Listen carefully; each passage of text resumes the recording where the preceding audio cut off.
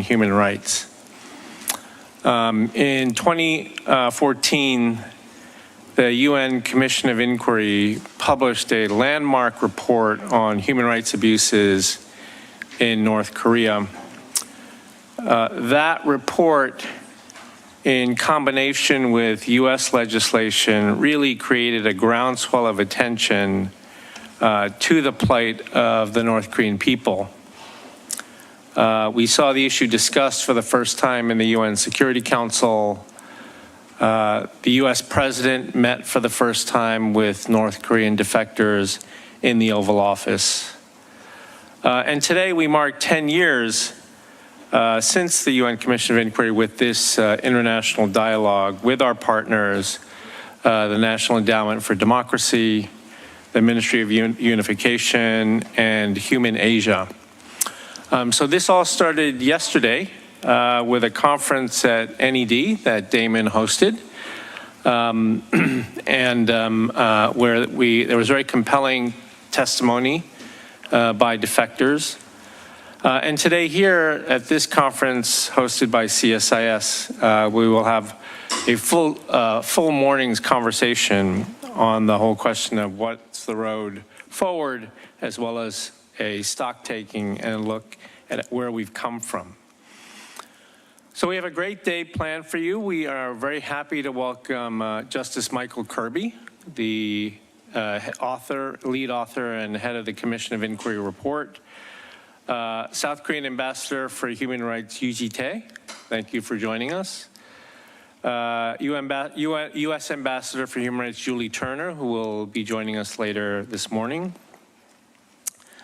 Former ambassadors for North Korean human rights, Shinhwa Lee and Jong-hoon Lee, thank you for joining us.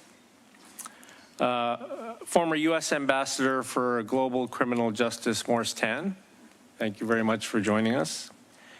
UN Special Rapporteur Elizabeth Salmon, thank you for joining us. And of course, many experts and others who are with us this morning. And of course, the highlight of the morning, our keynote speech by the Minister of Unification, Kim Yong-ho. Thank you very much, Minister, for joining us.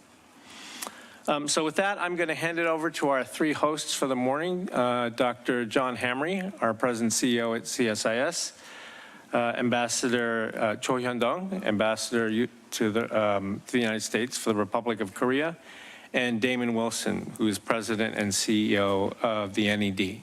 So I think, John, we'll start with you. So please, a welcome for John Hamre.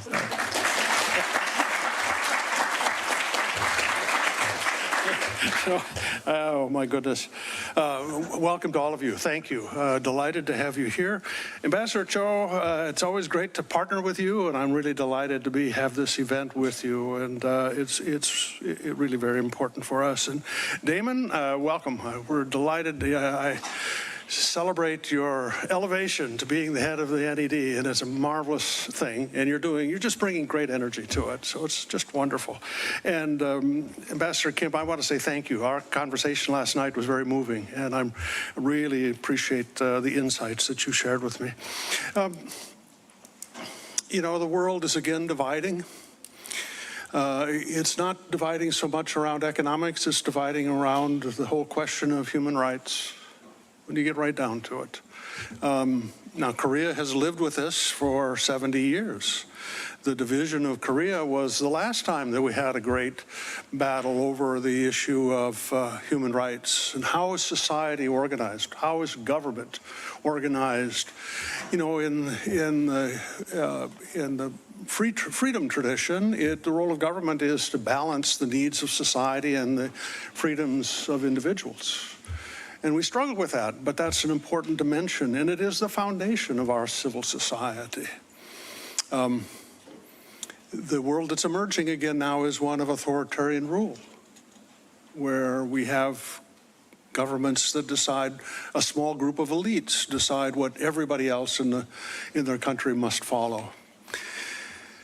Sadly, we haven't been paying attention to the great tragedy of North Korea during all of this period. I mean, this is the largest open-air prison in the world. And what is it, 24 million people living in poverty, if you just say the wrong thing, you could be hauled off, maybe executed, you know. This is not a human rights issue. This is a threat to everyone in the world.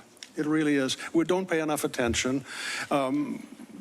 Chairman Kirby, thank you for your report 10 years ago. And I remember when we held a conference here. At that time, Victor Cha is the great champion of this human rights agenda here at CSIS. And there's not been enough progress. We've not had enough focus. And we're going to do that today, and that's what everyone's here for.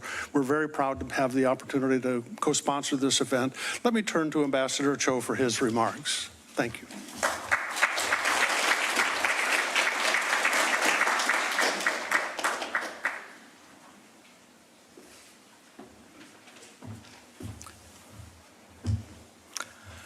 Well, good morning. Well, ladies and gentlemen, distinguished guests. Well, thank you, Dr. Hamley, President Wilson, Minister Kim for joining us.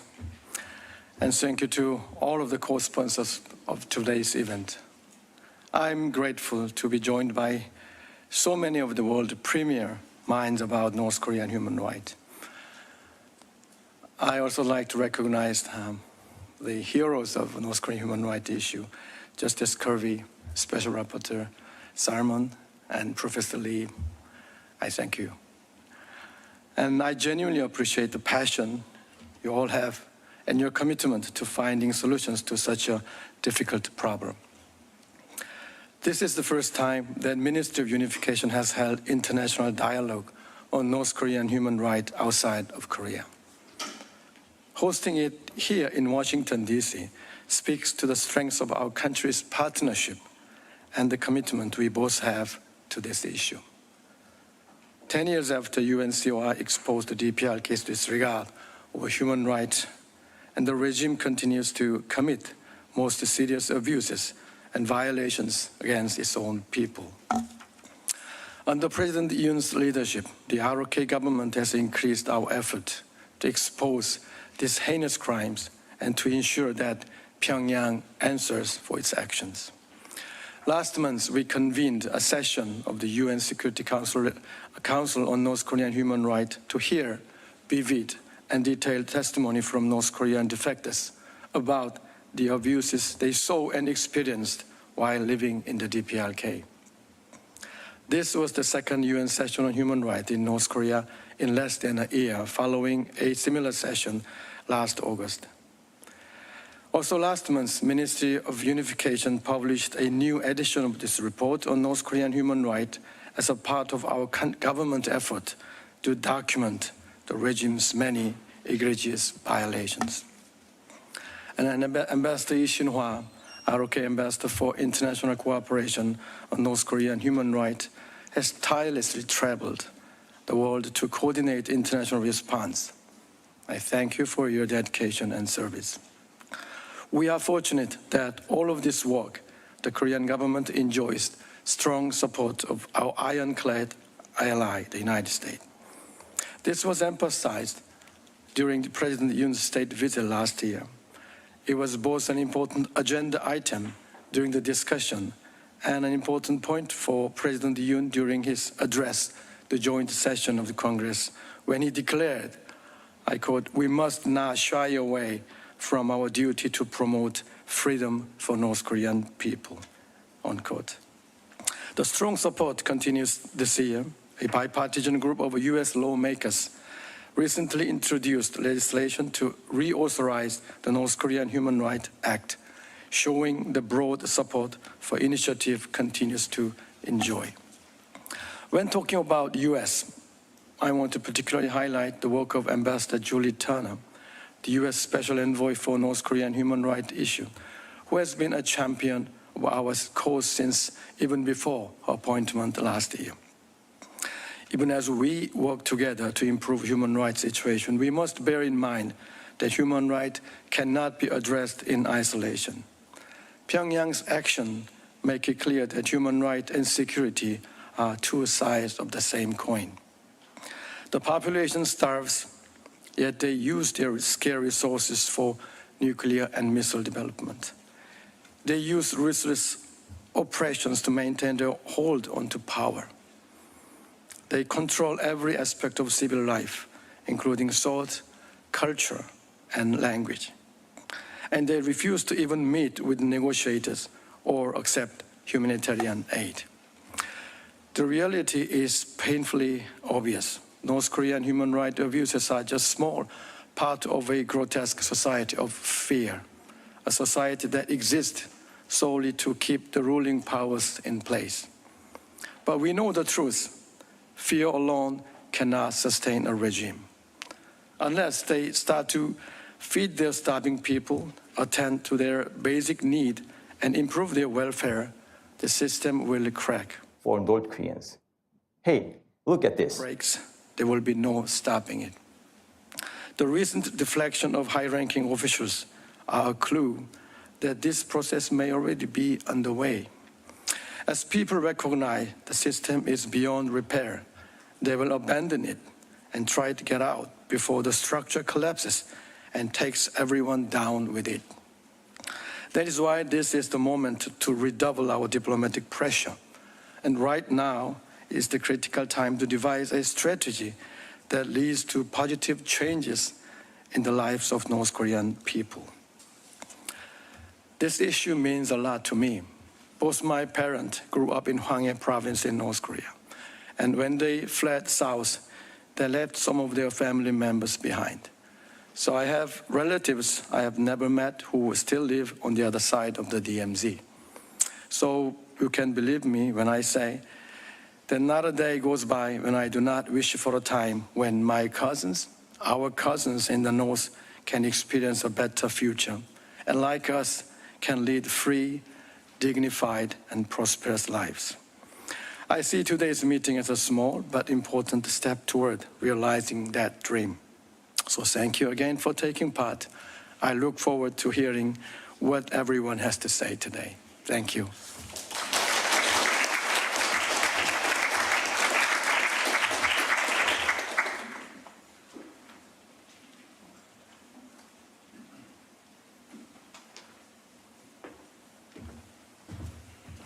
Good morning, everyone. I want to thank Dr. Hamry for welcoming all of us and hosting us here at CSIS. He has been a remarkable leader of CSIS, bringing important issues to the forefront of debate in our country. And that's what we're grateful for today, to be about shining a spotlight on North Korea. You've brought together an amazing group of leaders in this space. It's a real honor to be here with so many who have been champions of the people of North Korea and using their voice to shine a spotlight on the indignities. It's a real honor to be here with Minister Kim. Thank you. Welcome to Washington. Ambassador Cho, thank you for those very touching remarks. Ambassador Lee Shin-hwa, who's been a great partner in helping Ned think through the focus that we've had on shining a spotlight on the future of North Korea in terms of the young defectors who are with us today, who spoke out so clearly yesterday, and Michael Kirby, Elizabeth Salmon, Victor Cha, who serves on our board at the endowment. It's a real pleasure to be with all of you. And I come to this with a perspective of leading the endowment, an endowment that was born of the conviction that freedom is a universal human aspiration.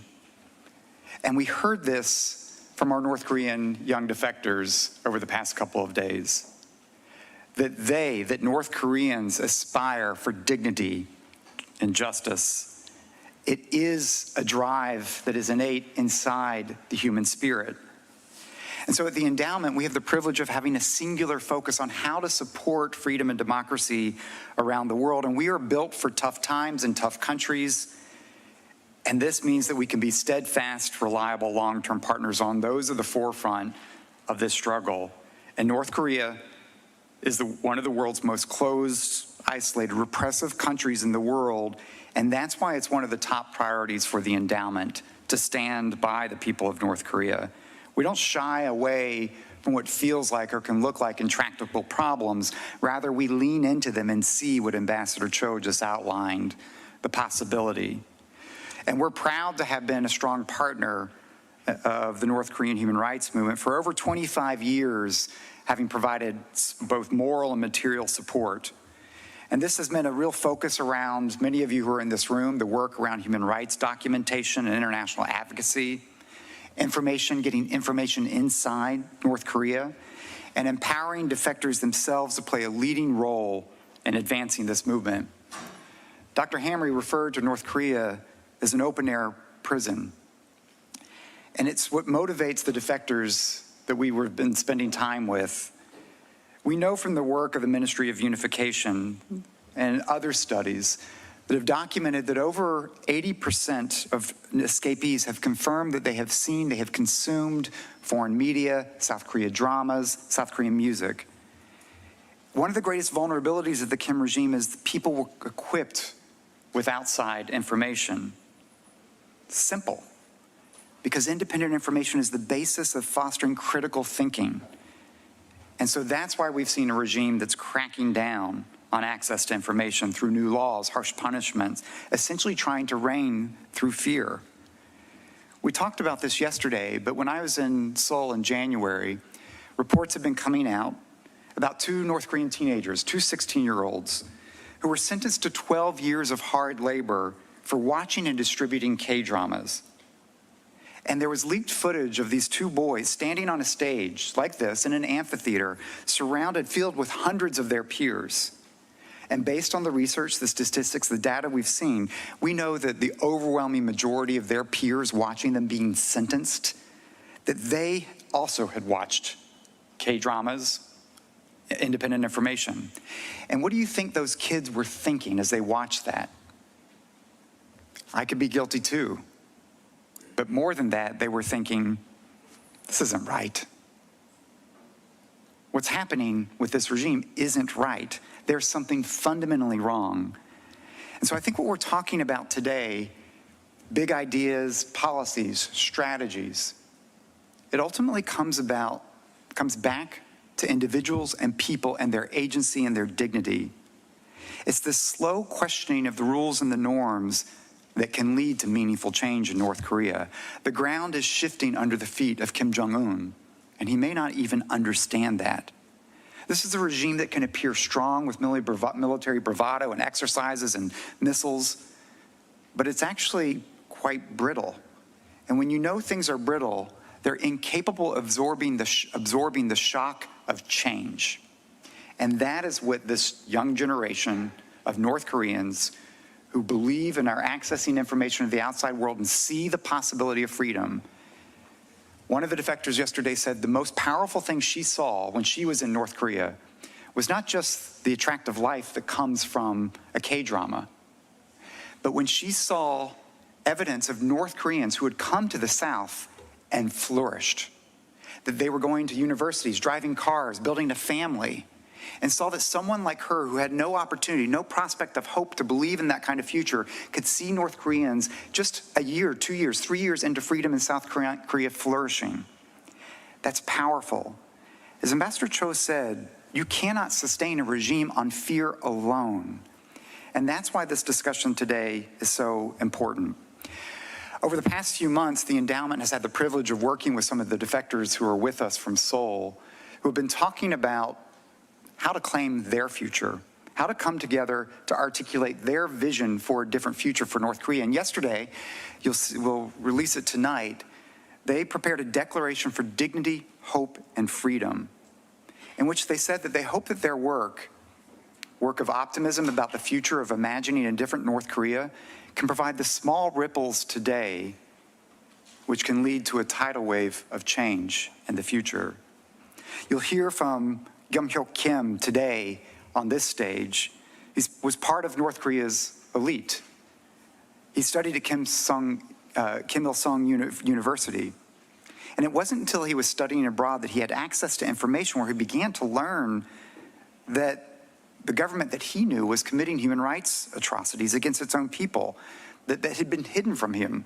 Political prison, death camps, deaths from starvation, public executions, people risking their lives to escape. And he felt this sense of betrayal, this desire to expose the truth, and it's what led him to become a human rights activist. It's the power of outside content and power of these youth to take decisions for themselves.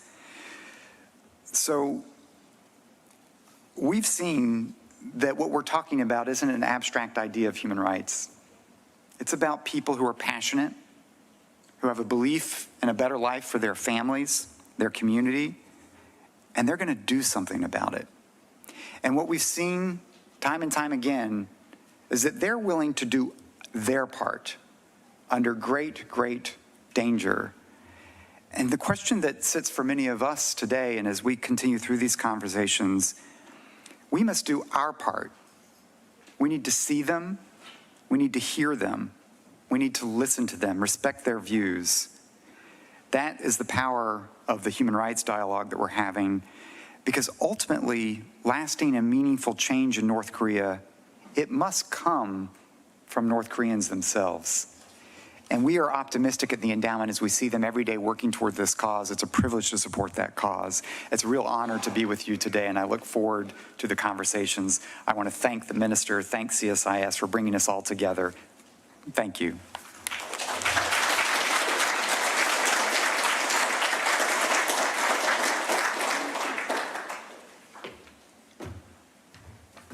Thank you, Damon, Ambassador Cho, Dr. Hamry, for those introductory remarks. It's now our pleasure to welcome Minister Kim Yong-ho to the stage as our keynote speaker this morning. As you all know, he's Minister of Unification for the Republic of Korea. He's held this position since July of 2023. Prior to being appointed as minister, he served as chairman of the Unification Future Planning Committee, part of the Ministry of Unification, and as a professor of political science and diplomacy at Sungshin Women's University. He received his BA from Seoul National University, his MA from Boston University, and his PhD from the University of Virginia. So ladies and gentlemen, please welcome to the stage Minister Kim Yong-ho.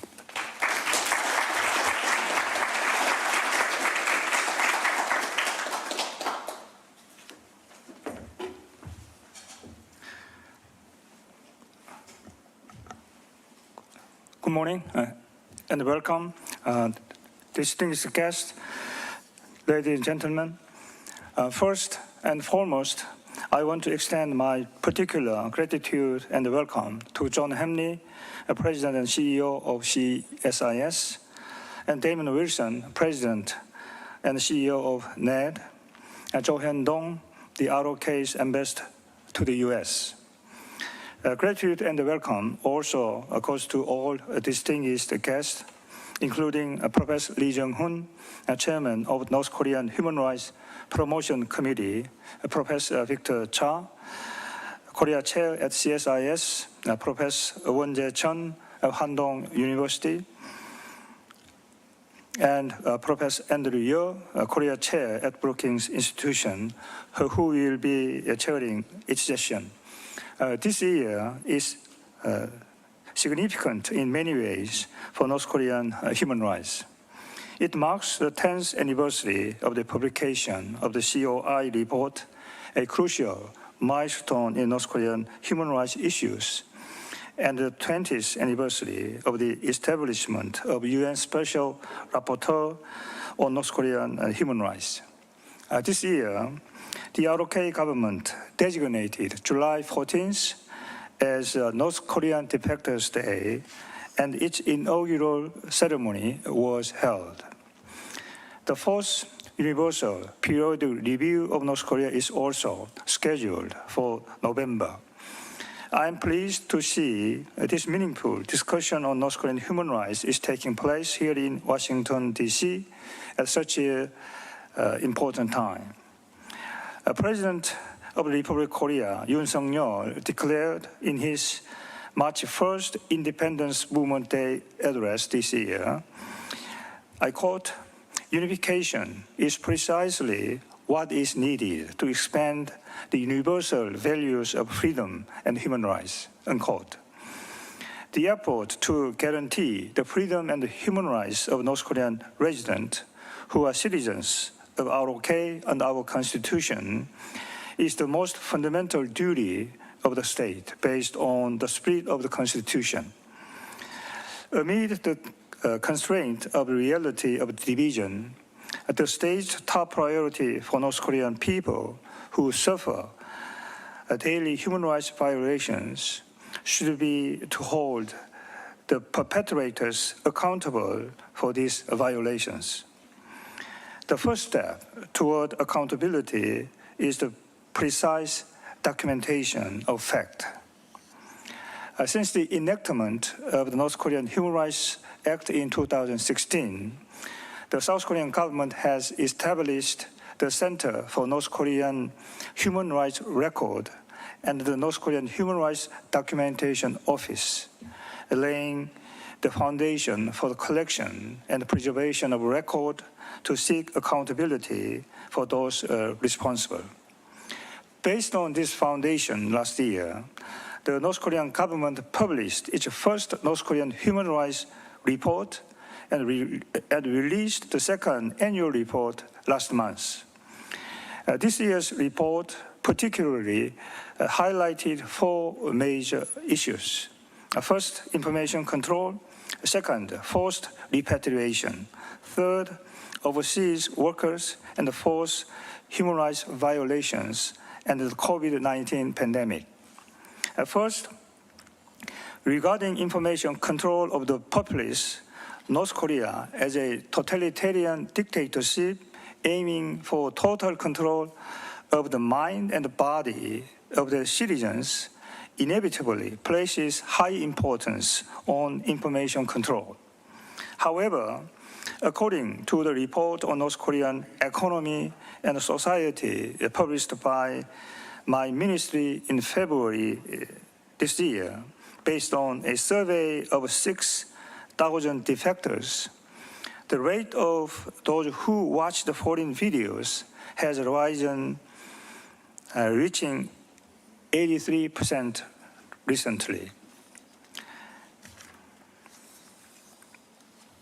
With the influx of external culture and information such as South Korean soap operas and K-pop, many North Koreans are consuming Juche culture by day, South Korean culture by night, signifying a fierce competition between the regime's Juche culture and the people's South Korean Hallyu culture of the consciousness and mind of North Koreans.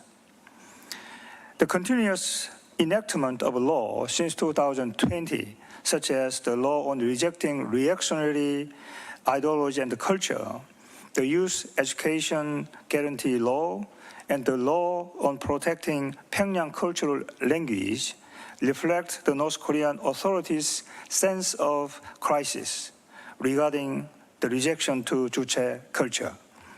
Furthermore, the fact that more than half of the total 196 defectors last year are from the 23 young generation, and high-ranking officials attest to the influence of South Korean culture, which is causing cracks in the rigid wall of Juche culture.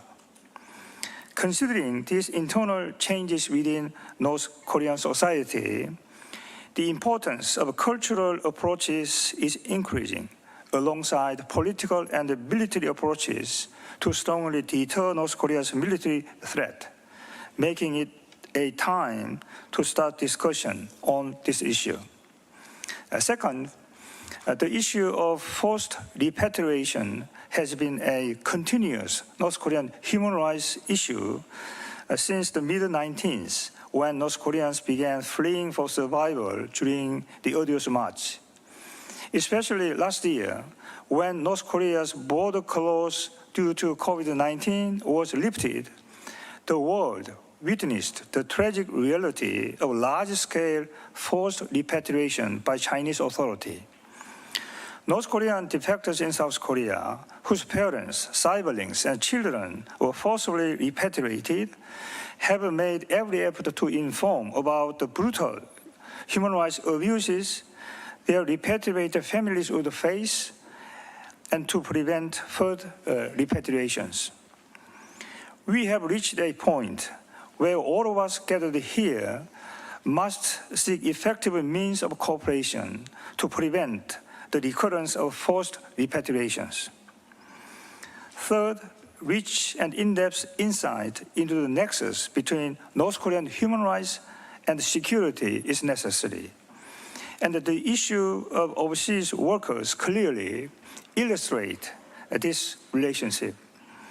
The North Korean authorities are developing nuclear weapons and missiles with the income earned through forced labor and wage exploitations of their residents. According to the report on North Korean economy and society, the fund used for North Korea's 34 ballistic missile launches in 2020 would be enough to cover the annual food shortage in North Korea. Nevertheless, the North Korean regime blames economic sanctions for the hardships of their people's life and repeat the vicious cycle of using foreign currency obtained through illegal transactions and the exploitation of the people to accelerate the development of nuclear weapons and missiles. In this context, recently concluded a comprehensive strategic partnership agreement between Russia and North Korea poses security threat to the Korean Peninsula and the world, including Europe, and exacerbate the suffering of North Korean residents and Ukrainian people. Despite being a permanent member of the UN Security Council, Russian government is leading effort to undermine UN sanctions against North Korea to import its weapons. Any cooperation aiding North Korea's military buildup or maintaining and expanding the dispatch of North Korean overseas workers is in obvious breach of UN Security Council resolutions against North Korea. The exploitative labor conditions and intensity of North Korean workers dispatched overseas, along with the exploitation by North Korean authorities and the neglect by host countries like Russia, will be thoroughly documented and preserved as cases of human rights violations through the Ministerial Unification Center for North Korean Human Rights Record. Fourth, a more detailed examination of North Korea's human rights situation during the border closed period due to COVID-19 pandemic is necessary. This year's North Korean human rights report includes, for the first time, cases of violations of right to life under COVID-19 pandemic. In addition, according to the testimonies of defectors included in this report, serious human rights violations such as the public execution of a 22-year-old for watching and distributing South Korean songs and movies, and the imprisonment in political prison camp merely for possessing a Bible are still ongoing. As President Yoon Suk-yeol declared in his speech on the first North Korean Defectors Day on July 14th, no oppression can block the hope for freedom and the steps toward freedom. When the North Korean border with China was tightly closed due to COVID-19, North Koreans who defected by sea to South Korea vividly showed us those unstoppable steps toward freedom. In response to such life-risking courage and aspiration for freedom, President Yoon Suk-yeol firmly promised at the North Korean Defectors Day ceremony, not a single North Korean compatriot who sought freedom would be sent back, and the government would spare no diplomatic effort to prevent the forced repatriation of defectors abroad. For the past 20 years, international community has made significant effort to improve North Korean human rights. Since the 59th UN Commission on Human Rights adopted the first resolution on North Korean human rights in 2003, the resolution has been adopted for 22 consecutive years, and the UN General Assembly has been adopting the human rights resolution every year since 2005. Particularly, The COI report published in 2014 provided a significant turning point in the North Korean human rights issue by stating systematic, widespread, and grave human rights violations continue in North Korea and categorizing these violations as crimes against humanity. At the UN Human Rights Council in Geneva last April, a comprehensive update on the North Korean human rights situation since COI report 10 years ago was requested. Despite the meaningful result brought about by the international community's consistent interest and effort to promote North Korean human rights, much work remains to be done. Today, we face unstable international situation where threat from dictatorial state to the fundamental values of liberal democratic countries are intensifying.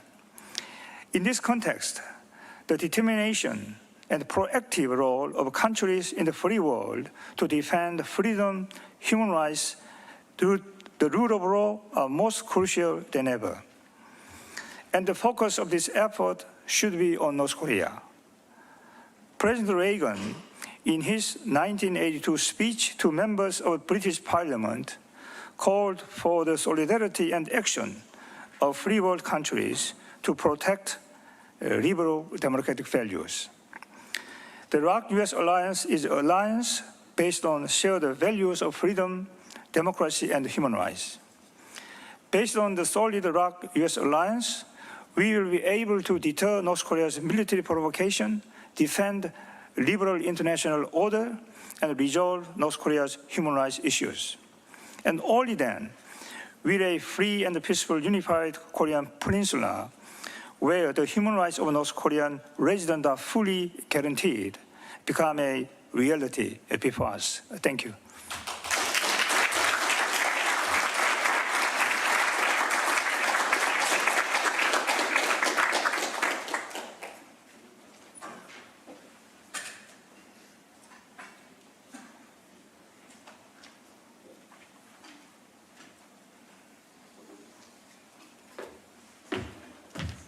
Thank you very much, Minister Kim.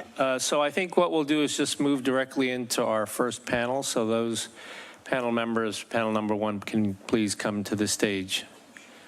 Ambassador Lee.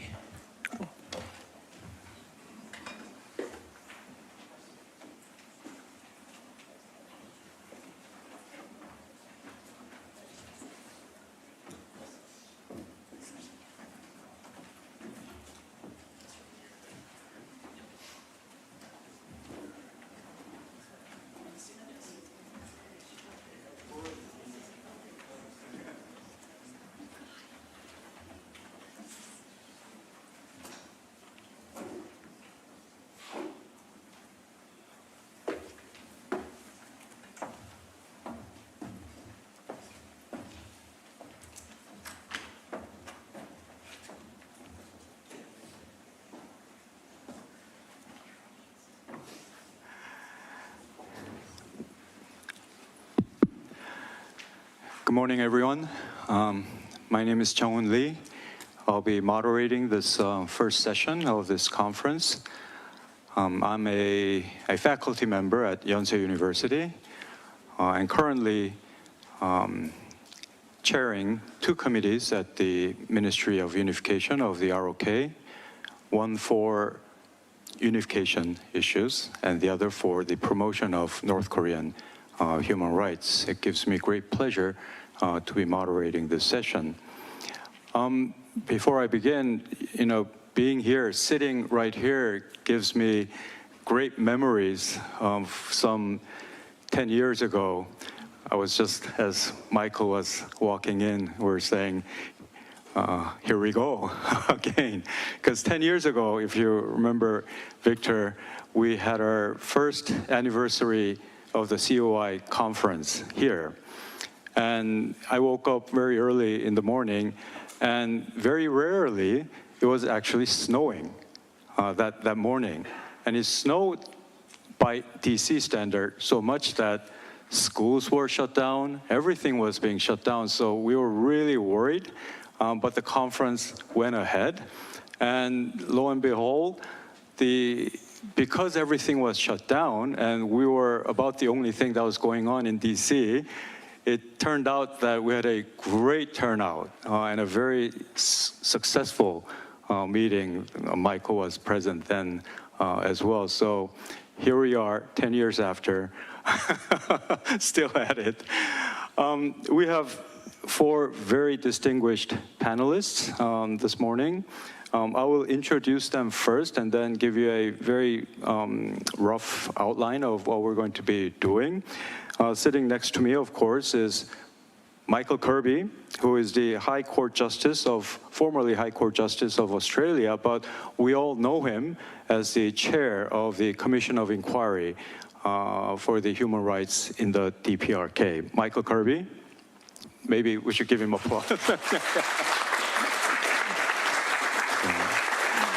I will just go by the sitting order in terms of the introduction. Next to Michael is Roberta Cohen, who's had an illustrious career dedicated to human rights. She was a Deputy Assistant Secretary of the State for Human Rights. She was also a senior fellow at the Brookings Institution, and she continues to serve for North Korean human rights as the co-chair emeritus of the HRNK. Roberta Cohen.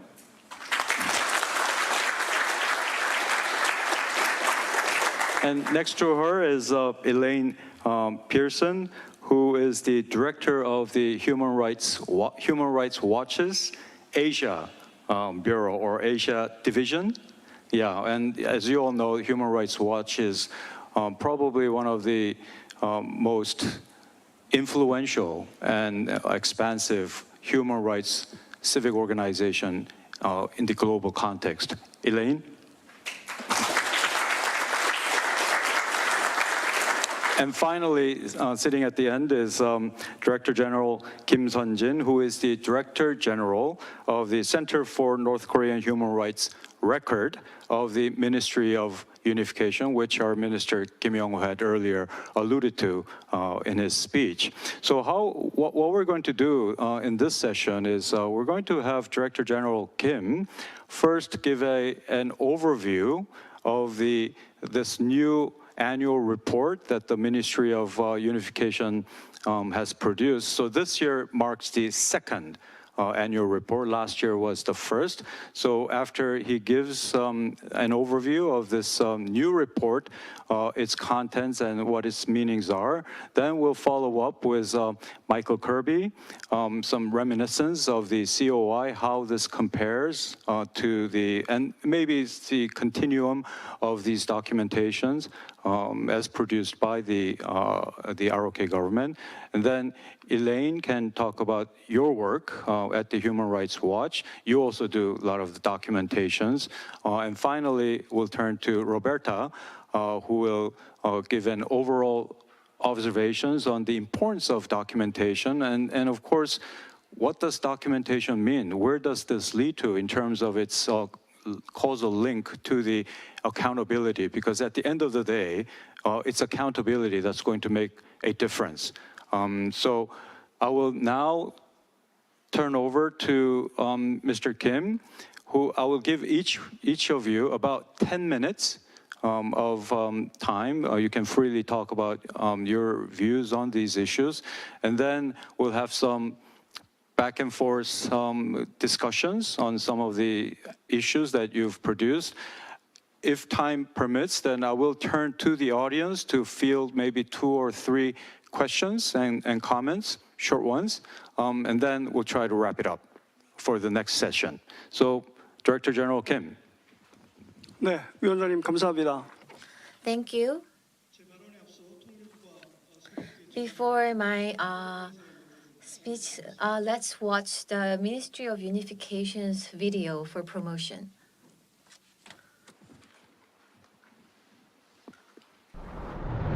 이것은 사실에 근거한 이야기입니다.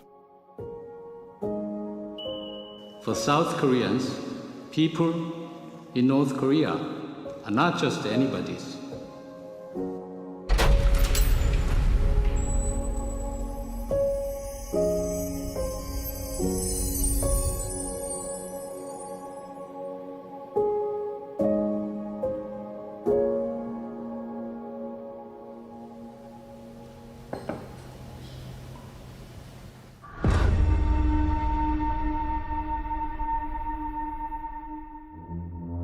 우리는 기록합니다. 우리는 갇혀 있었습니다. 마치 북한에서의 생활은 성냥갑 안에 갇혀 사는 삶인 것 같더라고요. 성냥갑 안에 갇혀 있는 사람들을 위해 먹고 사는 일이 너무 힘들었어요. 갑자기 배급이 끊기다 보니까 대책이 없는 사람들이 길에서 죽어가는 걸 보게 되었거든요. 그래서 외국에 나가는 길만이 살 길이다. 이런 말까지 돌았어요. 배가 너무 고팠습니다. 더 나은 세상에서 살고 싶어서 강을 건넜습니다. 하지만 결국 다시 북한으로 끌려가고 말았습니다. 할멈인 나를 사사시 수색하더니 그런 험한 일까지. 화장실 하나 내 마음대로 못 갔습니다. 하루 종일 고정 자세로 있어야 했습니다.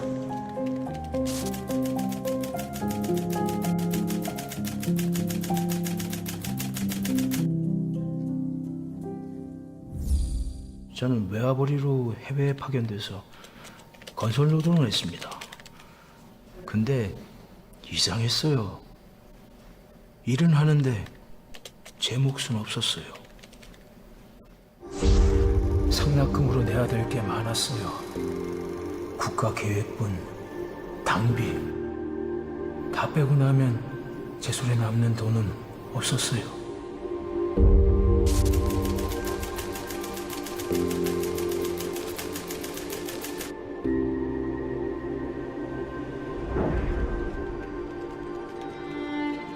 우리는 알려야 합니다. 우리가 듣고 기록하는 이야기 속의 사람들을 위해.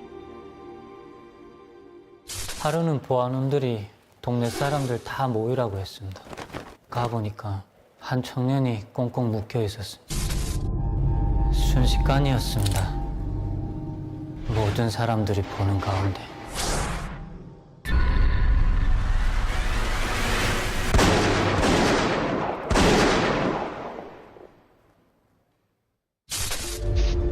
한국 영화를 봤답니다. 옛날 같으면 교화형 1년이었을 텐데 처벌 수에 놀랐습니다.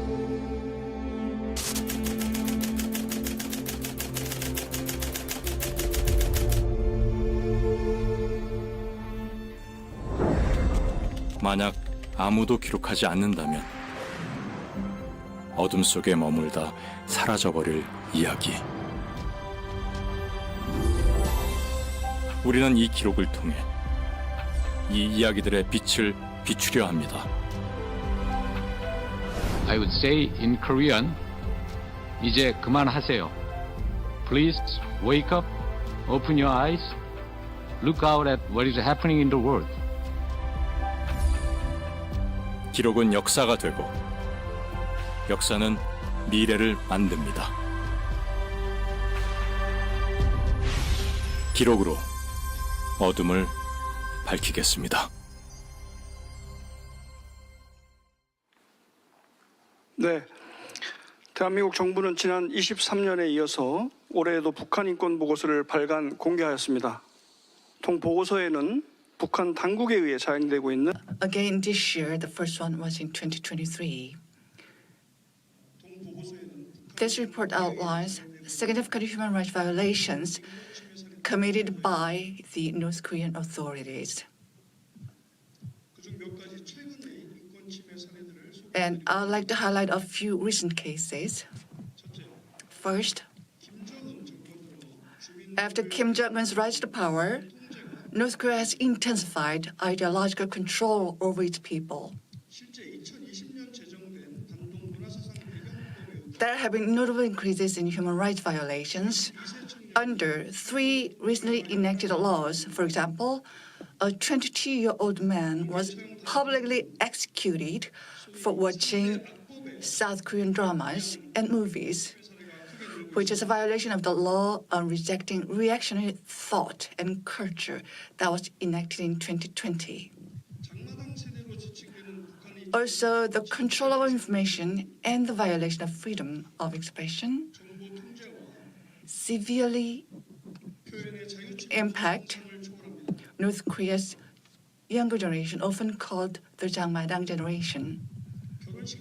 For example, a bride wearing a white wedding gown at a wedding, or using South Korean expression on a mobile phone, can also lead to severe penalties under the Youth Education Guarantee Law and the Law on Protecting the Pyongyang Cultural Language Protection Act. Second, the human rights violations experienced by women during forced repatriation remain troubling. Numerous defectors, including women who escaped in 2018, mentioned that many female detainees are subjected to sexual violence and inhumane treatment upon repatriation. Third, the treatment of North Korean overseas workers remains dire. For example, a former overseas construction worker in Russia who defected in 2021 mentioned that they were underpaid and left in debt after enduring conditions similar to slavery.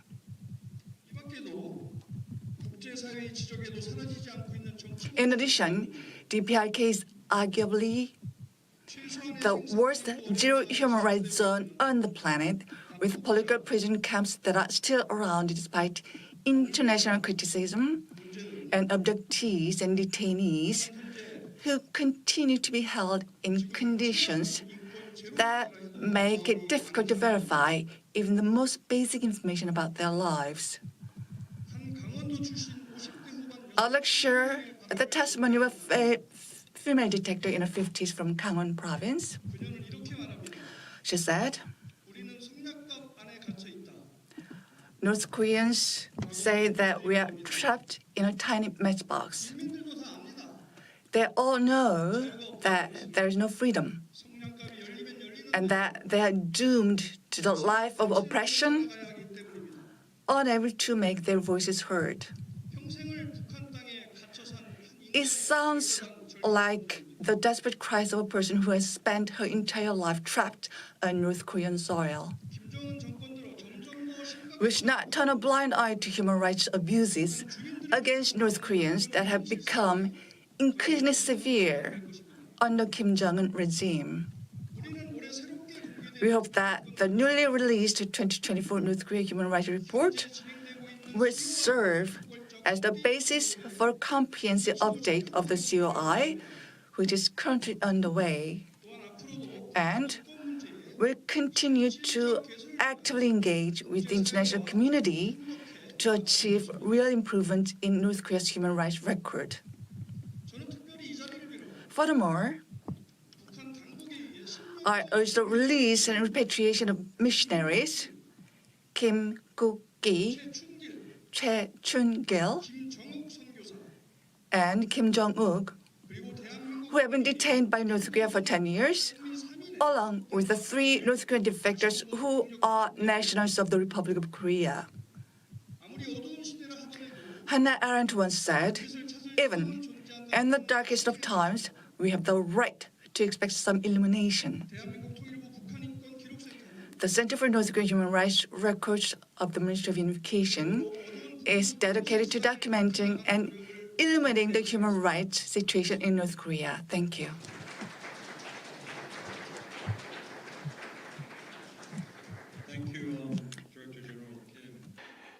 It certainly is very sombering to hear that after 10 years since the COI report came out, which of course Michael Kirby was the chair of, 10 years ago, there was a great sense of hope and excitement that something can be done to make some changes in North Korea, that there could actually be some genuine improvement in the human rights situation in North Korea, because when the report came out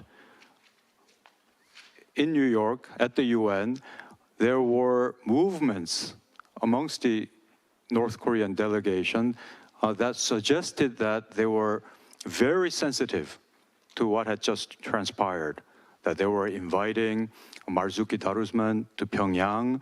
They released the 3 detained American citizens.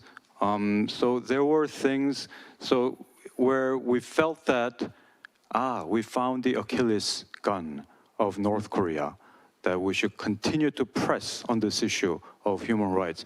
But as we're finding out through the annual report as put forward by the MOU, most unfortunately, things have not changed. The human rights situation in North Korea continues, if not worsens. So I'm now going to turn to Justice Michael Kirby, to reminisce on what he came up with 10 years ago, and how he looks at the past 10 years and the current situations, and what we should all make of the past decade and moving forward into the next decade. Michael? It's a natural tendency of lawyers, and especially judges, to be a bit self-satisfied. And I was going to give a speech which was prepared for the interpreters, but I decided last night that I'd tear it up and I would give a different speech. And I would give a speech today which challenged self-satisfaction and acknowledged the weaknesses in our activities to date and the things that we should do to ensure that we turn words of a report into action on the ground in North Korea. And so I've identified, for your consideration, 10 fault lines, 10 weaknesses of the inquiry and of the work that we've been doing for human rights up to date. Number 1 was relating to the methodology. Now, we were rather proud of our methodology because we had public hearings, we had people come along, and their evidence was online, but there were weaknesses in our methodology. We didn't really make much contact, not enough contact, with the then opposition party in ROK. And they, not long after, became the government of Moon Jae-in. And I think we should have made more effort, because that's what happens in a real democracy. Governments have this unfortunate habit of changing, and that is what happened. We didn't make enough contact with the young. And last night, thanks to this encounter, there were a lot of young people there, even a rap performance. I used to go on about comics to deliver our report in comic form. We've got to be more imaginative in the way we communicate, and in particular with the young. We didn't make enough contact with the defector organizations. And I think this has been a weakness in the ROK government and in the ROK activity. You've got to involve those who can bring the word and become the source of the truth. And we didn't really do enough to think through the link. 그리고 저희가 인권과 핵 무기 간의 그 연결 and how you can't have human rights without a change in the security situation. So let us search in our minds for things that were not done so well and that we should now be doing better in order to get real progress. Secondly, we have to acknowledge very clearly that we did not attain action on the many recommendations that we made. Nothing really on free speech. In fact, it's probably got worse. Nothing on the songbun system. Nothing on the inability to move freely in and beyond North Korea. Nothing on the food situation, which is one of the very powerful chapters in our report. In fact, starvation and the food deprivation has become worse. Nothing on the abduction, including abduction of the Japanese nationals and others. We have not made progress. And nothing on crimes against humanity. You know, at the end of the Second World War, they invented the international crime against humanity on the basis that it was a crime that shocked mankind and that we would never again look away. But we have looked away. And this is the situation. We have to face squarely and acknowledge that a lot of our recommendations, most of the recommendations, have simply not been acted on. A failing of ourselves and a failing of the system. If anything, thirdly, North Korea has become more isolated and it destroyed the friendship organization and building that was established in Kaesong, allegedly on the whim of the sister of the great leader, just destroyed it.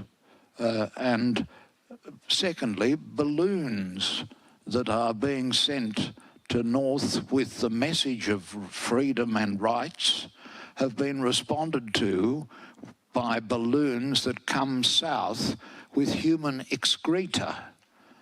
What sort of civilized government would do something like that? And we've got to call this out. Fourthly, we have not made progress in one of the areas that we thought there would be progress. Sporting links, cultural links, some road links, reopening the train lines or air links, Zoom links. We heard the ambassador talk this morning about his pain and the tears, not being able to make contact with his family.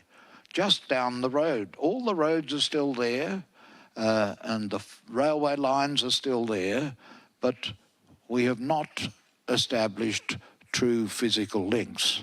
And it's getting late for people who were separated so many decades ago. Tiny things have not been attained. Accountability, which was the object of our inquiry, has not been secured. It's true that one of the messages that was brought to us by those who came before the Commission of Inquiry was, you at last gave us a chance to speak to power. You gave us a chance to speak to the United Nations at the highest level. They were grateful for that, but it wasn't speaking to the power in North Korea. It was speaking to the power in places which were outraged by what our report delivered.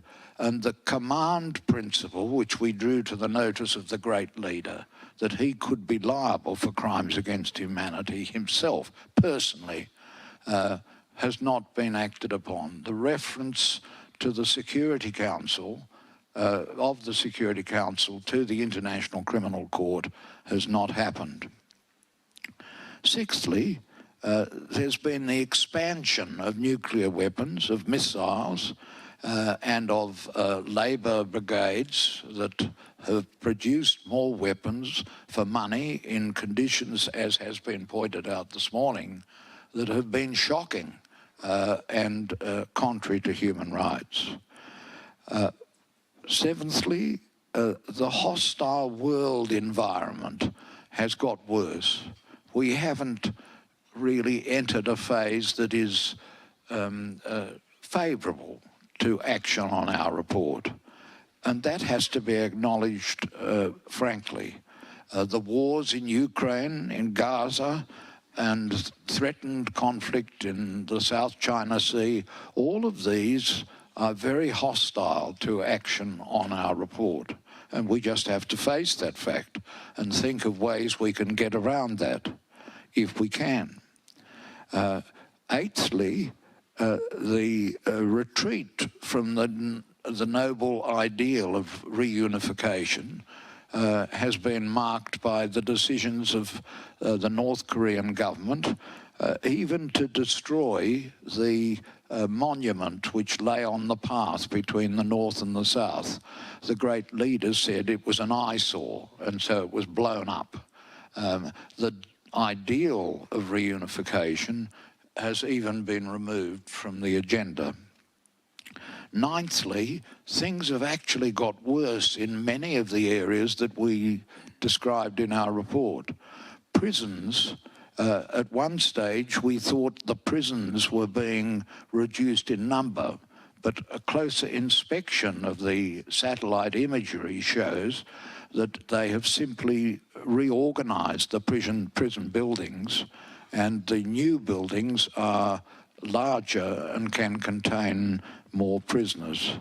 The punishment of watching soap operas, a fairly trivial sort of thing, have been increased, and even to the level of capital punishment.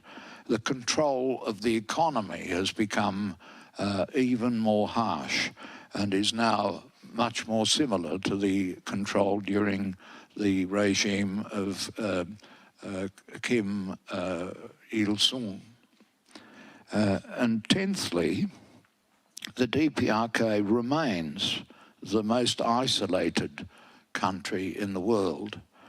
It hasn't even revived its controlled tourism, though there are hints that that might come. The departure of virtually the entire diplomatic community has cut them off from criticism and engagement. And the pain and the tears of the divided families have not been abated. Now, we asked ourselves, what can we do to address these problems? And that's the challenge before us at this reunion reflection. What can we do? One point that my colleague Marzuki Darusman said is, I think, correct. We can study closely the circumstances that appear to have stung the regime in North Korea. What of the things in our report did they react to most aggressively because they were most deeply affected by it? Well, one thing was that we insisted on sending a draft of our report to the Supreme Leader in North Korea. There were people in the United Nations who said, oh, don't do that. We don't have any communication with by a body of the United Nations with the leader of the state. But we insisted that fair process required that we should give an advance warning of our recommendations, and so we did. And that was regarded as an outrage, and it upset them, and they protested. And at the Human Rights Council, they declaimed against it, and therefore it does seem to have affected them. And we've got to reflect on that. What can we do that gets through to the decision makers? China, we found, was guilty of refoulement, of sending people back under their memorandum of agreement with DPRK. And we named China. We were told, oh, you mustn't name a country that is, you allege is guilty of human rights abuses. Well, we said this is just self-evident. If you have a memorandum of agreement, you have to send people back. That is contrary to the principle that international refugee law forbids. And we've got to reflect on what we can do that stings, what we can do that will get into the minds of the people who are in charge of North Korea. We've got to reflect upon how technology can be brought to our aid. You know, if only there were unification, the Korean nation and people would really be one of the most foremost in technology in the world. They could not have built their missiles and they could not have built their weapons without very sound mathematical instruction in the schools. North of the border, they have very good scientific and mathematical abilities. And that is a technological ability that we have to use to get the message over. Balloons are good, but they're a little primitive and old-fashioned. Technology that somehow gets into the intranet of North Korea, of everybody, would be something that should be explored. So my message to this reunion reflection is we mustn't be self-satisfied. We must be self-critical. We don't have to be engaged in flagellation because we have done our best, but our best has not made a difference in the areas that were highlighted. And I hope today we will reflect upon what we can do that really gets the message to the people and the leadership of North Korea. Thank you. Thank you, Michael.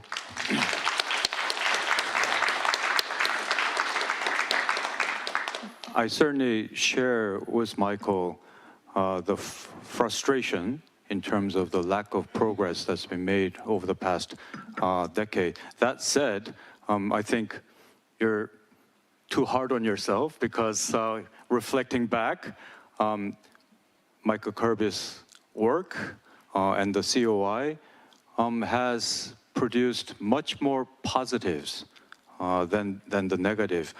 I will agree with you that if there was something that might have been added to the COI was the great recommendations that it put forward is the actual guideline of how to go about implementing some of these recommendations step by step. That might have helped, I don't know. It could have been put into action, but that's something that I agree with you.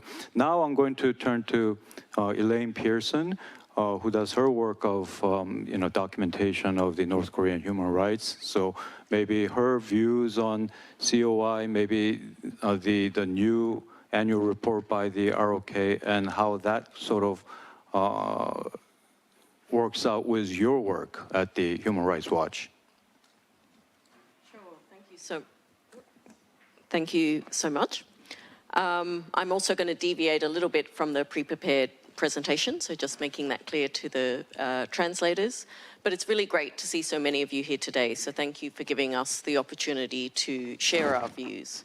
And I think, looking at the 2024 report on North Korean human rights that has been prepared by the ministry, you have a good idea of just the ways in which the North Korean government is controlling its population through violence and fear, whether it's through executions, detention, torture, forced labor, and other violations. All of this is really to bring about the unquestioned obedience of the population.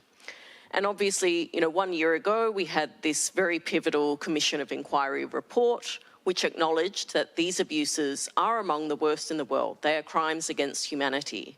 And I think it really is without question that this is one of the world's worst human rights situations. And yet, why is it that 10 years later, this situation is not getting enough of the world's attention? And I think a part of it is, yes, there are competing crises. We look at what's happening in Gaza and Ukraine, and we're getting real-time information through social media videos, through documentation. And over the last 10 years, it's actually become harder and harder to get information about what's happening inside North Korea. So, I guess to cover that gap, my organization does investigate human rights violations. We expose that information. And over the past 3 years, we have been working on this report, which really documents the closing of North Korea over the past 5 years, particularly looking at the impact of COVID-19. So this research was done by our Korea's researcher, Lena Yoon, and it's called A Sense of Terror Stronger Than a Bullet. The full report is available on our website. Also, the summary and recommendations are available in Korean, and I brought a few copies here. But maybe just briefly to share a few of our findings, and then I'd like to spend a few minutes thinking about what next, since we're all in this room together, and I think we're thinking about how we can use this 10-year anniversary to move the conversation forward. So firstly, I want to say that this report, usually with Human Rights Watch reports, we like to talk to victims who are experiencing the abuses, but it's getting harder to do that precisely because people are not able to leave North Korea. So to do this report, we interviewed 32 North Korean escapees. We spoke to former government officials. We spoke to many people who are living in South Korea, but who are still in contact with their relatives in North Korea. We also spoke to former cross-border traders. But besides these interviews, we also did analysis of satellite imagery, open source videos, photographs, and we also did an analysis of international trade data. So, what we found in this report, and there's been some discussion of this already, is the way in which the North Korean authorities have instituted strict border and regional lockdowns, the fact that they issued a shoot-on-sight order to border guards to shoot any living thing approaching the northern border with China without permission, and the devastating impact that this has had, not only in terms of preventing people from leaving the country, but also preventing the informal trade networks through which people brought goods and things inside the country. So these excessive limitations have affected foreign trade, international and domestic travel, the distribution of food, medicine, essential products, cracking down on those informal trade networks that really had been a lifeline to ordinary North Koreans. And maybe just to give you a quote from one of the people that we spoke to in doing this research, a former North Korean secret police officer who's still in contact with relatives inside, told Human Rights Watch, "Life is becoming harder and harder every day because of COVID-19. The transportation system was already bad, but with the pandemic, people are not allowed to move around, and it has become harder to talk on phones, unsanctioned phones, of course. And there is constant surveillance of calls. So traders told us they couldn't get permits to travel. There were new checkpoints in place. This was affecting people's access to food and medicine. We've already heard a bit in the presentation before about the intensification of ideological controls and the severe penalties that have been imposed for accepting bribes, breaking emergency quarantine orders, distributing unsanctioned foreign media content, or even for using South Korean slang and idioms. Another North Korean woman who is in contact with her relatives inside the country, also told Human Rights Watch, "My relative said there are no words to describe how hard life was. There was informal trade with China, but now not even to get some rice or a bag of wheat. If authorities heard of a soldier allowing that, that person would just disappear." My relative said not even an ant is crossing the border. It is not just about the fear of a wire fence. My relative is scared to leave because of the creation of a social environment, a general sense of terror, much stronger than a bullet or a wire fence. And so I think it is, both the physical controls, but also these ideological controls that is making it just so very difficult for people. Now, as we all know here, North Korea was already one of the world's poorest countries before the pandemic. We've seen the way in which the government has diverted billions of dollars to develop nuclear weapons and missiles while completely neglecting public social services. But all of these new restrictions have also exacerbated the humanitarian crisis and people's ability to access food and essential goods.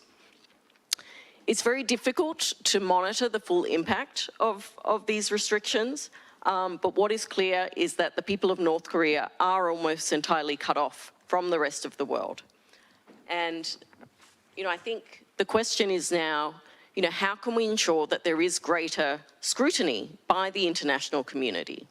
And in April of this year, at the biannual North Korean human rights resolution in Geneva, we did see some progress in that resolution has now tasked the Office of the High Commissioner of Human Rights to provide an update on the last 10 years. And, that is really important. That is a win. But in New York, we've actually seen in March a veto by Russia of the panel of experts, which is really looking at the enforcement of sanctions on North Korea. And in June of this year, we saw Putin travel to Pyongyang, gift a luxury car to Kim Jong-un, drive around Pyongyang in that car, effectively just thumbing their noses at UN sanctions, saying that it doesn't matter. And we feel very strongly that given this humanitarian crisis, given the extreme isolation, there needs to be further action in New York, not just in Geneva. And this really means that we need to see regular reporting on the linkages between the nuclear weapons program, the threat that North Korea poses to international peace and security, and the human rights situation.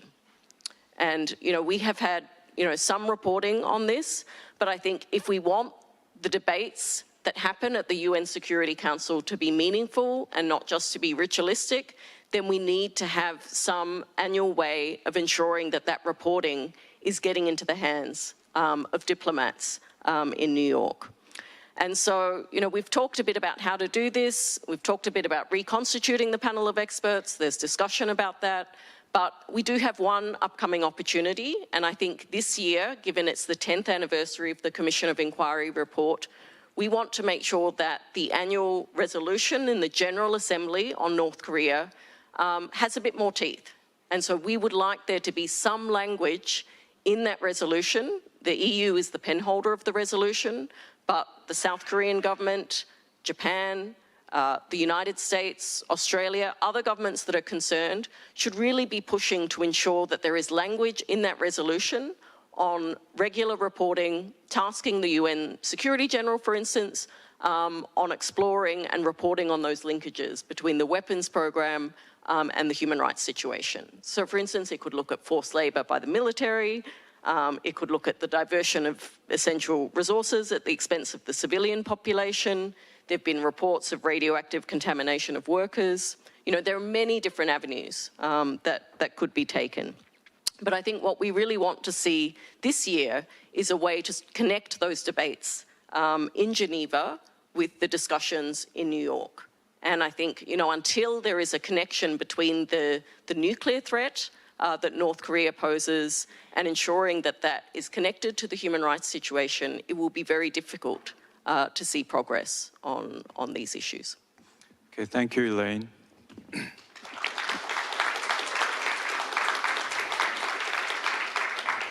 Thank you, Elaine. So clearly, Human Rights Watch's investigations, interviews, and findings resonate with the MOU, Ministerial Unification's annual report.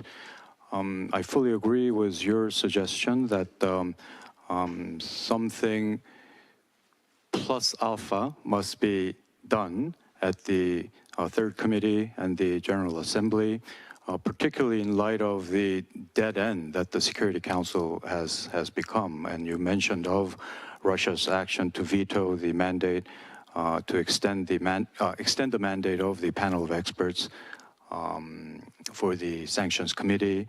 I think that's probably more the reason why we have to focus on what the General Assembly can do, and all the nations come together. And I've been saying this quite often, which is that why not look into the possibility of the Credentials Committee, precisely what happened to South Africa in 1974.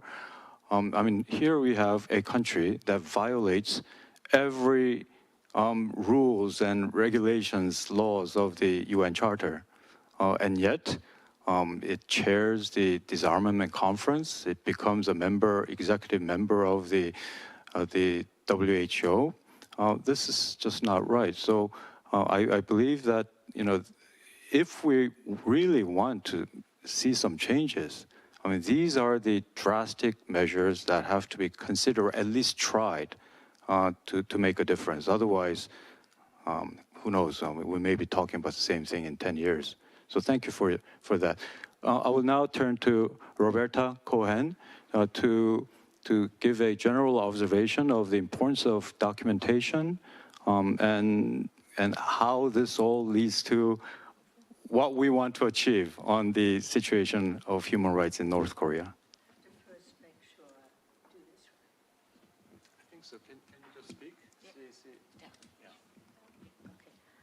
Thank you.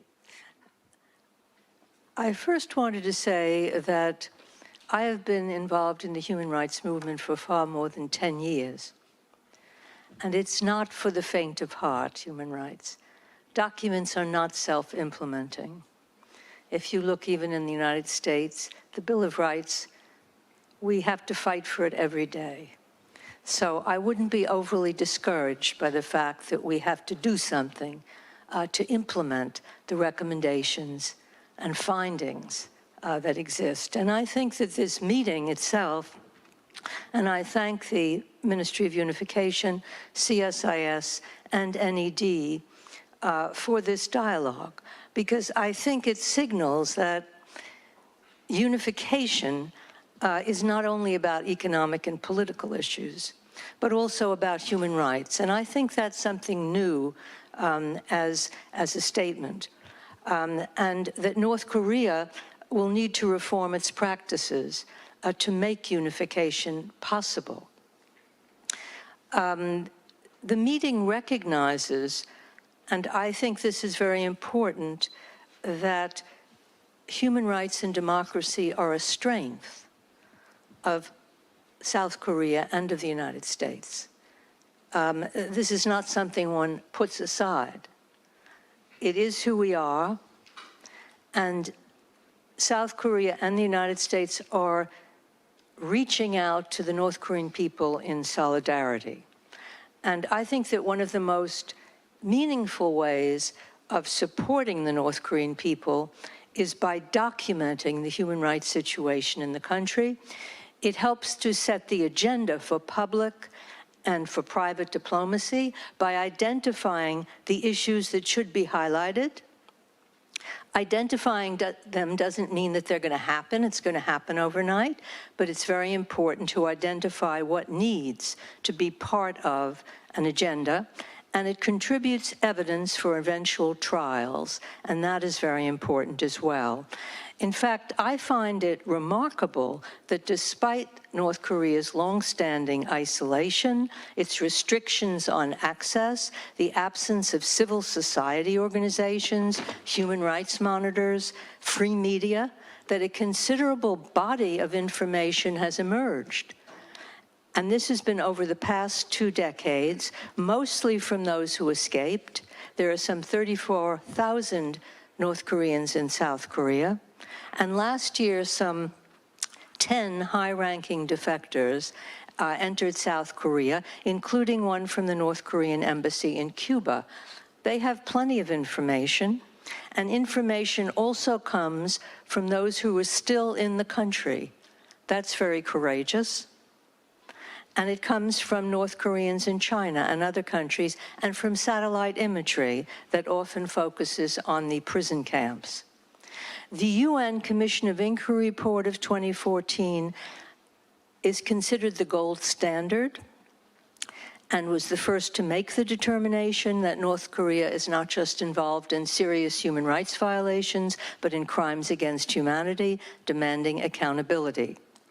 Now, the solid basis of information that has developed, this is from the UN, from NGOs, from experts, from governments,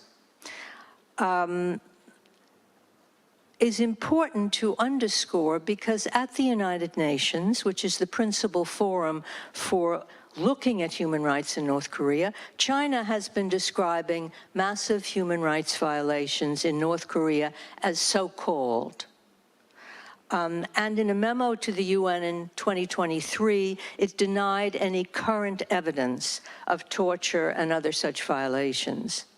This discrediting of extensive information needs to be countered.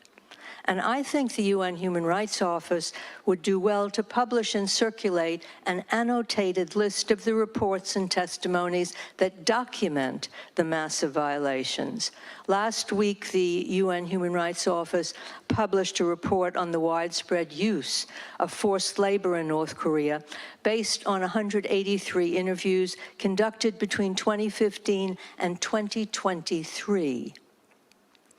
What steps can the United States, South Korea, and other like-minded governments do to raise awareness to this situation, to try to improve it? North Korean escapee Hun Soon Lee, I don't know if he's present today. Hun Soon, I learned a lot from him. And he has recommended, first and foremost, that vigorous efforts be made to increase the information flow into North Korea by means of internet and advanced communication technologies. And Michael Kirby emphasized that as well. This is what should be prioritized. Reaching the elite class is important both inside the country and those stationed outside, because they're in a better position to question their government and try to promote reforms. Reaching youth is also crucial. As has been pointed out, Kim Jong-un clearly fears that younger generations may not be so blindly loyal to the Kim family. And according to a recent survey of 6,000 North Korean defectors by the Ministry of Unification, at least half question the continuation of Kim family hereditary rule. A worldwide effort is needed to get information into North Korea, to loudly and also to loudly protest restrictions on the internet, on foreign broadcasts, on mail and telephone communications, especially among family members, on foreign films, and also on UN documents which don't get into the country. On the occasion of the 10th anniversary of the UN Commission of Inquiry report, messaging should focus on the right to receive information, on the right to leave the country and not be forcibly returned and punished, on an expanding forced labor and prison population, on North Korea's nuclear policies as an abuse of human rights, which were powerfully put forward by Michael Kirby's first draft that I read. The UN's Human Rights Office is preparing an update to the COI report, as Elaine Pearson underscored. And in that update, they should be urged to examine the impact on human rights of aggressive nuclear threats, the extent to which North Korea's diversion of its resources to weapons production has worsened food and medical shortages. And this was especially the case during the pandemic. How forced unpaid labor in key economic sectors is used to reinforce weapons development, how North Korea's overseas workers are exploited with most of their pay taken by the government for military and political purposes, the use of forced prison labor in weapons development, which is being reported, in particular, I think, by HRNK, the environmental consequences of North Korea's weapons of mass destruction, the inability of the population to have its voice reflected in the decision-making. Documenting some of these issues should help raise world consciousness to the threat posed by North Korea in the human rights and nuclear area, and that needs to come forward. And I think that is a competitive message in terms of the other conflicts that get attention. Now, let me just say that critical to bringing forward the human rights issue in North Korea has been the unity of the United States, South Korea, Japan, reinforced by the European Union, Australia, and other like-minded countries. Any future effort to discount or weaken that unity can seriously undermine the attention needed to human rights and to international security. At the UN Security Council, the meetings were able to be held in 2023 and 2024 because of the mobilization of votes from around the world, because of the strong unity that these United States, South Korea, Japan, and other countries took. Like-minded countries, I agree with Jong-hoon, should also be exploring whether the General Assembly can become involved in setting up accountability mechanisms for North Korea, given Russia and China's vetoes at the Security Council, and highlighting the North Korean situation because of the security angle to it should also be brought forth more and more into NATO, the G7, and other regional and international gatherings. Walking out of UN human rights bodies, which past US administrations have done, should not be an option. Non-participation cedes the floor to Russia, to China, and creates a win-win situation for North Korea. Let me just conclude with a few points. The subject of human rights in North Korea must be seen as an issue intrinsically related to US and South Korean interests, irrespective of administration turnovers.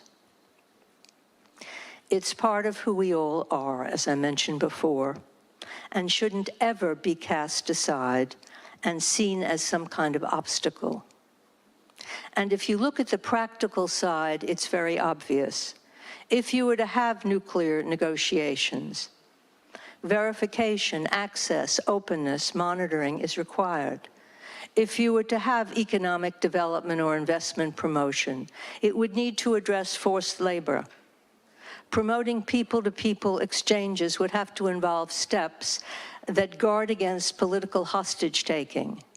And the release of South Korean prisoners currently being held, as well as Japanese abductees, must be part of any negotiation.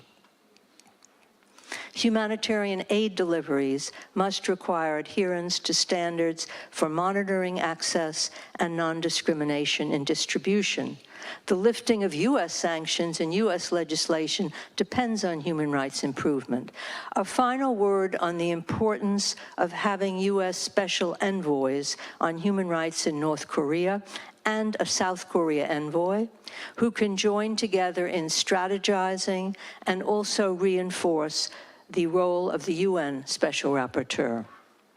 It took the current administration in Washington more than 2 years to appoint an envoy. And the preceding Trump administration left the position vacant altogether. But we must understand that there will be no real peace and security on the Korean Peninsula and no unification without attention to the opening up and reforming of North Korea's closed, abusive, and increasingly militarized society. That people of North Korea, it's important that the people of North Korea begin to see that continued impoverishment, political repression, and development of weapons of mass destruction are not a desired future for 26 million people, and it also has impact on the rest of the world. And I hope everyone here keeps trucking. That's an American expression, to keep moving along, whether or not we see the exact results and implementation we want to. It's a very long range. You have to be pretty hardy to be in the human rights business, I would say. Thank you. Thank you, Roberta. Thank you.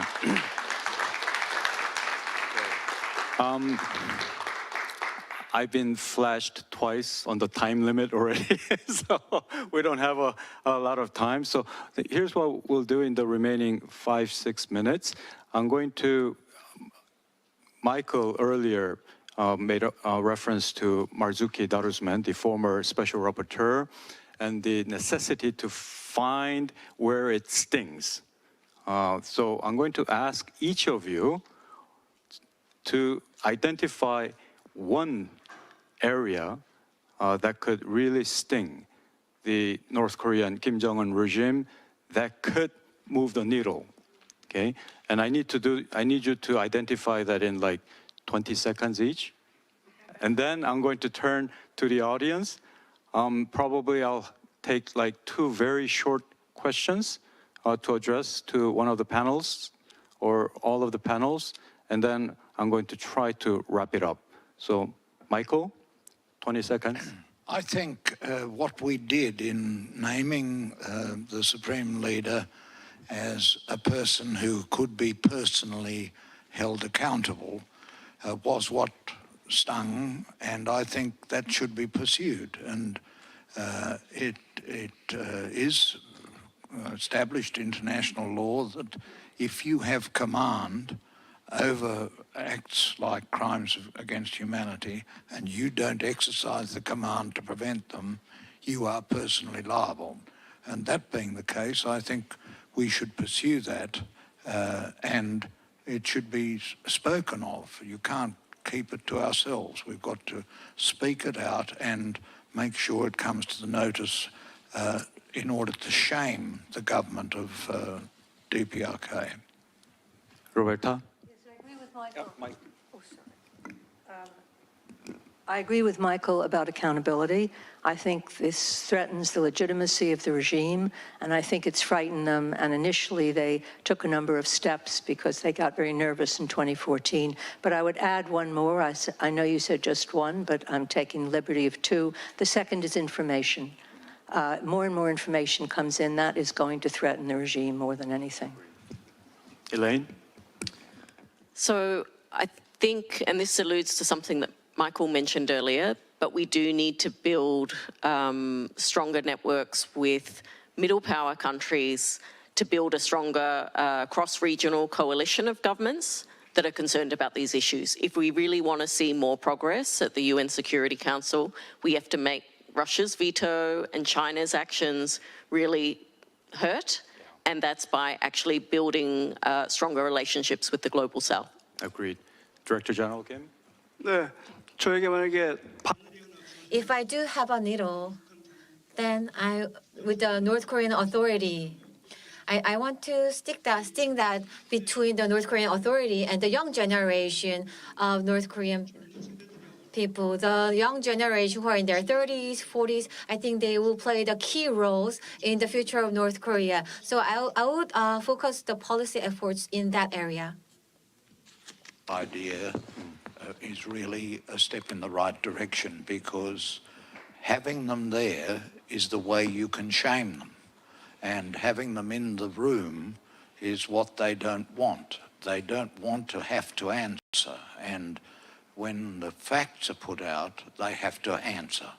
Well, that suggestion comes out of a sense of desperation, because there's absolutely been no improvement in the past 10 years, and it worked in the case of South Africa and the apartheid case, so why not North Korea? That's my personal opinion. Different countries, different traditions. Agreed, and even if you tried, it may not work under the current, the way currently the General Assembly is constituted, but it's just a suggestion. I will now turn to the audience. Identify yourself, and please, no speech, just very quick question. Yes. Gentleman in the back, and then Andrew. So that's two questions. Is there anyone? Okay, I'll make that third.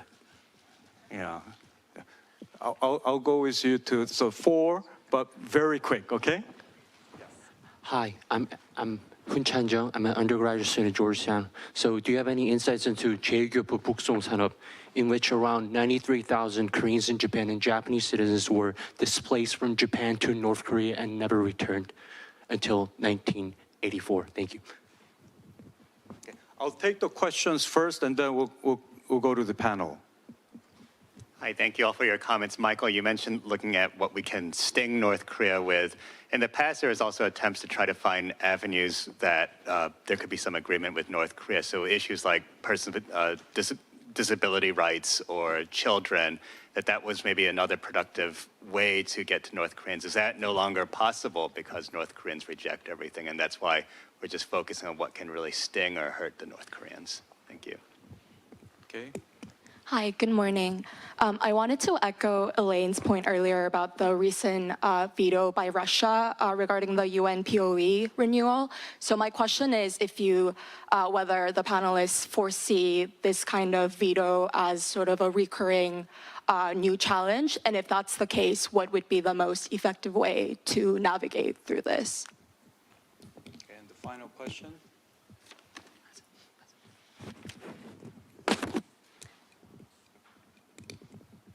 Hi, my name is Alexa Agamalian, and I'm the president of the LINK team, the Liberty in North Korea team at Southern Methodist University in Dallas, Texas. And we spread this message with our students and community. And so we recently hosted the 3 LINK advocacy fellows, Lily, Grace, and Bella, to our school to speak with people. And I just wanted to ask what your advice was for continuing to spread this message throughout our youth and our generation, and how can we contribute positively to affect positive change in North Korea?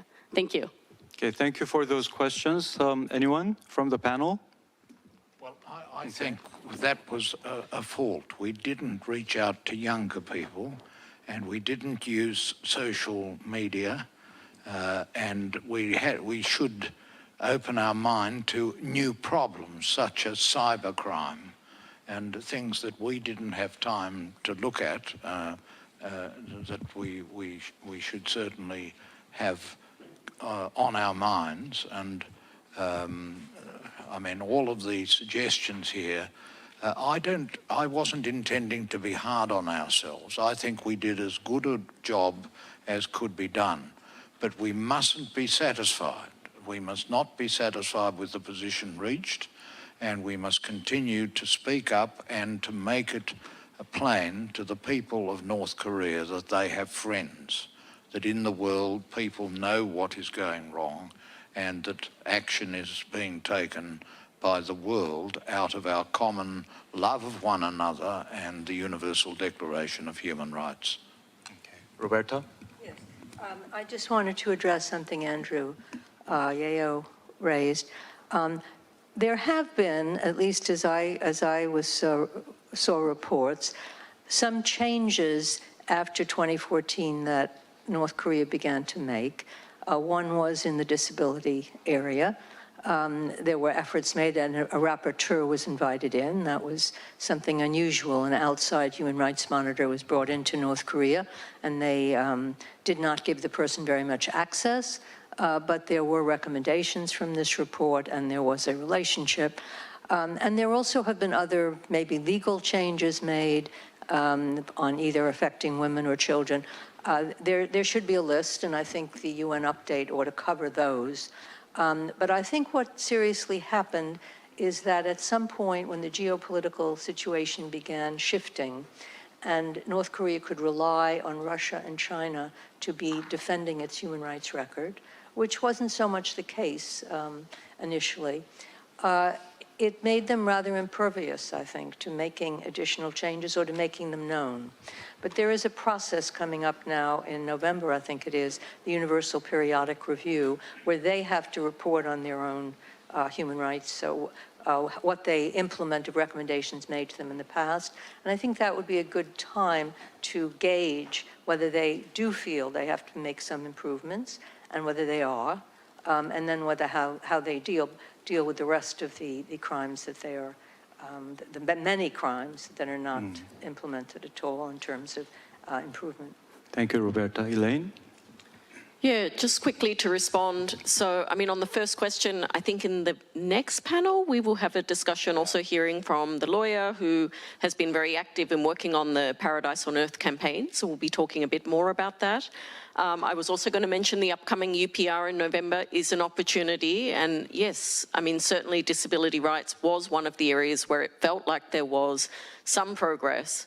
But I think now we just see North Korea turning more and more inward. And so it's just difficult actually to see. I mean, it's very difficult to see how the UPR, honestly, is after seeing China's performance earlier this year is more than a show of, you know, governments basically lining up their allies to say all sorts of nice things instead of being what we would like it to be, which is actually, you know, a much more detailed analysis of the progress that has been made over the last 4 years. And then just briefly on the broken consensus and the veto, I really think this demands a strong response, and this is happening now because of what is happening in Gaza and Ukraine and other parts of the world. We are just seeing Russia, you know, really standing up in a much more forceful way against anything that the West proposes. And I think we're heading into really dangerous waters. We don't know what will be the outcome of the election here in this country and what that will also mean for our international institutions and the Human Rights Council. So I really think we need to be focused at the moment on the short-term gains that we can get this year. And then finally on, you know, what can be done and the role of youth. I mean, yesterday I just found it, you know, so inspiring actually to hear the voices of young North Koreans.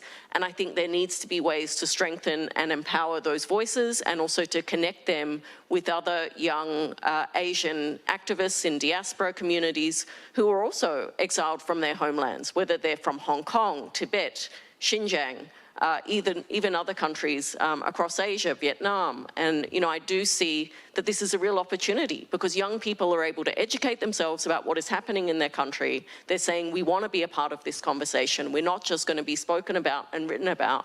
And I think we have to find ways to center their voices in these discussions. Thank you, Elaine. Director General.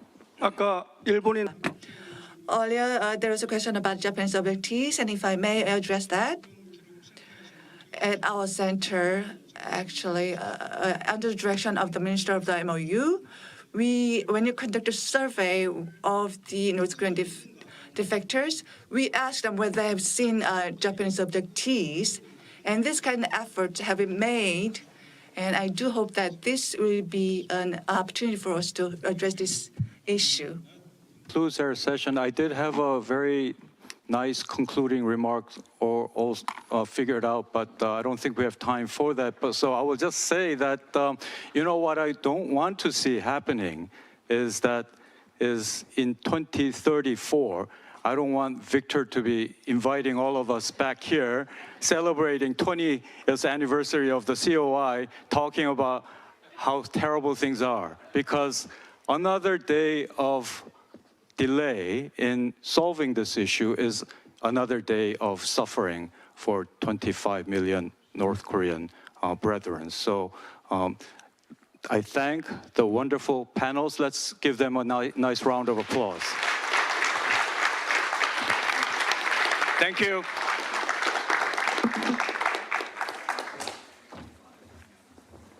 Thank you, Ambassador Lee and other panelists. We will now conclude the session 1 and take a short 10-minute break.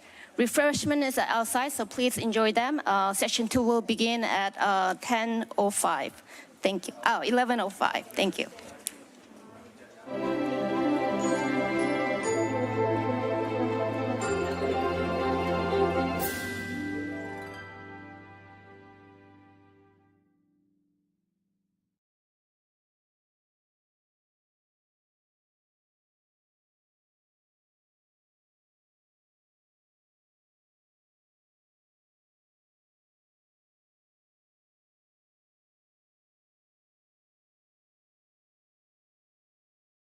Good morning, or good afternoon, or good evening, wherever you find yourself. Welcome to this CSIS event, China's third plenum, a plan for renewed reform. Today's event is a joint production of the Freeman Chair in China Studies, led by Jude Blanchette, the China Power Project, headed by Bonnie Lin, and the Trustee Chair in Chinese Business and Economics, which I direct. Last week, the Chinese Communist Party held the long-anticipated third plenum of the 20th Party Congress.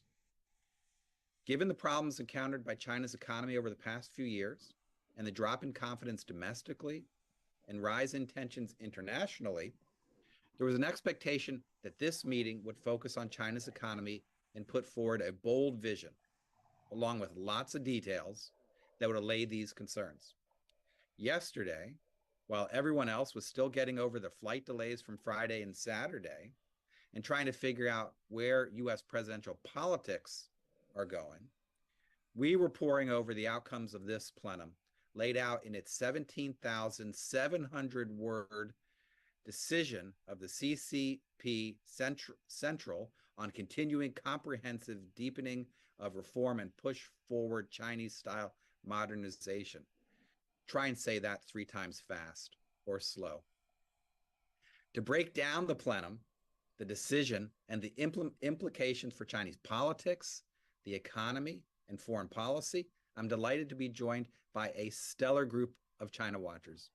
Jude Blanchette, as I already mentioned, who heads the Freeman Chair here at CSIS, my colleague Bonnie Lin, who directs the China Power Project, as well as Ling Wei, who covers China, its economy, its politics for the Wall Street Journal, and Dan Rosen, who's the founder of the Rhodium Group and is also a non-resident with the trustee chair. The discussion is divided into 3 parts today. I'll moderate the first section on the economy with Dan Rosen. Jude will then take over the discussion on politics with Ling, and then Bonnie Lin will weigh in on foreign policy and moderate the rest of the discussion as well. So let's turn now to the economy, which was the central focus of the third plenum. And so, Dan, most of those 17,700 words were about economic policy. Now, you've been deeply concerned about the economy, suggesting that China faces endemic structural problems, that deep reforms are needed to revive the economy's fortunes. Did you get what you were hoping for? Thanks, Scott. Well, you know, it's not just my analysis, right? It's in party documents as well, that the economy is unbalanced and growth has all these issues. And it's in everything we've learned over the past 200 years about macroeconomics, that when countries get through the early development phase and get to $12,000, $13,000 per capita middle income levels, right? The kind of policies that are needed to sustain whatever growth is possible at a lower rate, at a more wealthier point, right? The policies need to change. And so I'm, you know, observing this the same way everybody else is, and asking whether the party's coming up with the goods. Coming into this plenum, and the third plenum in the cycle of plenums is always meant to be the one dealing with the big structural questions of the times, right?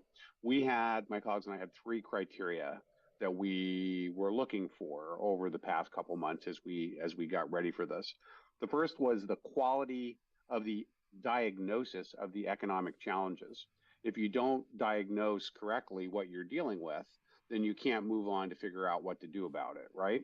And there has been a lot missing in the party's self-description of what ails the economic system. Some would call it denial. Some would say that the style and culture is to have a braver face and not, accentuate the negative, et cetera. But in the big structural once every 5 years event, we needed to see clarity in the diagnosis of what was going on here, because clearly the party's been surprised since the end of COVID that growth has not recovered more than it has, right? So that's quite evident, I think, to everyone. Secondly, the concreteness of the proposed policy actions in the decisions document to address those challenges once they are diagnosed. And we're going to be talking a lot about, some people will say, well, the plenum document is not where you'd expect to see, details on specific policies. That's not correct. The most impactful third plenum outcomes in China's modern history, 1978, and I dare say in Xi Jinping's era in 2013, were chock-a-block with very concrete to-do list on what to do to address conditions. And then thirdly, we're looking for coherence, because with something like, at least 60 subordinate clauses in this document, right? It is another 60 decisions as the 2013 document was, right? We've got a lot here, and we have to ask the question, is everything rowing together in the same direction, or do we have a push me, pull you policy package that goes in different directions? For us, the acid test, today is the day when we see the results of the acid test. It is, are we going to be talking about how much productivity is likely to come up as a result of this policy package, or are we going to mostly be talking about whether anything we see in this document isn't just a regurgitation of what was said in the past? Our verdict is that we're disappointed.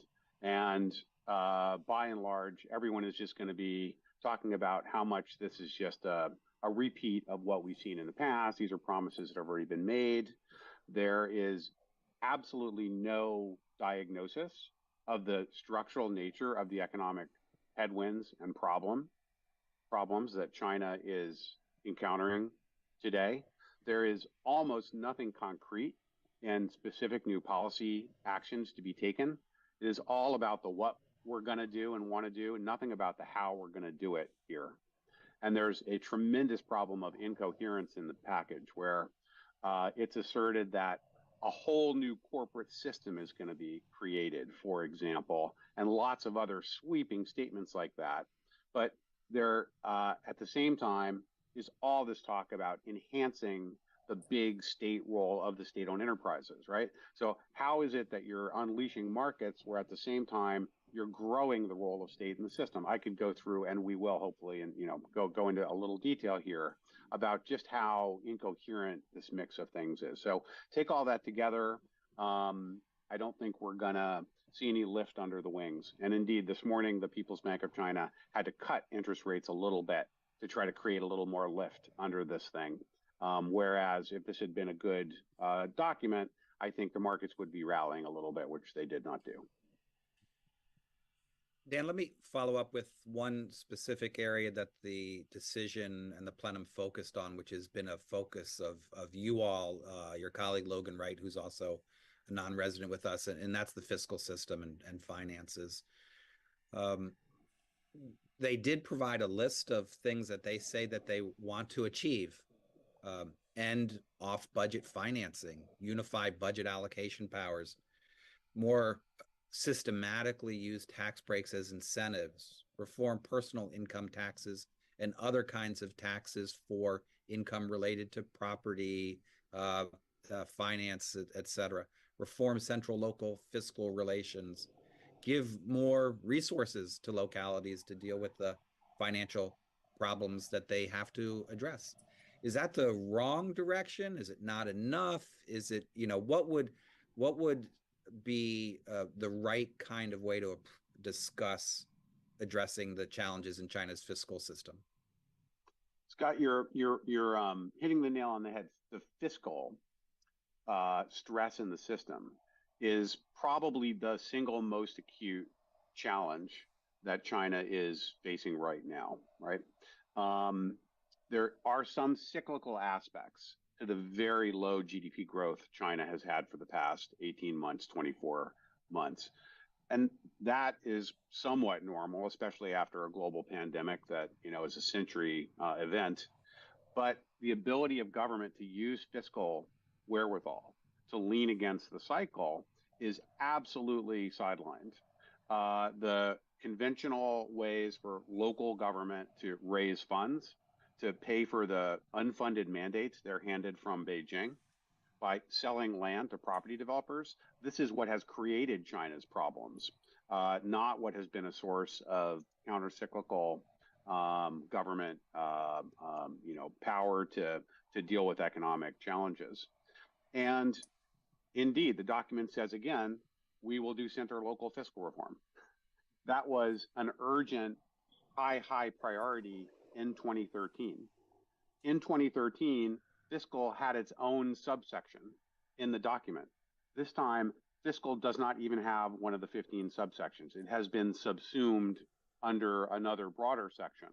And so while the big obvious statement that we need to do fiscal reform urgently is still there, none of the clarity that is required to achieve that and get it done is there. There's a lot of talk about shifting power between center and local to deal with fiscal responsibilities. But shifting resources, it's not entirely clear to me that that's what this plenum document is going to do. It's not entirely clear to me whether the center is taking more complete responsibility for paying for local healthcare, local education, which is the biggest part of the fiscal crisis. All those crucial investments in human capital are assigned to localities, to subnational government to pay for, but they're not given the ability to finance or otherwise raise funds to cover it. And so is the center going to say, okay, the center is going to take responsibility for healthcare and for education and for environmental cleanup and a lot of other things? That is not at all clear in this document to us. I think we'll probably be continuing to pick at it and see what we can squeeze out in terms of clarity in the weeks ahead. But at first blush, it's missing a lot of the clarion elements of tax reform that the 2013 document did have. And they did start to introduce property taxes, for example, in January 2014, right after the plenum. That's not happening this time, I don't think. Yeah. Let me offer not a rebuttal, but try an explanation and see how you respond. Because you mentioned, one of the three pillars that shapes your judgment is coherence and the lack of coherence. And I guess it would be sort of like internal consistency, right, is what you're trying to look for. And I see intellectual coherence, even if there may be differences in sort of moving ways. So, and I think, the coherence is about the statist role of the direction of economic governance, a strong role for the party in directing the economy, much less attention, even though the word market appears a lot and they talk about it, it doesn't receive the kind of sanctity statement that it did in the 13th, in 2013, where the market was supposed to, be the decisive allocator of resources. The high emphasis on high tech to achieve growth and very little attention to consumption in households. As you said, support for the public sector and state-owned enterprises, even while pledging a level playing field for private companies, and the highlighting of the need to align economic growth and national security. That all seems quite intellectually coherent, but I wonder, and I think because that's what their intention is, but maybe it's more of the same, but in 17,700 words, they are pledging to try a lot harder and focus on areas they haven't focused on. So is it less that it's incoherent and more, maybe it's the coherence of it that is more bothersome to you or to others? I'm just curious your take on that.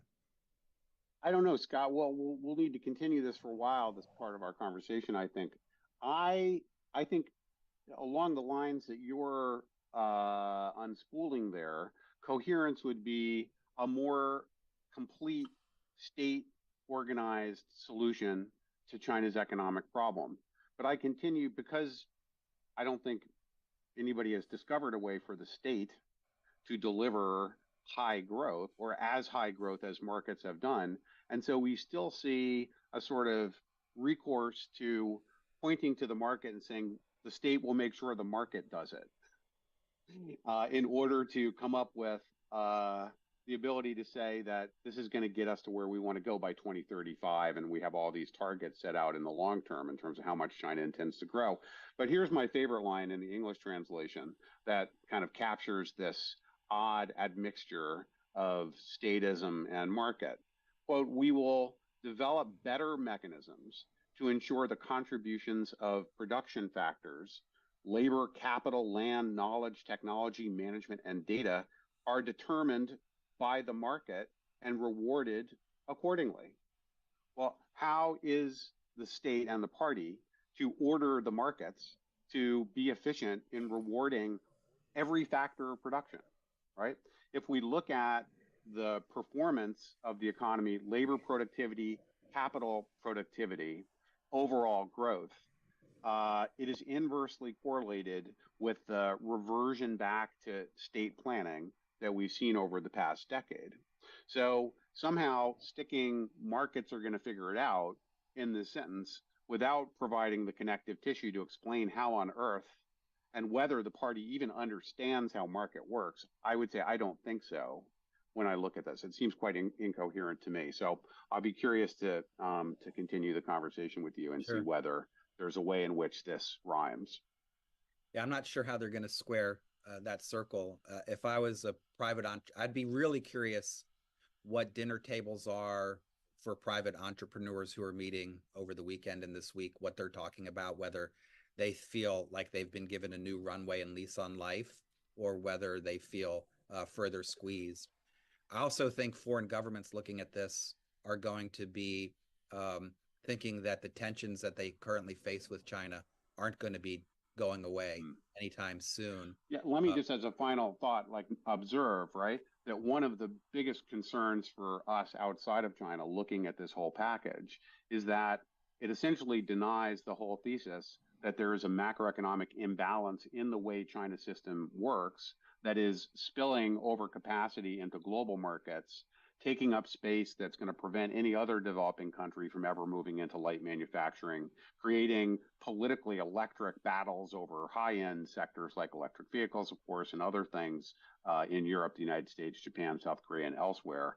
And so this does nothing to allay those concerns that we're just looking at more escalation in external trade and investment pressures and a sort of bifurcation rather than offer an off-road to those, I think, very real and legitimate structural economic concerns. Well, let me just give a final way to round this out, a very brief comment. You know, I do think that the party believes it can engineer a wave of S&T innovation and reform regulatory institutions and create sufficient opportunities for domestic, private, and foreign firms and induce an economic recovery and sustained growth over the longer term. There's obviously a great deal of skepticism about that. And so I think what we're going to be watching is this really interesting battle over narratives and whether the CCP can come back someday and say, you know, I told you so. You all didn't believe us, but we really got it right. But for the moment, it's going to be very tough for them to address domestic and international confidence, which I don't know if really was allayed at all in any way by the document that was issued. Let me hand the baton over now to my colleague Jude Blanchette, who will take things from here with a discussion of the politics of the third plenum. If I can, Bonnie, I think you had a follow-up question for, go ahead. For Dan. Yeah, thank you. Thank you very much, Dan. Really appreciate it. You mentioned there wasn't any concrete policy recommendations or proposals coming out of the plenum. I guess a more basic question I had is, regardless of what China did or did not spell out at the plenum, what do you view as China's current approach to deal with its economic challenges? I guess as a non-economic expert, I'm struggling to put together if there are existing couple of pillars that you may identify or view as already part of China's current approach. Ooh, Bonnie, that's a big question. It's going to take probably more time than I want to steal from Ling Ling and the discussion here. But I think we have a sort of surface veneer of what the approach is purported to be. And then we have an underlying reality behind that veneer, which is just letting a very crude and rough adjustment of people's net worth in the household sector. Like, the households are eating it. They're the ones taking the haircut. They've seen their life savings diminish in value by, say, 15 or 20% over the past 3 years, because 80% of their net worth was in property, which has gone through this extraordinary crisis, right?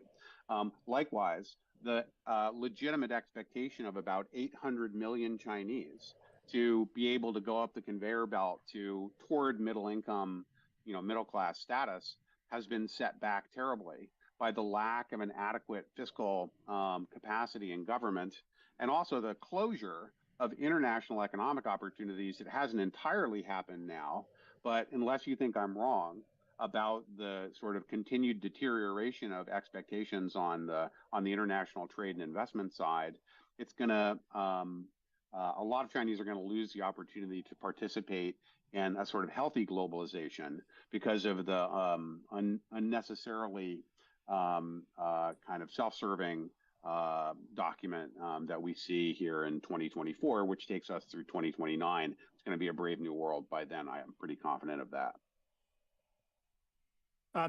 Just picking up the thread here, and Lingling, I want to turn to you in a minute. If I can't help but to try to bridge a bit of that previous discussion, Dan and Scott, with what I want to ask Lingling about. But Scott, I guess I'm trying to split the difference between you and Dan, if I can split that difference even further, because I agree with you that there seems to be a somewhat coherent worldview that emerges in this in terms of Xi Jinping's conception of political economy and its admixture of constrained, birdcage economy, party leadership, state capital, and I can't help but notice with a probably an unintentional hat tip to Barry Naughton in this plenum decision that they talk about state capital being steered towards major industries in key fields vital to national security, a hat tip to Barry Naughton's steerage. But I guess, Scott, my thought was, at what point can we make adjudications about the efficacy of Xi's approach to political economy? He's been in power for nearly 12 years.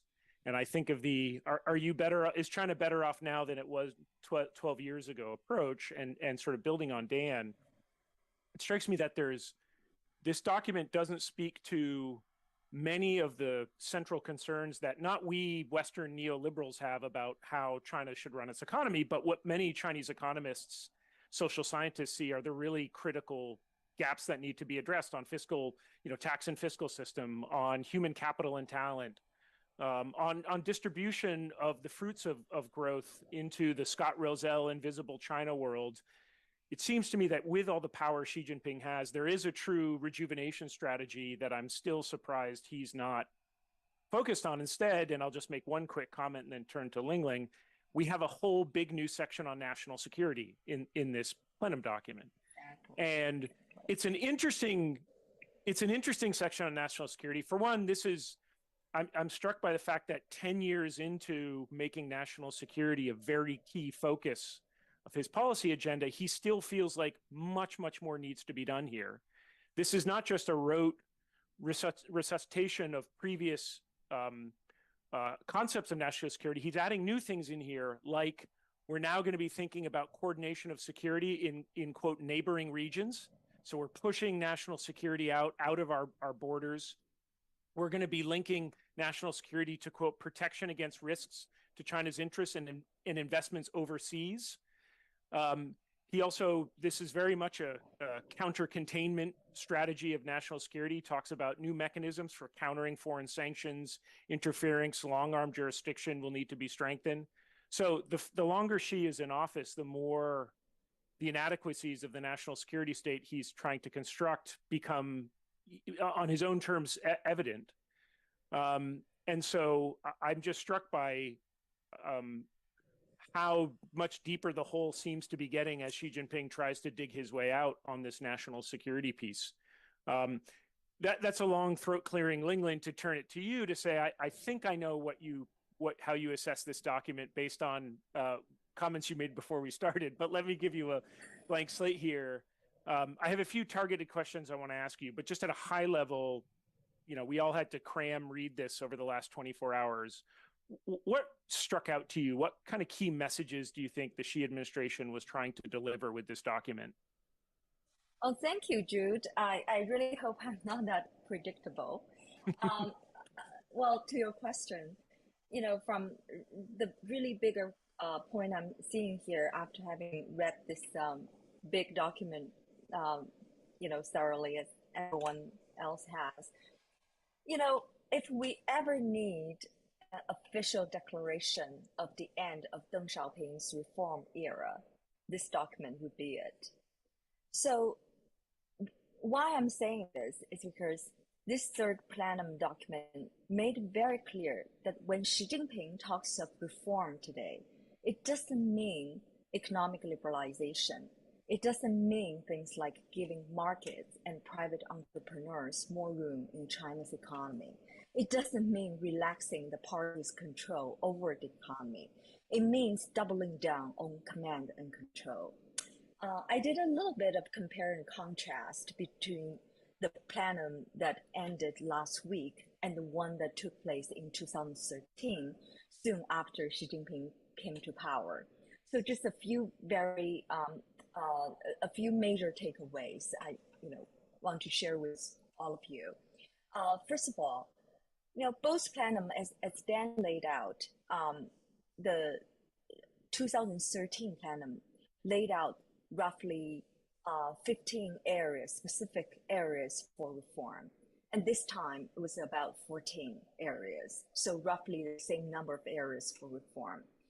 We all know, and some of that really was evidenced by very diligent research by Dan and Scott and some other China watchers. So we know that most of the reform efforts promised in 2013 have petered out. So that really raises the question about the credibility of the new reform efforts pledged by the leadership.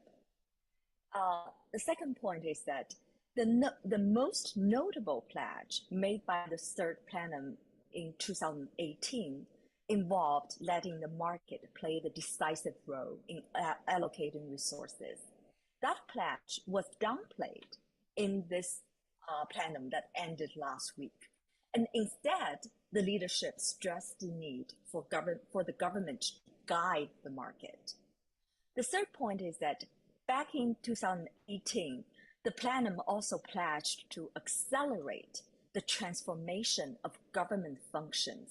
It's a very important point because, in short, that goal back then meant that the leadership had this intention to reduce government intervention in the economy, which would be in line with the promise of deepening market reforms. But this time around, that pledge is nowhere to be found in this third plenum document. So that's further evidence that China is moving further away from market-based economies, even more so into command and control. The fourth point is that the meeting put, as you pointed out, Jude, greater emphasis on national security than the plenum in 2018. To me, it's more about political security than national security, right? When you talk about national security, what you think about is, maybe some foreign countries looking to invade China. Is that the case? Not so, right?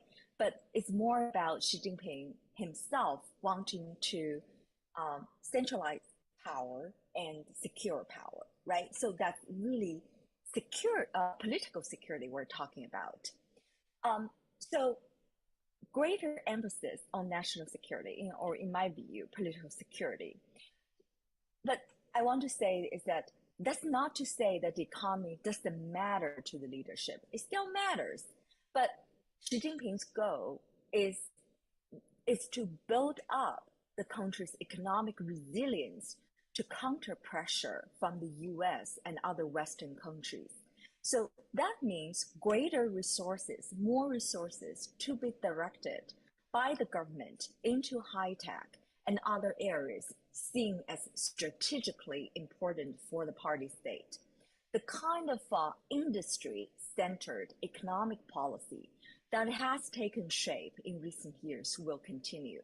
So basically, Xi Jinping is really staying the course of this kind of doubling down on command and control, doubling down on state-led industrial policy. So overall, my take is that yes, the leadership still talks of reform, but the meaning of reform has fundamentally changed. Ling, if I can ask you one quick follow-up question, then I want to turn this over to Bonnie. Also on the politics front, in the plenum, we saw some personnel moves. Specifically, we saw the expulsion, not only from the Central Committee, but from the party itself, Li Shangfu and Liu Chao. Liu Chao was the head of the rocket force. Dear Comrade Qin Gang, however, was simply removed from the Central Committee and keeps his party membership. People often compare the Communist Party to the Catholic Church, and as a lapsed Catholic, I will say it strikes me then that Li Shangfu and Liu Chao committed what we would call cardinal sins, and they were therefore expelled from the party itself. Qin Gang, it appears, committed a venal sin and retains his party membership. What does the soft landing for Qin Gang indicate to you about all the various rumors about what happened? What do you make of this? How do you triangulate what the actual sin committed by Qin Gang was in light of him keeping his party membership and being referred to as comrade in that announcement as well? Right. Obviously, we're still investigating, and it's China's politics is such a black box. You know, it is even more so than ever before. So I don't want to make it sound like I know definitive answer here, but I wanted to share some of our existing reporting stories we already published, and also, you know, together with some of the new analysis based on the third plenum document. So if you remember, back in September last year, the Wall Street Journal published a front page story about internal briefing China's Communist Party did.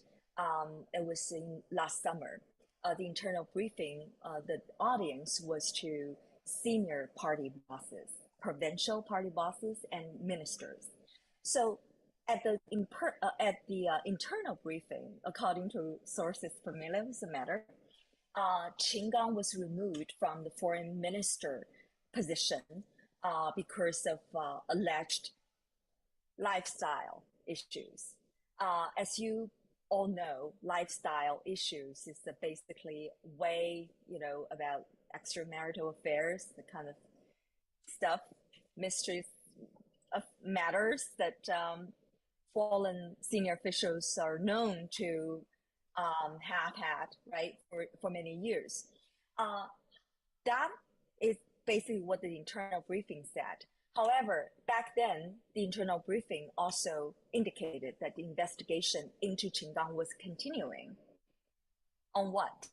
Whether or not this affair he had with this Hong Kong TV presenter that was carried out during his tenure as a Chinese ambassador to Washington. So the investigation was zeroing on whether or not this affair threatened China's national security. So that was our story in September of last year. So basically there was a little bit explanation about why he was removed from the foreign minister position with so-called lifestyle issues, you know. Human rights atrocity regardless of political change. As I step down as an ambassador, I want to emphasize that tackling with North Korean human rights issue require both brains to strategize and the heart of all of us. And I have two messages. One to North Korean people. I want to tell that you are not only the victim of the dictator and brutal Kim regime, but the primary agent of a change for free, democratic North Korea and reunification. And to Kim Jong-un, do you hear the people singing the song of angry men? This is the music of the people who will not be slaves again. Thank you very much.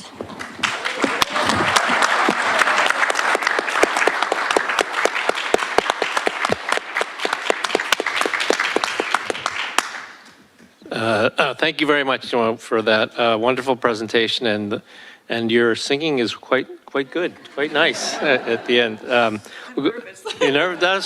was you and President Yoon. You just managed to do it on stage like that. So That's terrific. We'll go to Morse too, but I want to recognize Ambassador Julie Turner, who's also joined us today. Thank you very much, Ambassador Turner. So over to Morse. Thank you. And I want to thank NED and CSIS and Human Asia and the Ministry of Unification for this very important gathering to address this critical topic.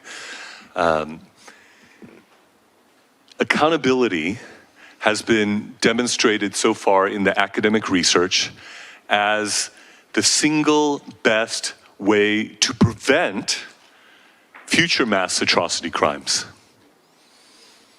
It is important to address past atrocity crimes because of the inherent value of justice that is there. But it also plays an important role in preventing future mass atrocity crimes as well. And as such, accountability, as the first panel was setting up, I think this panel beautifully, accountability is the missing piece in a lot of ways in terms of addressing the North Korean situation. And as was stated earlier, the regime greatly fears accountability. This is perhaps the thing they fear the most. And so when Justice Kirby was talking about what would sting, what would be impactful with respect to the North Korean regime, accountability is something that should be at the top of the list.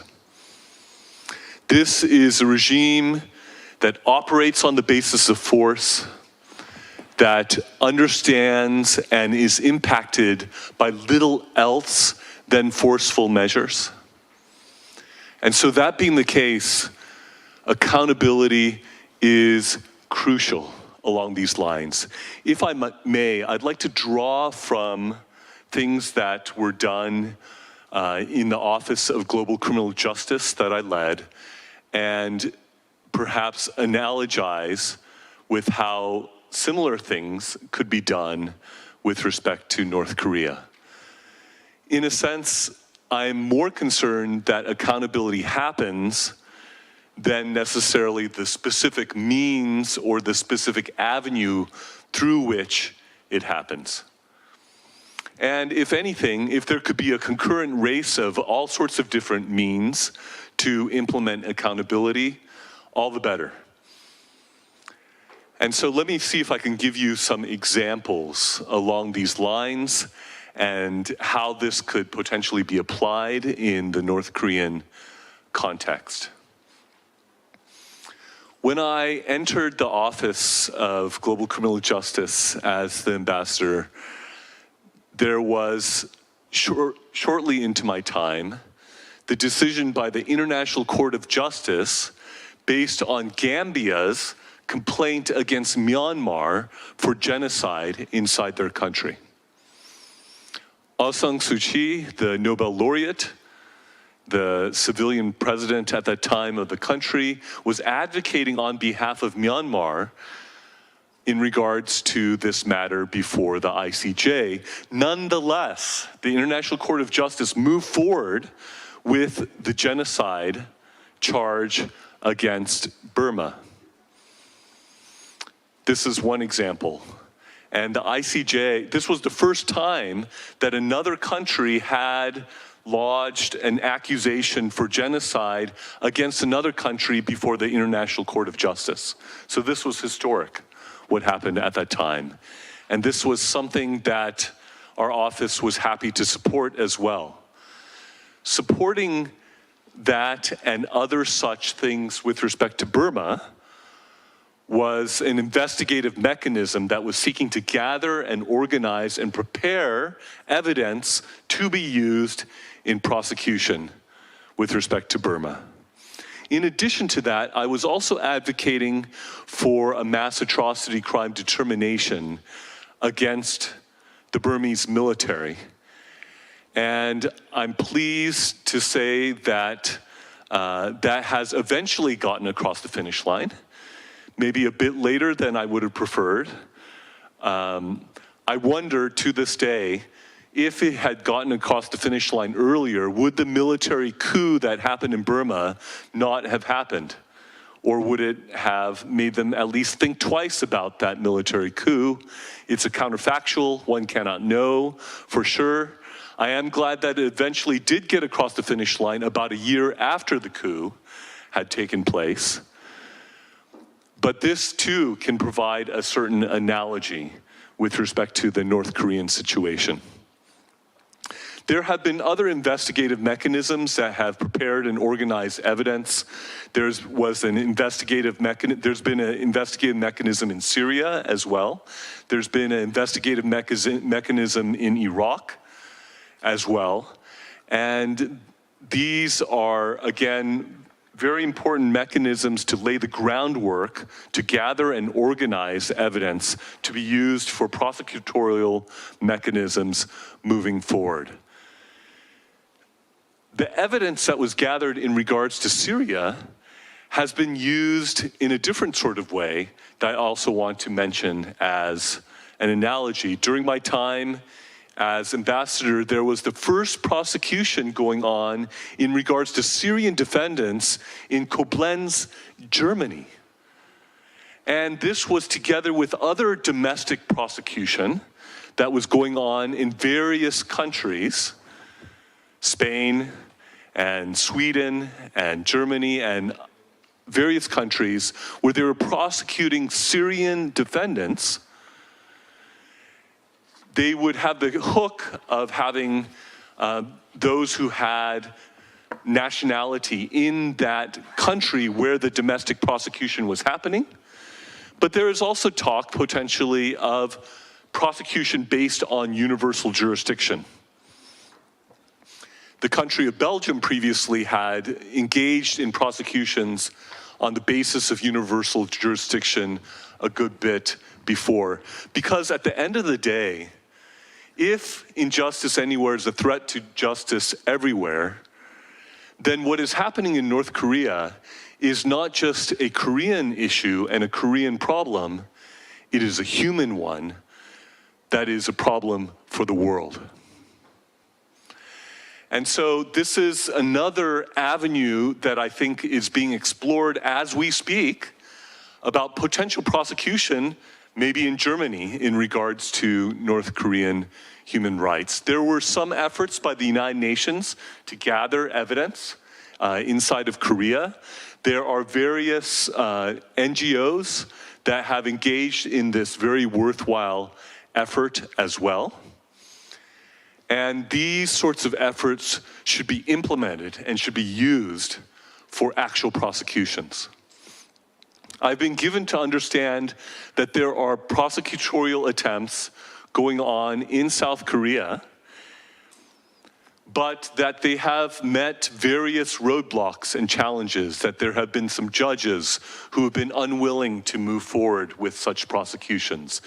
There have been some reasons given in the Ministry of Justice for why they can't move forward. As best as I can tell, if I may say so respectfully, I don't think that any of those reasons that I've heard are ones that should ultimately prevent prosecutions from happening. For example, there is the reason given that there's not enough evidence. And boy, in a room like this, in terms of all the evidence that has been collected by people in this room, as well as all that's available beyond people in this room, I think there's not only sufficient, I think there's a mountain of evidence that is available to be able to engage in prosecution. So that objection, I think, should be put to rest. There's also the objection that sounds good on the surface, but I think is also surmountable. The objection that you might endanger North Korean escapees by moving forward with prosecutions. It sounds good on the surface in terms of, if you take it on face value, it reflects a desire to protect escapees, which is a good purpose. However, there are ways to engage in prosecution that can protect escapees and move forward at the same time. These are not mutually exclusive paths. What can happen is that the names of defectors can be blacked out. There can be, if necessary, in terms of live testimony, there can be a screen put around them with voice distortion, things that can prevent identification of the particular witness in question.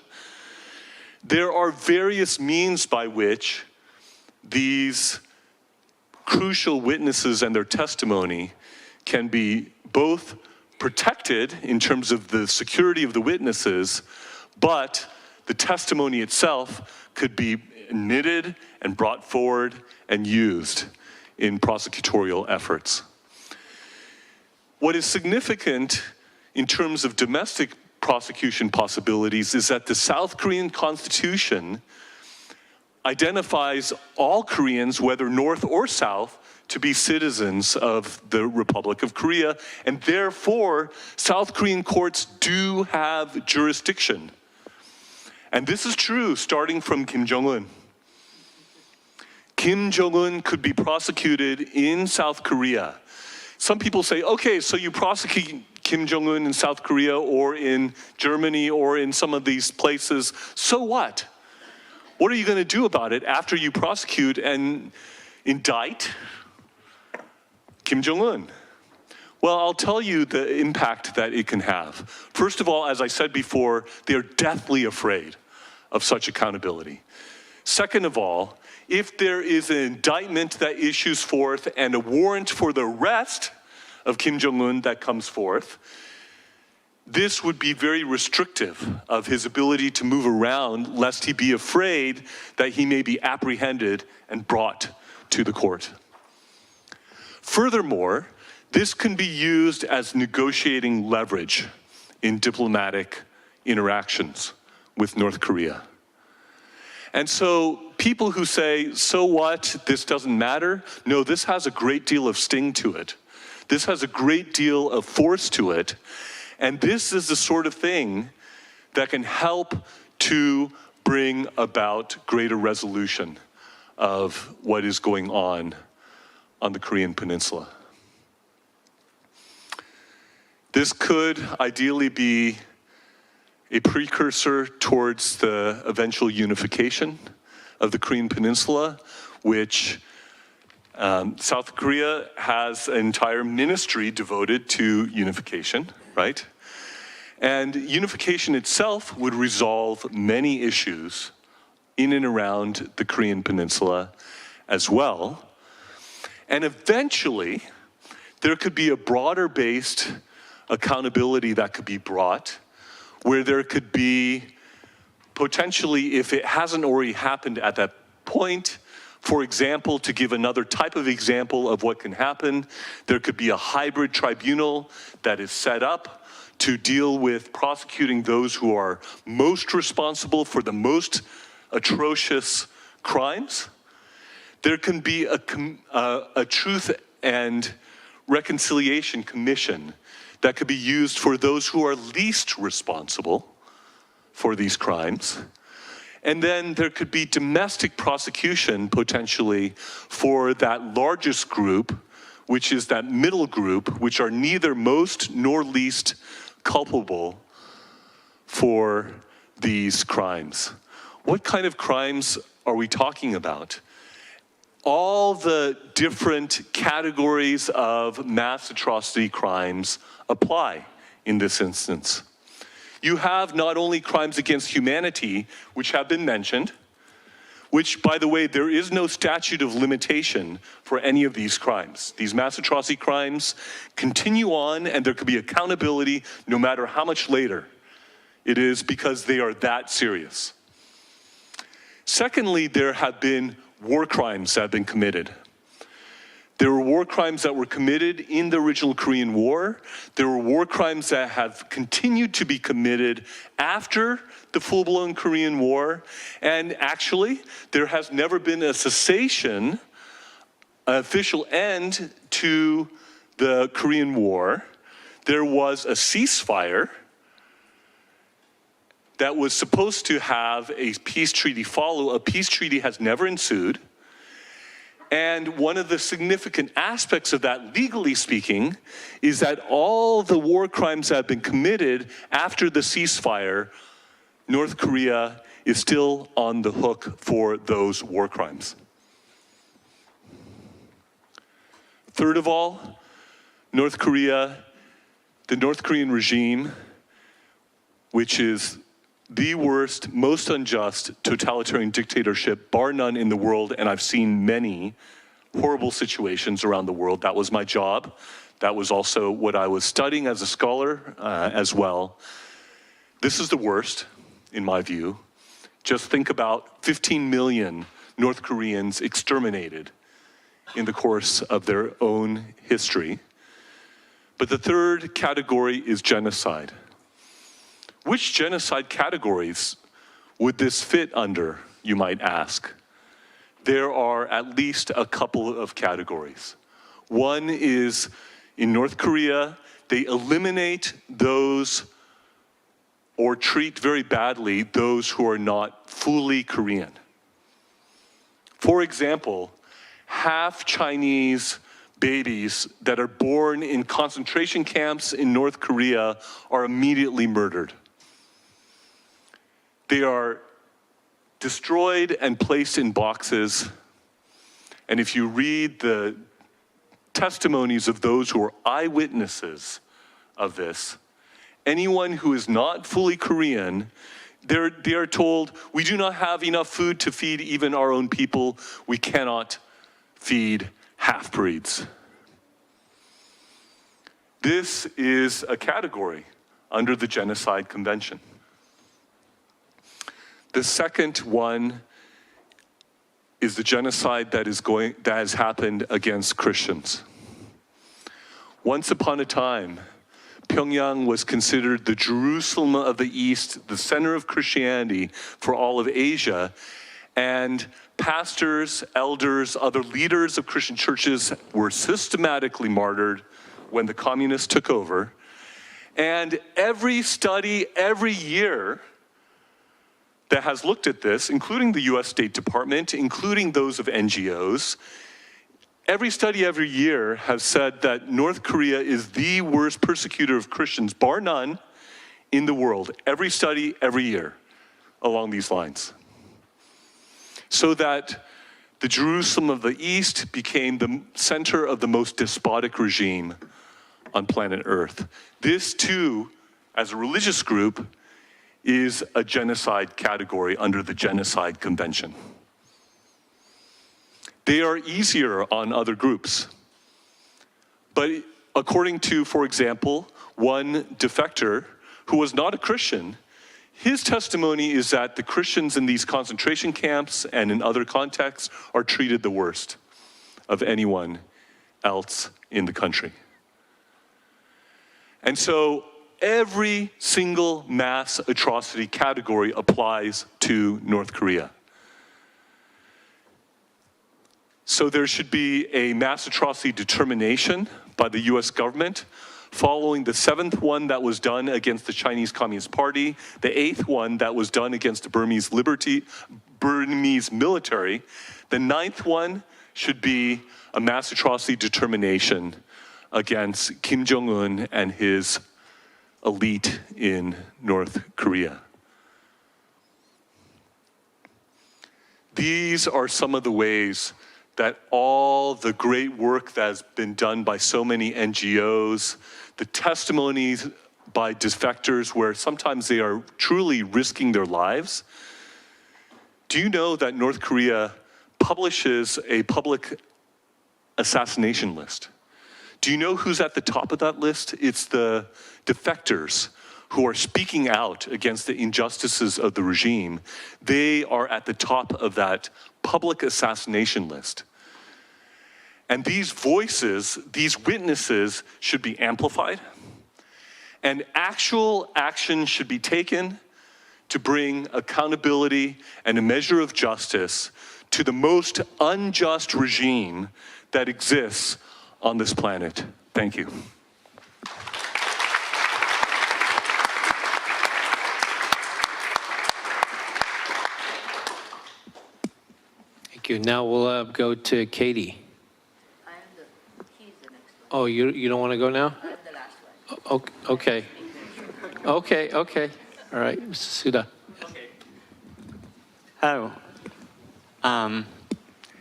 Good morning, and I'd like to thank CSIS, NED, Human Asia, and the Ministry of Unification for giving me the opportunity to speak in front of you. I have represented the family members of the Japanese abductees and the possible Japanese abductees, as well as the defectors who went from Japan to North Korea on the Paradise on Earth project. So I mainly talk about these issues and the efforts that we have made in Japan and in front of the ICC. So I have presented a PowerPoint presentation, so I will speak briefly based on the presentations. So, I think you are all aware about the abduction issues involving Japan. Many civilians residing in Japan have been abducted to North Korea, mostly in the 1970s and the 80s. There are some cases that took place before or after these 2 decades. So far, only 17 abductees have been recognized by the government of Japan, but as Justice Kirby found out in the report, the COI report in 2014, that the number of possible abductees are probably over 100.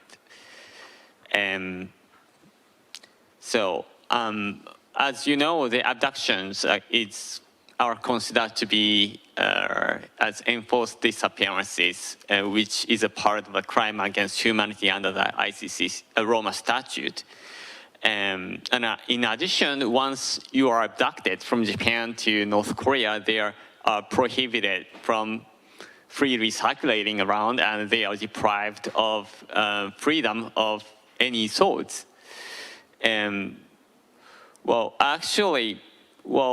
When the Japanese Prime Minister at the time, Koizumi, went to North Korea in 2002, the North Korea recognized some of the abduction cases and they expressed apology to that.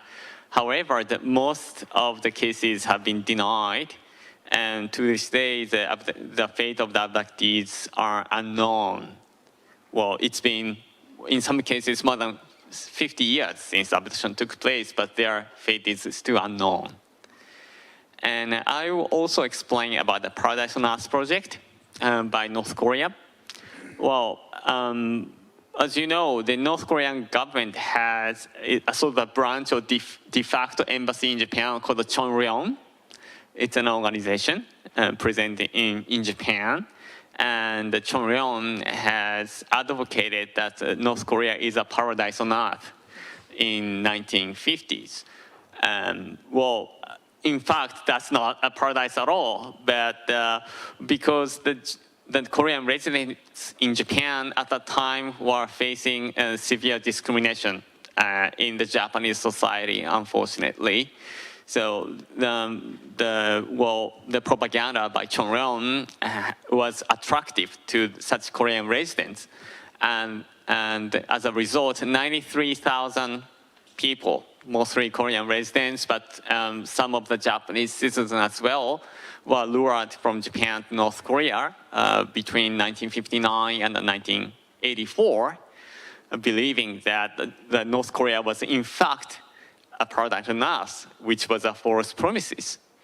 And after that, they were deprived of their human rights and their freedom, and the COI report equated this project as enforced disappearances. So I was consulted by the family member of the abductees and possible abductees, as well as defectors who had been lured from Japan to North Korea and later defected back to Japan. And so I went to The Hague to preparing for the communication to the prosecutor of the ICC, insisting that both the abduction issues and Paradise-on-Earth issues constitute a crime against humanity, namely the enforced disappearances. And I explained that in The Hague to the staff members of the Office of the Prosecutors.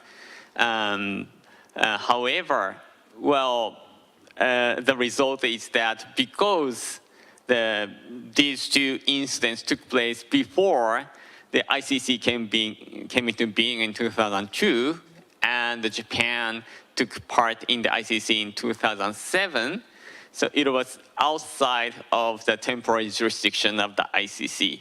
Well, if you read footnote 24 of the elements of crimes of one of the official documents of the ICC, the footnote says, 24 says that, well, for enforced disappearances to be under the jurisdiction of the ICC, the act of abduction, enforced disappearances have to take place on or after the ICC came into being, or the ICC has its effective vis-a-vis the country.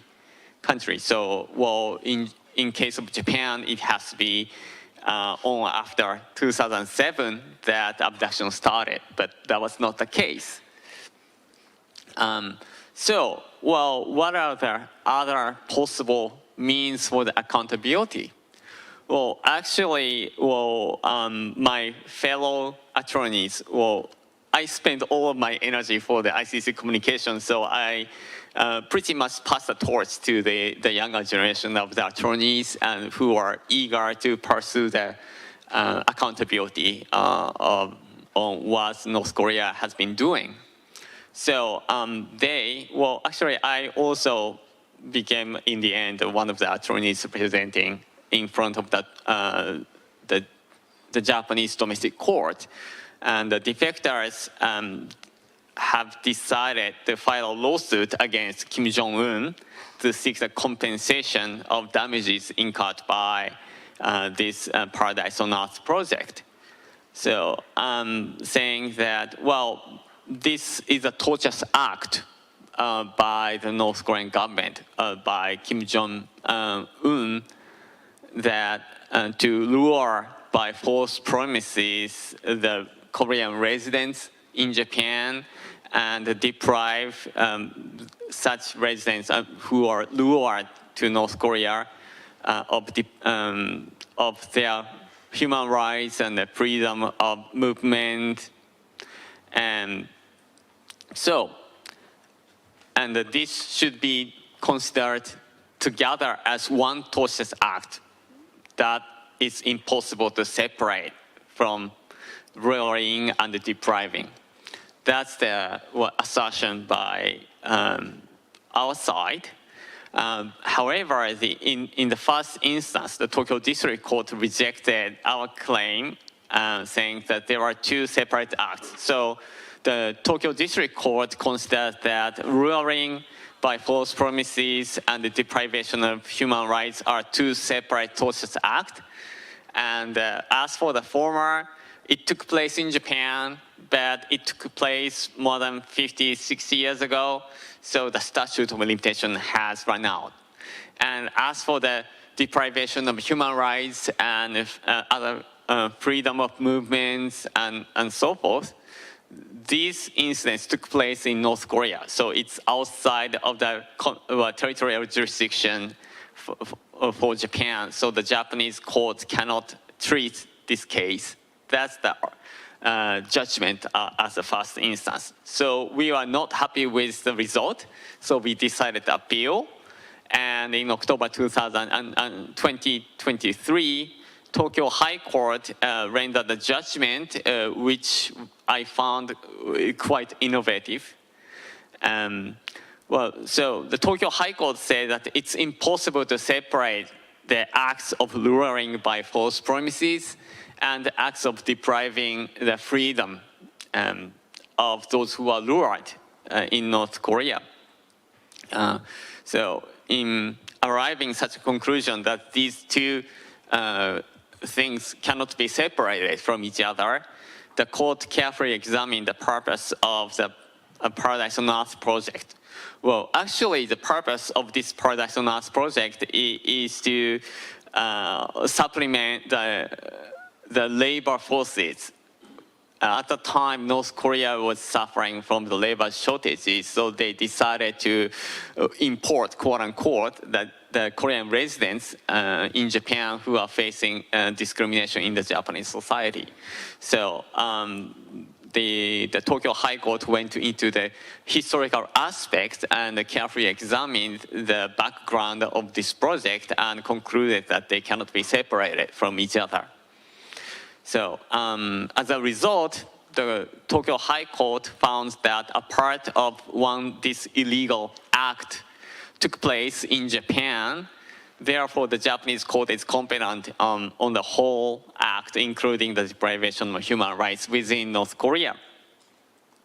And also, Tokyo High Court recognized that this Paradise on Earth project is a continuing crime that started at the moment of luring people by false promises until the time when the victim could leave North Korea. So the case was remanded to the district court for now, and the Tokyo District Court is once again considering this case, and we are waiting for the development at the Tokyo District Court right now. So what are the implications of the development? Well, first of all, Paradise on Earth project is a project whereby the people were deceived and lured from Japan to North Korea by false promises. So they didn't go to North Korea by their own free will. So in a sense that they came to North Korea without their own free will, it's equivalent to the abduction or at least enforced disappearances.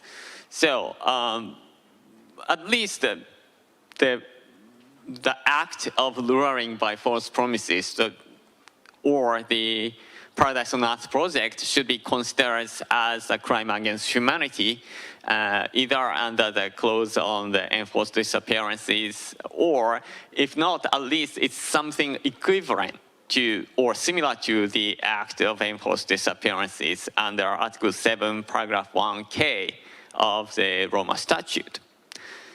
And other implications is, how to overcome the issue of the criminal accountability. As for civil accountability, there's a ray of hope by the decisions of the Tokyo High Court. But what about the criminal accountability?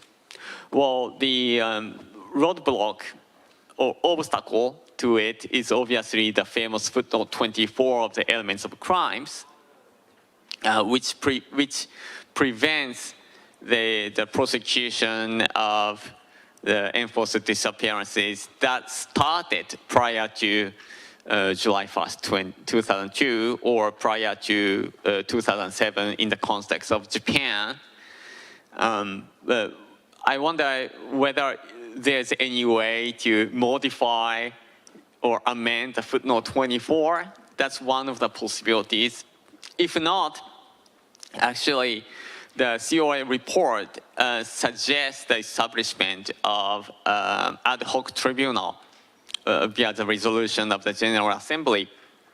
Well, usually, if you want to establish an ad hoc tribunal, you need a resolution of the Security Council, which was the case for the ICTY, for which I was working as an intern about 20 years ago.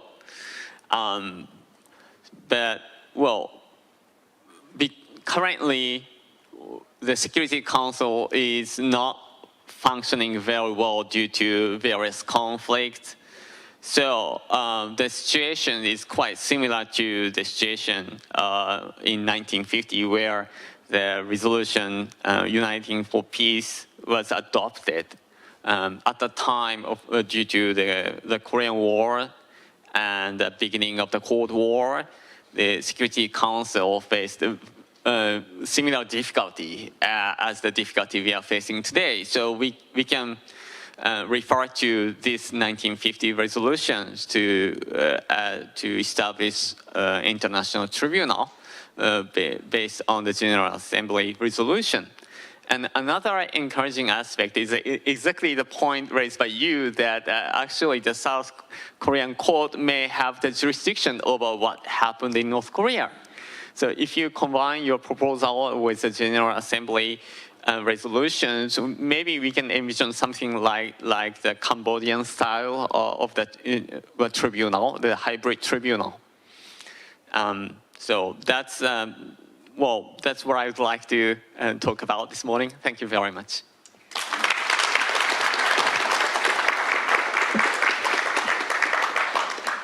Okay, Katie. I actually prepared a beautiful 2-page remarks, but I dump it because I am the stumbling block before the lovely lunch and you are very tired of listening to the same stories all over and over. Plus, after his presentation, I was just knocked out. What a great presentation. So let me be very honest with you because my nickname is actually in Washington, D.C. is Miss Honesty. So we got the 4 questions to reply on this panel. First one is the past 10 years of how much achievement and failure. And my answer to that question is that as a person, as a professional, I miserably failed. I worked as a policy analyst and North Korea specialist working for the US federal government, starting from Rand Corporation and moved to Institute for Defense Analysis. All my life, I dedicated my work to convince American policymakers and policy practitioners that only one way you can change North Korea or get rid of North Korea, and we can achieve beautiful unification by democratic, free South Korea. What was that? That's an information campaign. I started working in 1987 at Rand Corporation, and soon North Korea nuclear satellite image appeared. Entire world was talking about North Korea nuclear weapon and missile development. At that time, I met everybody, President, Vice President, Defense Secretary, everybody, Joint Chief of Staff, who will be the fighter if war happens. I convinced them, only one way you can succeed, information campaign. What is it? Basically delivering the news about outside the world, about US, about South Korea, to the citizens of North Koreans. And then getting information out from North Korea. You know, they said we have no time and no patience.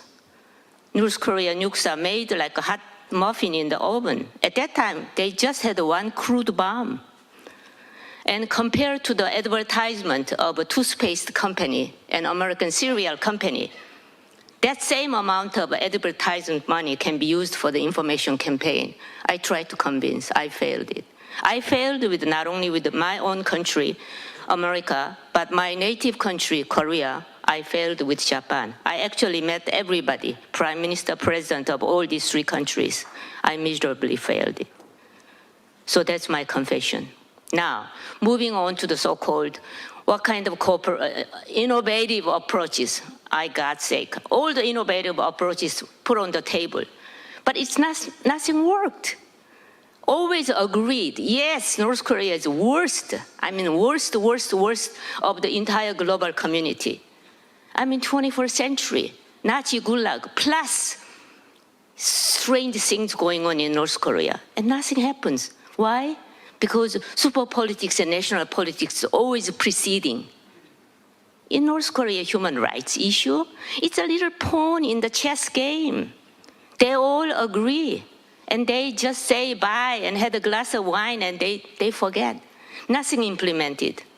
Very sadly, I must confess that even among the 3 most likely minded countries like US, Japan, Korea, sometimes there are diffusion, conflictual ideological differences, and again, the national politics dominate that, always put in the back burner.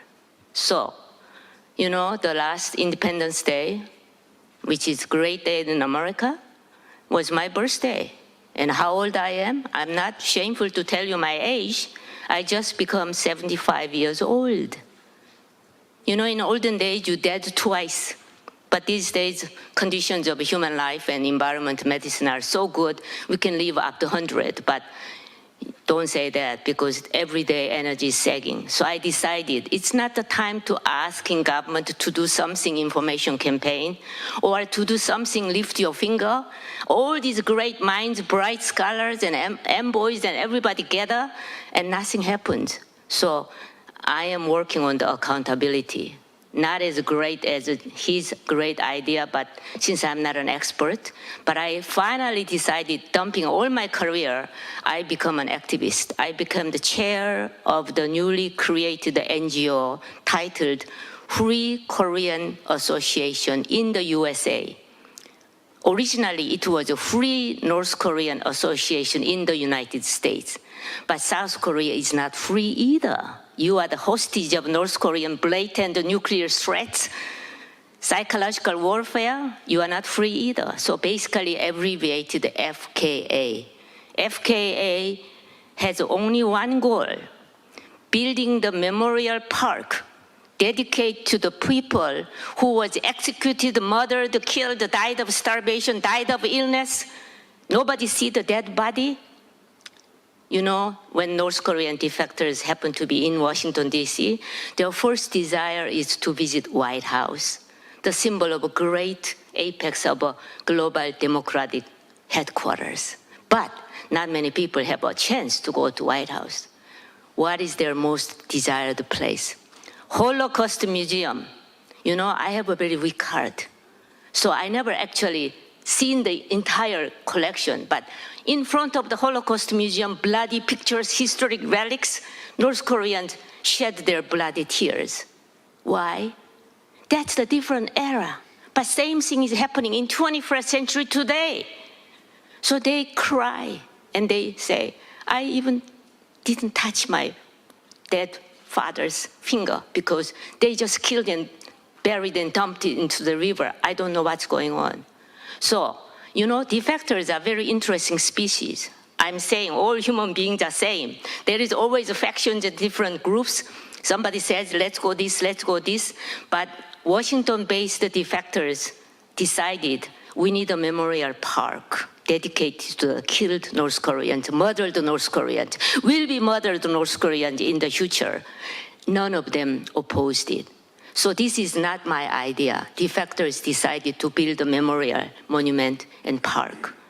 And they approached me, you be the chair. I said, no. Chair needs you need a billionaire, because you have to donate the money. I'm not rich at all.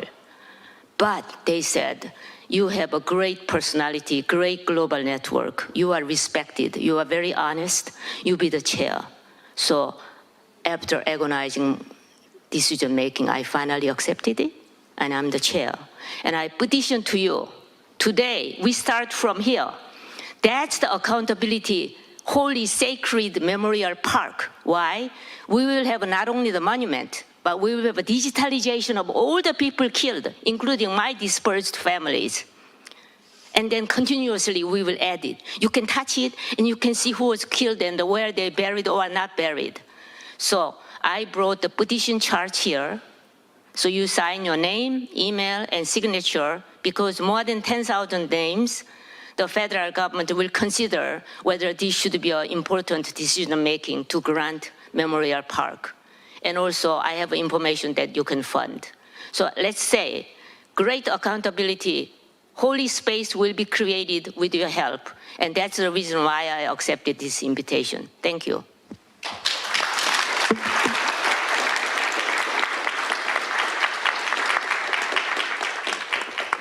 Thank you. Thank you, Katie, and thanks to all of our presenters. Unfortunately, we're now at least 15 minutes behind schedule, and I think there's lunch out there somewhere. Is that right? I don't think that's right. Oh, we do? We have 5 minutes left? Okay. All right, so we have 5 minutes for questions, I guess. So, yes. Yes.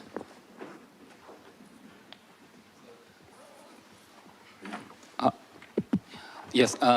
So Tokyo High Court decision will affect if so kidnapping victims, their family sued North Korea regime.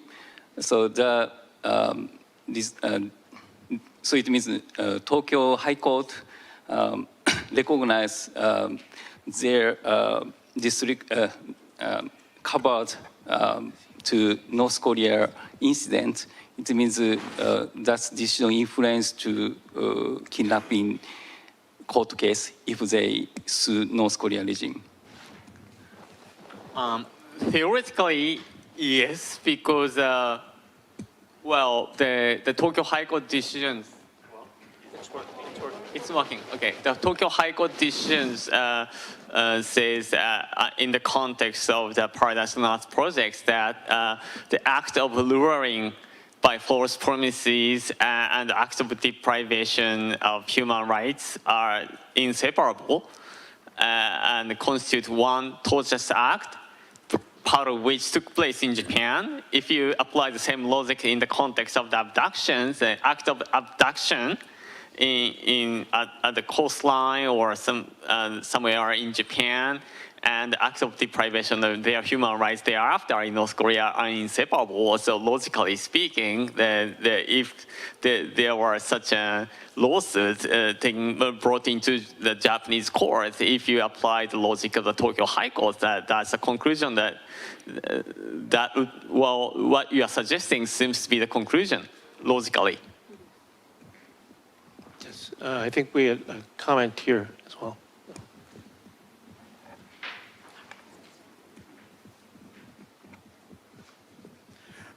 감사합니다. Thank you. I have 2 minutes to speak. I was born in North Korea, and my family is suffering in North Korea, and my brothers are still left in North Korea. So this is very refreshing for me. In 2014, in October, before I defected, I was a very loyal member of the Communist Party in North Korea. And as Kim Jong-un rose to power between 2013 and 2014, he actually, his uncle and 5,000 people, he had 500 people shot to death. And I witnessed that, and I saw my friends being executed. And 20,000 people were dragged into political prison camps. And 1-year-old baby was also sent to the prison camp because the baby was a member of the family. And that scared me. So at the time, I was actually offered to the position of a minister. But I decided that I could not carry out that kind of position under Kim Jong-un regime. And fortunately, I had a family member in China, and my child was educated in China. So I decided to defect North Korea and then to South Korea and met with Korean intelligence agency. And I told them that I defected to change the North Korean regime. And there are 3 things that have not been discussed during this session. And this cruel execution must be stopped. And I hope that you would raise your voice on this issue. 30 middle school children were shot to death recently. And my friends were shot to death. And then their bodies were just burnt. And this North Korean regime is very atrocious, and it must change. And second,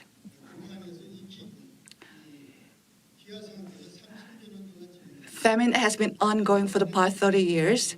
And during the year of the hardship, I visited many parts of North Korea, and so babies falling onto the street because of the starvation.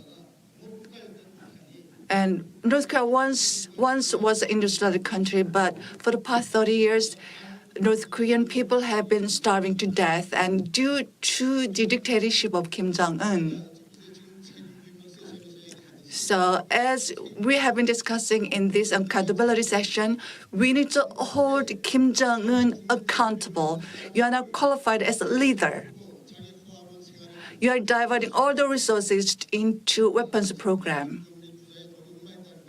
I understand how much money he has stashed away. And if they use this money to actually feed people, people would not starve. Every year, Kim Jong-un is spending billions of dollars to weapons program and to sustain his luxurious life. If he can use some of that money for the North Korean people, that they would not starve. And I do believe that the Department of State of the United States are with me on this. And they do understand that North Korean regime has the money to feed people, but instead they decide to divert that resources to the weapons program. So I believe this is a crime against humanity, and this case should be referred to the ICJ. And third, right now, actually, if you are a member of those who have been charged with crimes, then you're also guilty. This kind of system has to be abolished.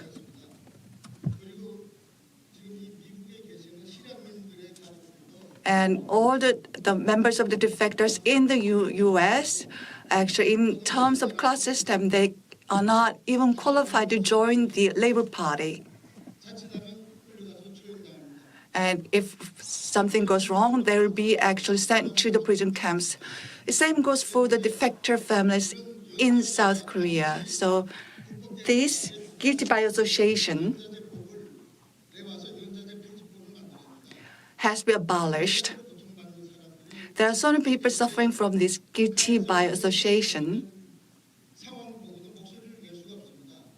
And because of guilty by association, when you look at something wrong that's going on in North Korea, people are afraid to actually voice that out. If I commit some kind of crime, then not only my members, but my relatives will all be executed. So a remote family member of Hwang Jang-yeop was working in the same office as I was. When Mr. Hwang defected,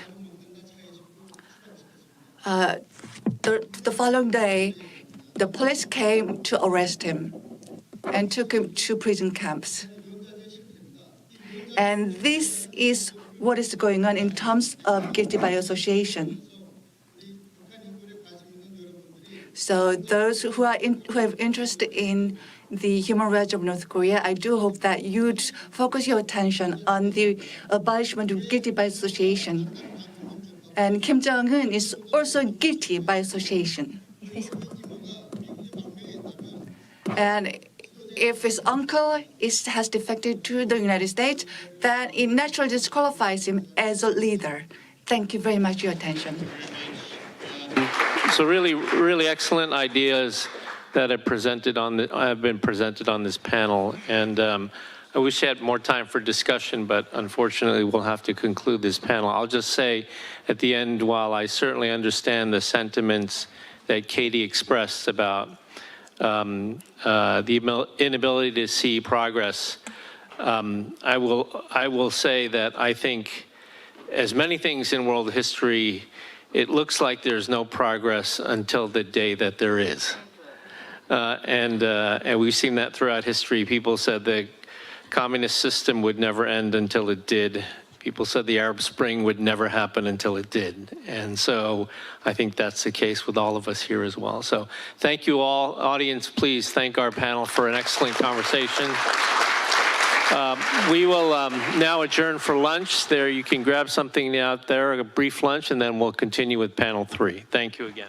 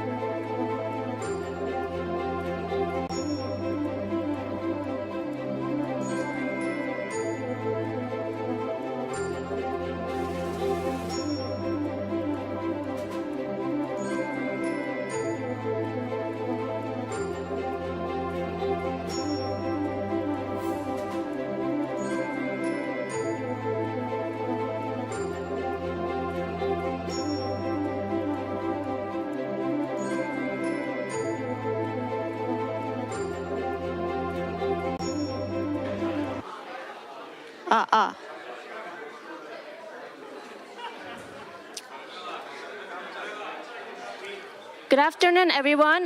We are now going to begin the special feature session. For this session will be in Korean, so for those who need an English translation, please use the receiver on the table. English is on channel 2. Thank you very much.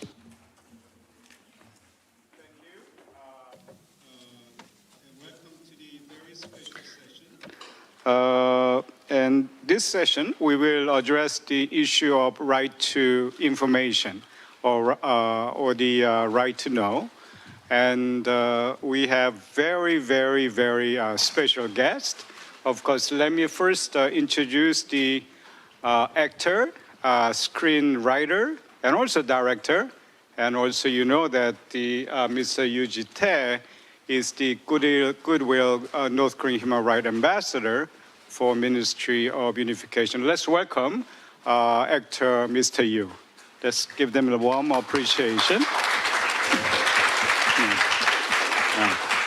And then we have the Mr. Kim Geum-hyuk, and he's actually he attended the Kim Il-sung University in North Korea. That is probably the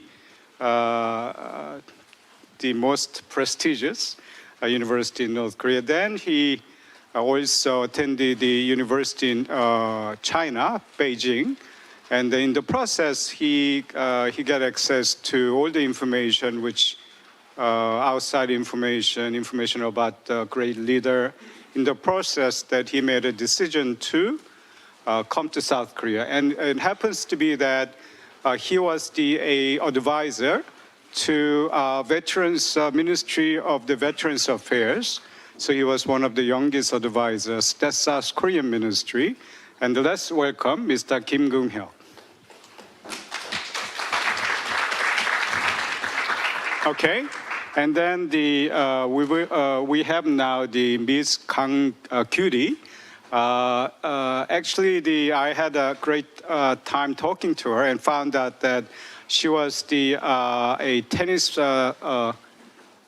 table tennis player, and then she actually went to elite athletic university in Pyongyang. And then so if anybody who wants to learn about table tennis, and we can do that after lunch or during the lunch. And then she will talk about her experience. And interesting that she actually was in North Korea till last year. So she came to South Korea October 2023. So literally fresh off the boat. So let's welcome Ms. Kang Kyuri.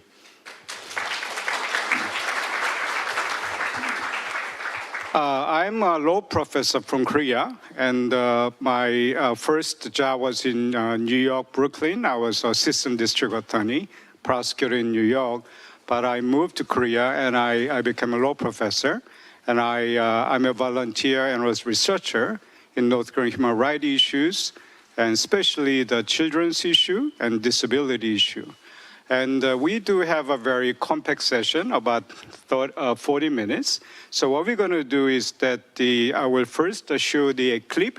This is a very popular show in Korea. We talked about the North Korean people need to learn more about what North Korean refugees do in South Korea. And this is exactly one of the most popular programs in Korea. Let's just listen to the clip very briefly. Okay, can we have the clip, please? 북한에서 이렇게 탈북을 해온 사람들을 상대로 이렇게 설문조사를 했는데 내가 탈북을 하는 데 있어서 가장 어떤 것들이 영향을 미치냐라고 했을 때 제일 1위가 드라마였대요. 그리고 2위로 나온 것이 K-pop. 그리고 3위가 바로 라디오. 결국 1, 2위는 되게 자발적인 거네. 네. 그리고 라디오도 큰 영향력을 행사했다라고 볼 수 있는 거죠. 3위가 라디오. 저희 때는 드라마를 보고 탈북을 결심하고 또 드라마를 보고 한국을 알게 됐다게 되면 요즘의 사람들은 차라리 드라마를 또 안 믿는 사람들도 있대요. 너무나도 화려하니까 저게 정말 실제일까? 차라리 일반인들이 연예인이 아닌 일반인들이 나온 이런 프로그램을 좀 가져다 달라. 해서 들어간 게 6시 내 고향. 예, 이런 같은 정말 리얼. 근데 그런 거를 은근히 북한 사람들이 그걸 환호한다는 거예요. 농촌이니까. 왜냐면 농촌이니까. 근데 그걸 보고 눈이 화따닥 뒤집어지는 게 농촌이라 하게 되면 북한은 정말 못 사는 곳으로 유명하거든요. 실제로 우리 김아라 씨도 도시에서 태어났으면 저렇게 가난하게 안 살았을 거예요. 정말. 가난하게 사는 어깨가 공주야. 네, 근데 저도 탈북하면서 그 농촌에 가게 되면 세상에 농사를 짓는 사람들 새틀을 먹어요. 근데 나만의 시골 사람들은 뭘 먹냐 했더니 하얀 이 밥을 이만큼 쌓아놓고 먹는가 하면 반찬이 진수성찬이야. 근데 시골 사람들이 하나같이 트랙터하고 자가용 승용차가 다 있더라는 거예요. 시장 나오고. 네, 그러니까 저거는 가짜가 아니다. 시골 사람들이 저렇게 잘 사니 도시 사람들은 정말 잘 살고 드라마의 모습은 진짜구나. 6시 내 고향이 최고네. 나 이거 너무 의외인데. 네? Okay, thank you. First, can we have the PPT? And what I'm going to do is that I will give the first a podium, or rather opportunity to the lady first, Ms. Kang Gyuri. And we will actually conduct this session in Korean, so that we will actually have a little cultural experience. So please use this time to get your device and be ready. And then you will hear quite not only interesting, but we talked about what is the reason, and also how can we influence the people and young people in North Korea. And now you have opportunity to hear from the North Koreans. Okay? 그럼 let me ask the question to Ms. 강규리. 우리 강규리 선생님은 So,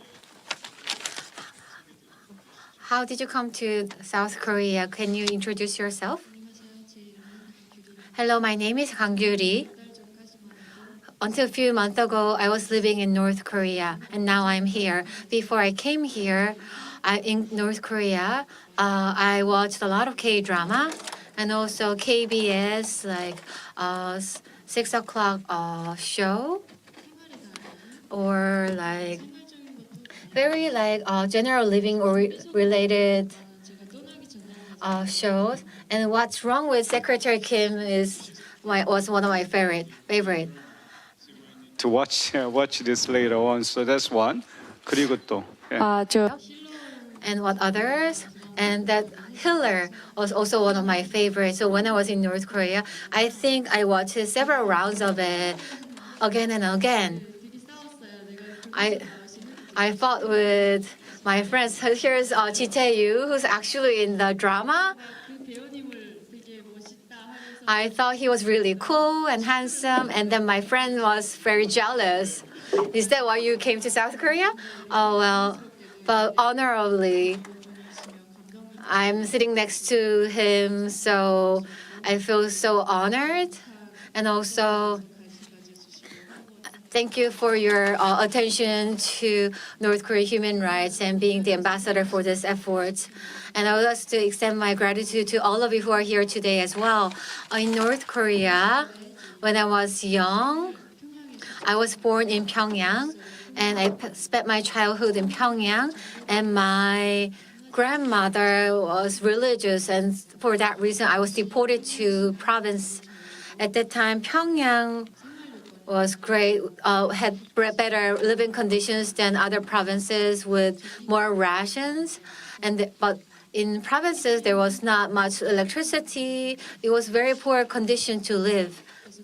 So my family, for some time, it was very difficult to adapt to that new environment. It was very painful.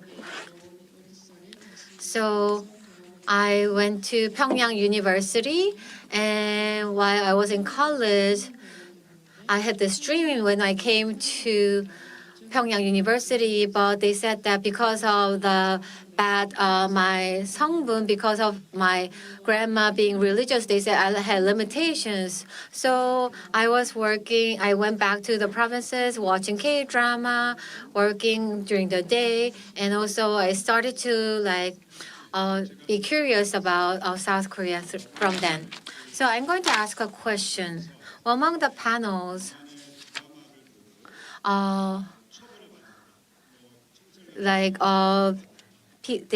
talked about people getting punished or executed for watching K-drama. Do you know any laws related to that, or do you know anybody that you know who went through such punishment? Background, I need to verify what people said. Panel talked about people were actually executed watching the South Korean drama. So I just asked Ms. Kang that do you know anybody who been prosecuted or prosecuted because they watched the drama? 한번 얘기해 주시죠. Can you talk about it? Well, in North Korea, like the public execution is going on a lot. So I know many execution related to K-drama punishment. I have 3 cases. There was one 19-year-old in 2023. He was caught on spot. 1 month later, after trial, he was killed by shooting. So he was executed, right? Yes. And those who are related to that, if one person is caught, then they go down to the root. So there was another person who was 21 years old. This person's dad was an officer, so it was not execution, but he needed to go through training. But his dad tried to take him out of the camp, and then there was another investigation going on because of and then the dad and the child was executed together. And there was another friend of mine who was 23 years old, a girl, together with her boyfriend. They were watching K-drama. They were caught together. The boyfriend said that he led everything on this and got into trial. And I think in 1 month, the boyfriend was killed by shooting. And the girlfriend, who was 4 months pregnant, I heard that they got some extended period. So you know them personally. The testimonies and in the morning talked about that there is a prosecution, execution is actually happening in North Korea, and she just shared her intimate information, a person she knew. 그러면 시간. Okay, so due to the interest of time, so I'm going to ask Kim Keung-hyuk. So you came all the way to DC. Now you're participating in this conference. Well, when you are in North Korea, maybe it's hard to get out of the country to go overseas. Maybe you could just stay there and, become prosperous as well. How did you come here this far? Well, actually, I think this is very related to the topic of the session, which is right to know. Like you said, I went to Kim Il-sung University.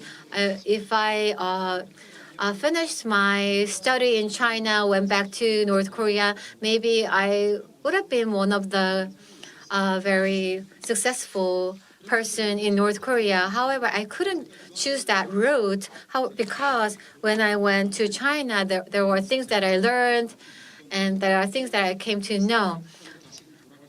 I felt deceived, and I couldn't go back to North Korea because of that. And more importantly, about the North Korean regime, or about all the human rights situation in North Korea, poverty, and so on, I could not turn my blind eye onto it. Okay, then, so you didn't know that when you're living in North Korea about this political prison camp and other things? Did you really not know about it, or did you just pretend that you didn't know? How did you find out about this information, about these things that you came to know? Well, for the last 30 years, there were many K-dramas or others flowed into North Korea by activists. Also, I have watched many South Korean movies and dramas and so on. I was very open-minded. However, I only took it as an entertainment. I didn't take that as something that made me question the North Korean regime. I don't think it led me to think that this is wrong.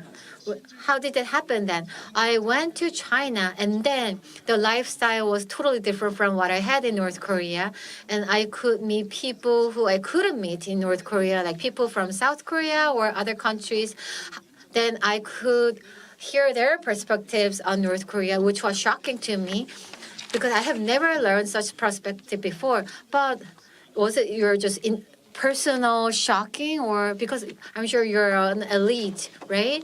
And smart people there, is it like, do you think your friends as well had the same shocking experience? Well, those who are studying overseas from North Korea, I think they mostly, I think 100%, they have an impression that there's something going on, there's something wrong. However, they usually turn a blind eye on it because they think that they cannot change anything.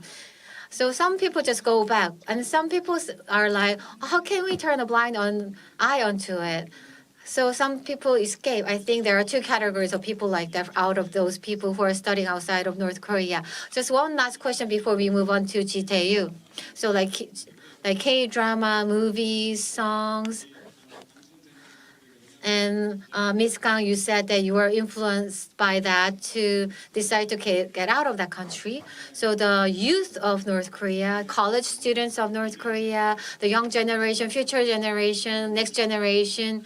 So in order to give impact on that, what can we do? I can make it clear. I can clearly say that K-drama, cultural factors, it is still not as influential to create big changes. I think what we really need to do is to let them know what is the basic rights.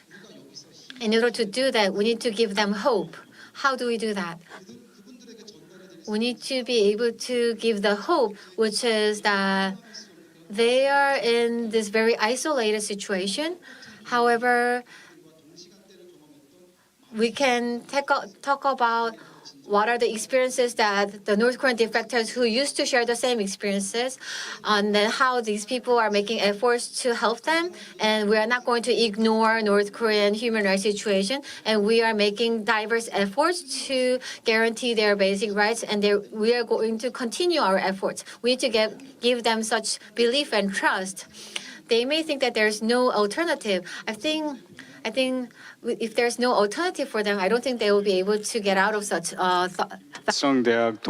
For example, what about your children studying in China together?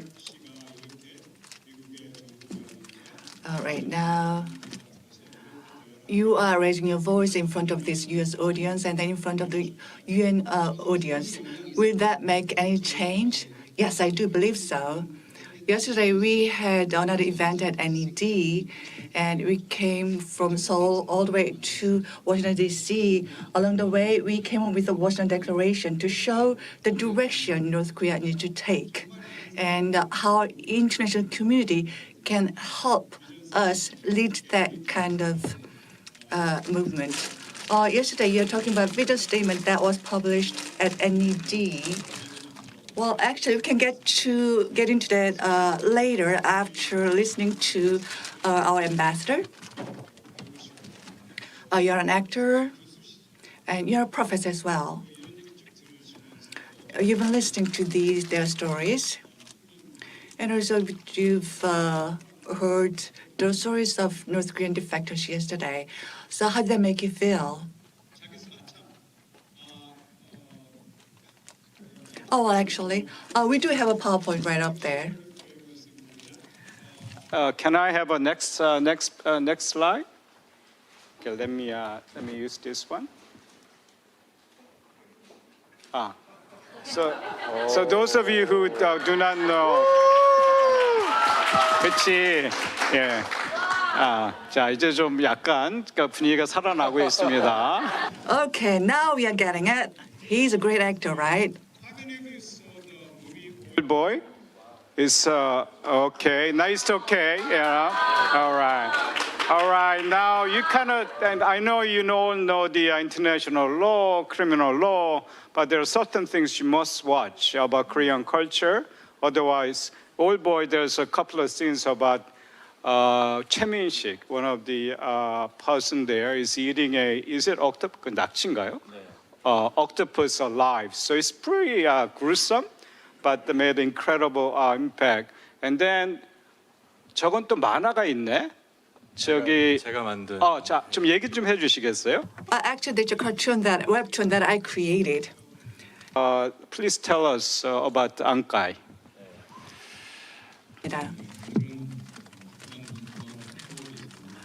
I'm here today as an ambassador for human rights. I am an actor and director, Ji Tae-yu. So actually,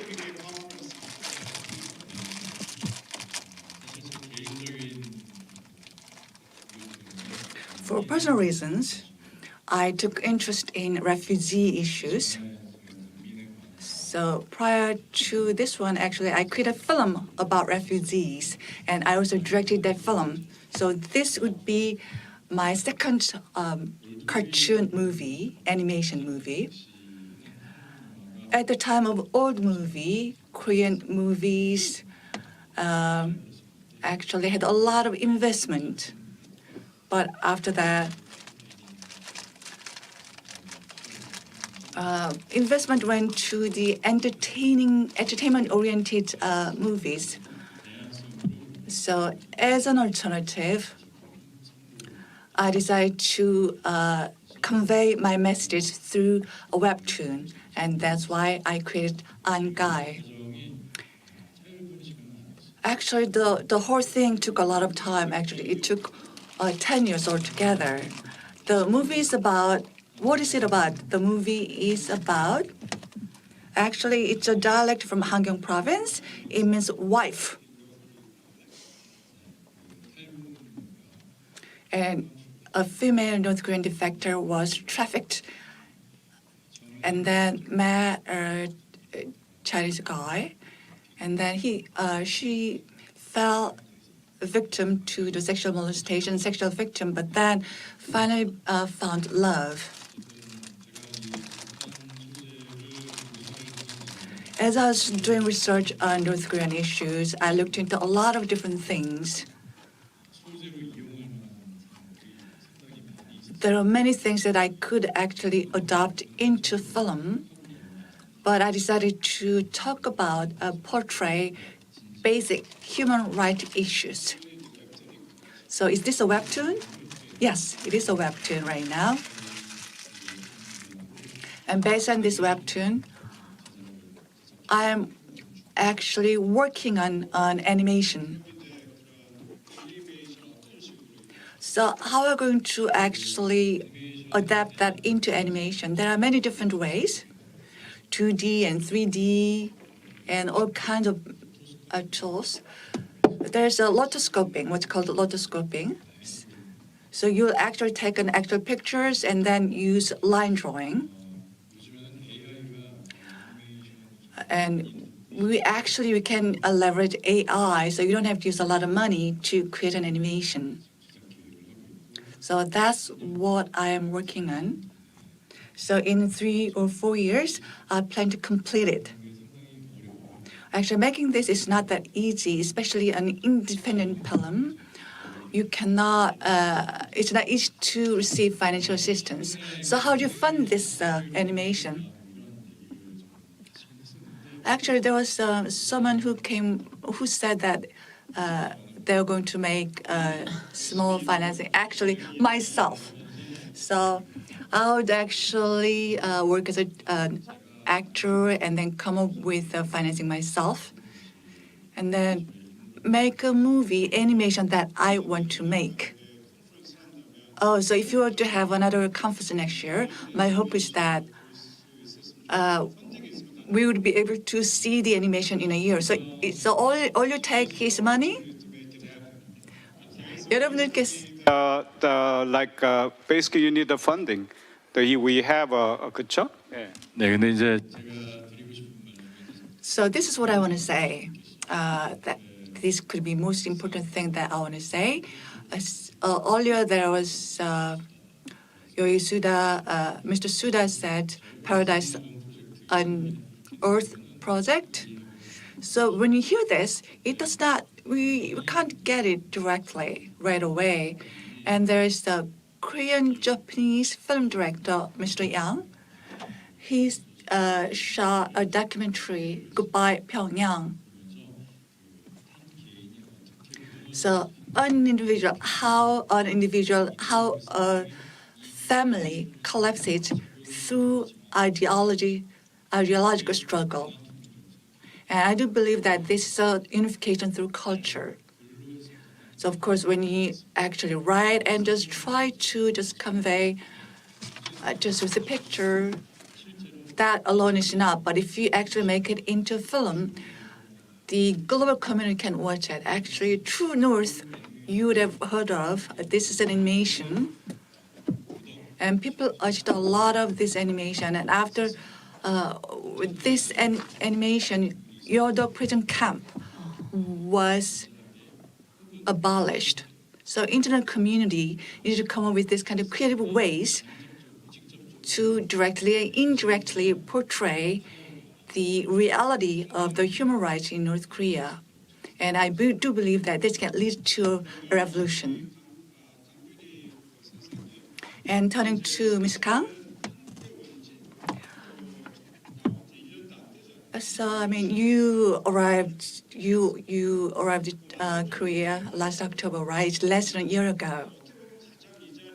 So after your arrival in Korea and the reality in North Korea, if you can just touch briefly upon it, and after your arrival in North Korea, what did you want to do? If you could share that with us, please. So let me just touch upon the reality of North Korea first. Things are very difficult right now due to the pandemic. And the informal trade has been blocked, and the border control has been tightened. So there are not many supplies available. And there are a lot of informal trade through Changmadang, and because it's been blocked, the prices intensified, went up about tenfold. So people want to survive, so they had to use up whatever savings they had. And the North Korean government banned the individual trade. And the North Korean government tried to actually control the sales of food through official channel, and that resulted in the skyrocketing of prices, including the price of rice. And people cannot afford to have cooked rice anymore, and people would commit suicide because of the economic hardship. And this was the situation, and still people were shot to death for watching Korean dramas. But they are not actually executed for murder, but for watching K-dramas, they were executed. It was not the case in the past, and actual life sentence was the hardest punishment before, but now people are executed for watching K-dramas. And people are asking, why now? Why are you killing people? And they say, education works anymore, so this is a treason. So that was ridiculous. This is what younger generations tend to think. Oh, so that's what younger generations are thinking? Yes. And the young people, there was a murder of a government official, and his wife and children are also murdered.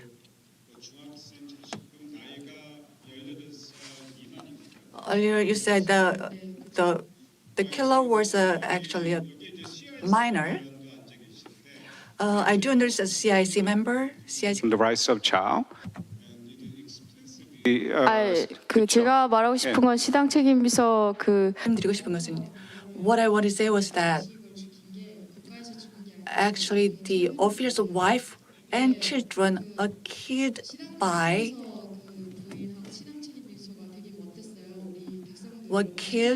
by one boy. So he actually killed them for personal revenge. And actually, police investigated and they did not catch the killer. Well, actually, it turned out a 21-year-old young man.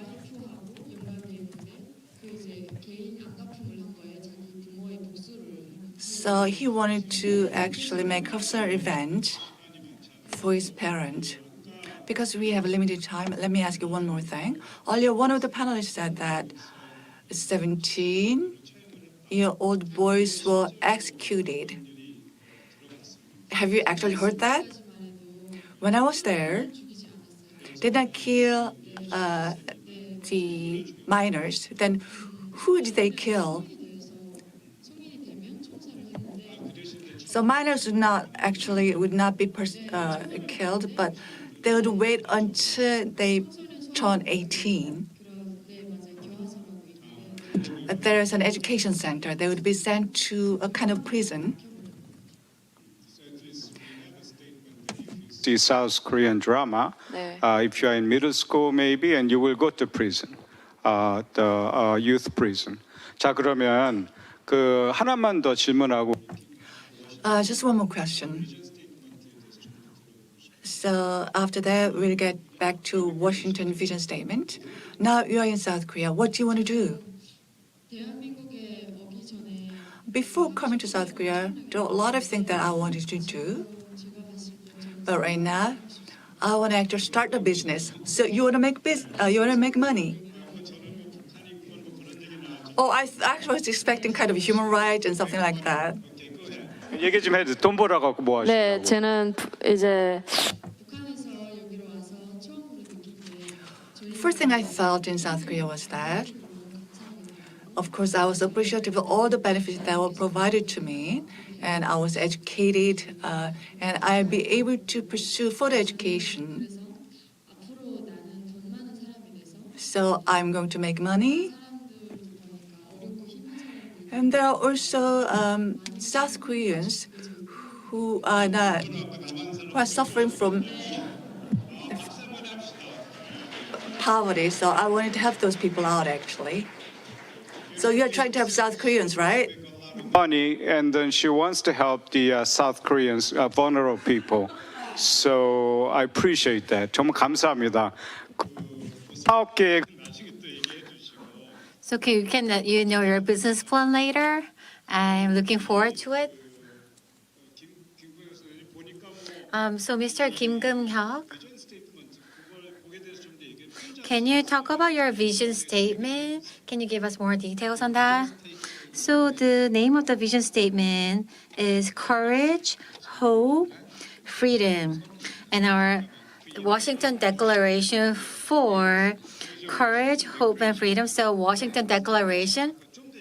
Can you tell me more? That there were 몇 명이 같이 이걸. How many people were involved? 9 people was involved.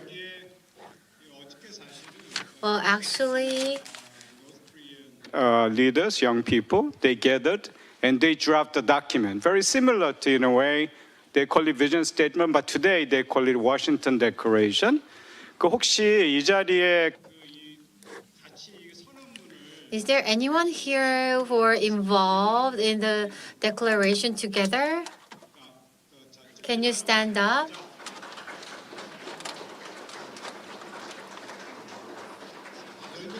Oh, actually 10 people, not 9 people. Thank you. I was counting them. So you gathered together to draft this? One of the big motivation for us was that now the international community about North Korean human rights, about the future of North Korea, there's a lot of discussion going on, and many are involved in that, UN and everyone. But I think who really need to lead these efforts are the North Korean defectors. And while the international community is talking about this and that thing, and they can deliver that to North Korea, however, the impact will be bigger, I think, if North Korean defectors raise their voice on that and deliver that to North Korean people inside North Korea. Of course, international community's support is very important, and we're in desperate need of that. However, if you can hear the voices of people who actually shared such experience before with more truthful voice from their heart and giving direction for the future, I thought we can have more impact on the future changes. What are the details of the declaration? So I thought about the contents. What should be the future of the human rights situation in North Korea? And also, this is a very dire situation. There's a lot of difficulties. It's important to draw attention of the international community, but at the same time, what is really important is what we are going to do in the future, what kind of country that this North Korea should be, what should be the future direction, and when it becomes a normal state, what kind of world we want to build. I think these are the important things, and that is included in our declaration. Well, currently it's Washington Declaration, but maybe it can be used with more involvement of more North Korean defectors. We can raise more voices. Because I have law background, I'm very sensitive to these words. So yesterday was a vision statement, but today it's Washington Declaration. It's a declaration. Because declaration is huge, right? We have Independence Declaration. 사람들이 서명.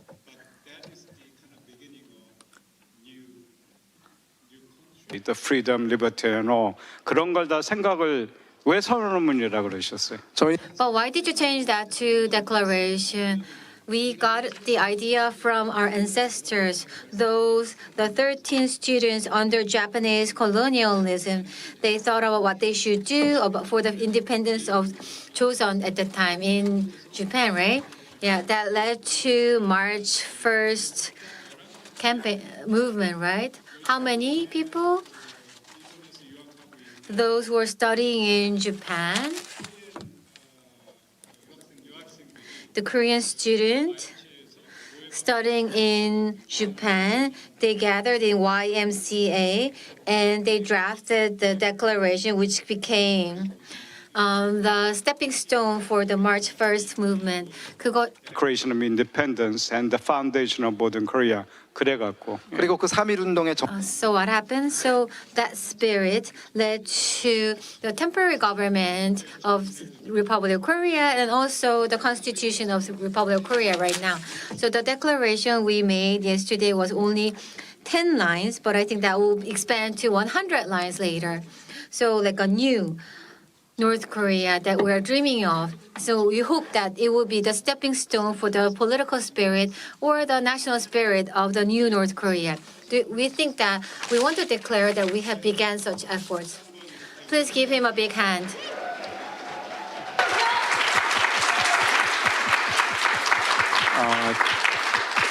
제가 이제 So for the last 20 years, went to UN and all.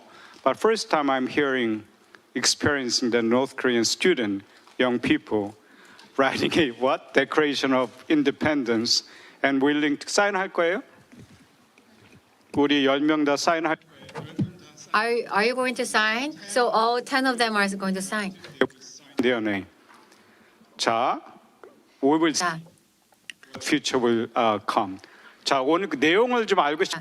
So we want to know the details about, but due to the interest of time, will there be an opportunity for us to talk about that?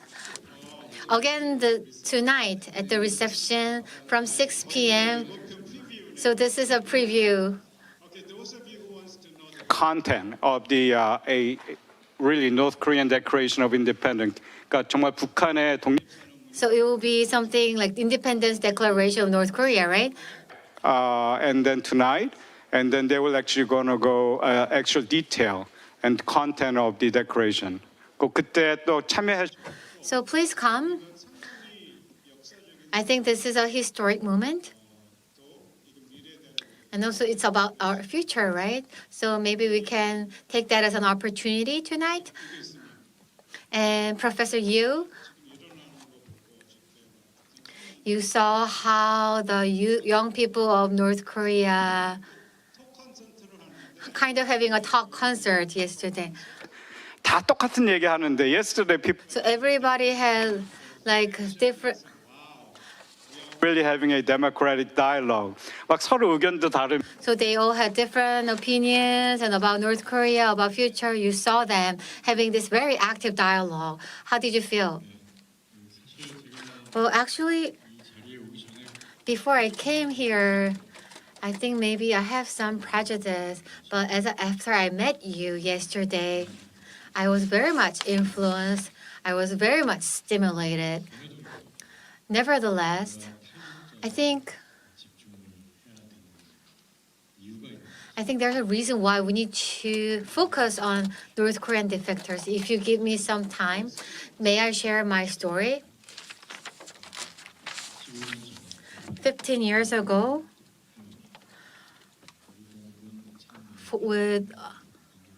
I had some relationship with the so-called comfort women. I was supporting them.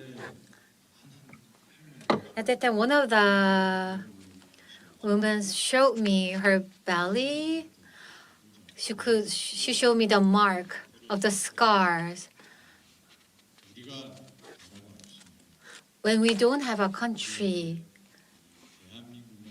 if we don't have this country, Republic of Korea, we need to live, we'll be treated like dogs and pigs. We are not treated as humans. That's what she said. As I made researches for Ankai, I learned about the human trafficking of North Korean people, and I heard that they were called as pigs. The women who are being trafficked are called as pigs. That like dogs and pigs that this comfort woman mentioned under Japanese colonialism.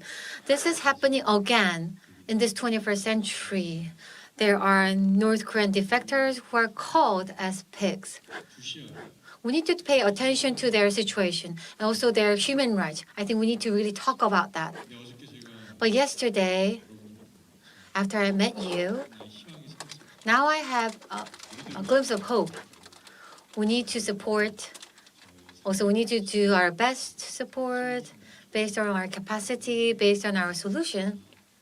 However, at the same time, maybe you can move this toward a change. Maybe North Korean defectors, maybe they can start a movement to create new kinds of unification. I'll cheer for you. I'll also do my best to support based on my capacity. Cheer. Thank you.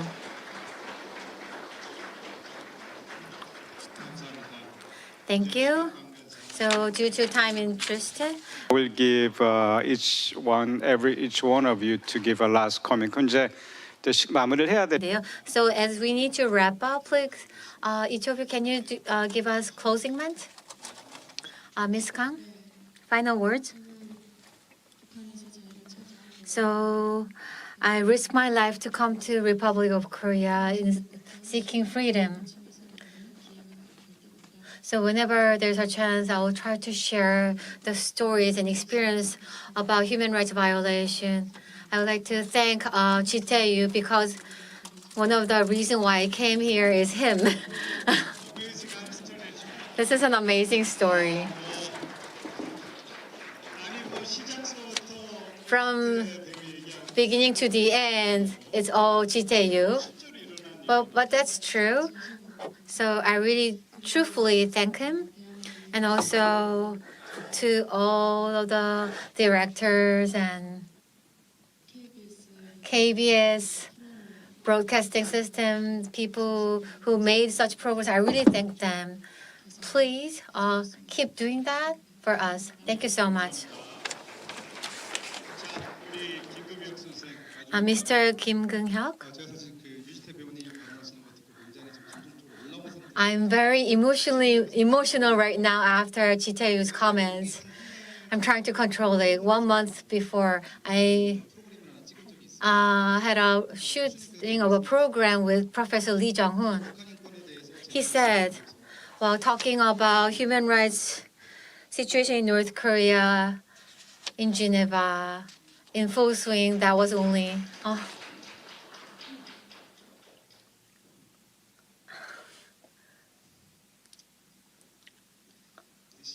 that's 10 years ago, right?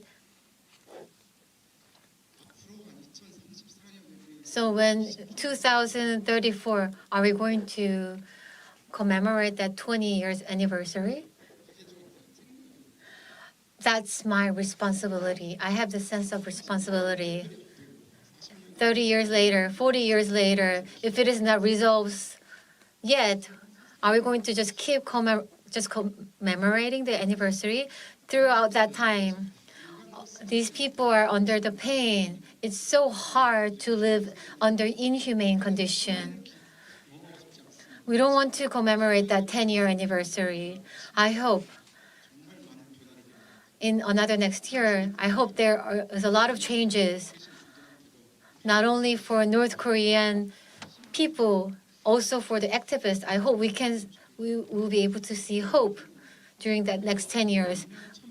All of us, this 10 people, 100 people, 1,000 North Korean defectors, we will talk about hope, changes, and we will make sure to have that change happen. So please, those who are watching this video, watching this live stream outside of North Korea, inside of North Korea, please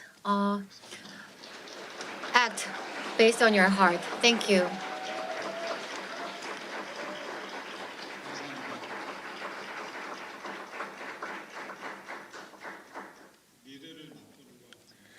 I think we just have seen the glimpse of new North Korea. 우리 유지태 So Professor Yu, please wrap it up.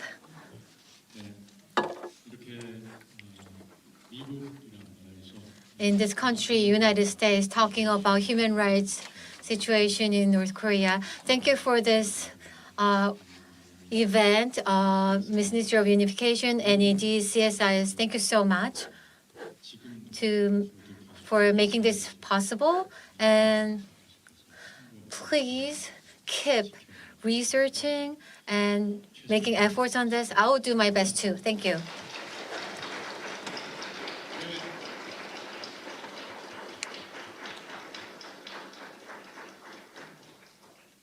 Mr. Kim and these 10 drafters named their vision statement as a Washington Declaration. The dignity, the hope, and freedom.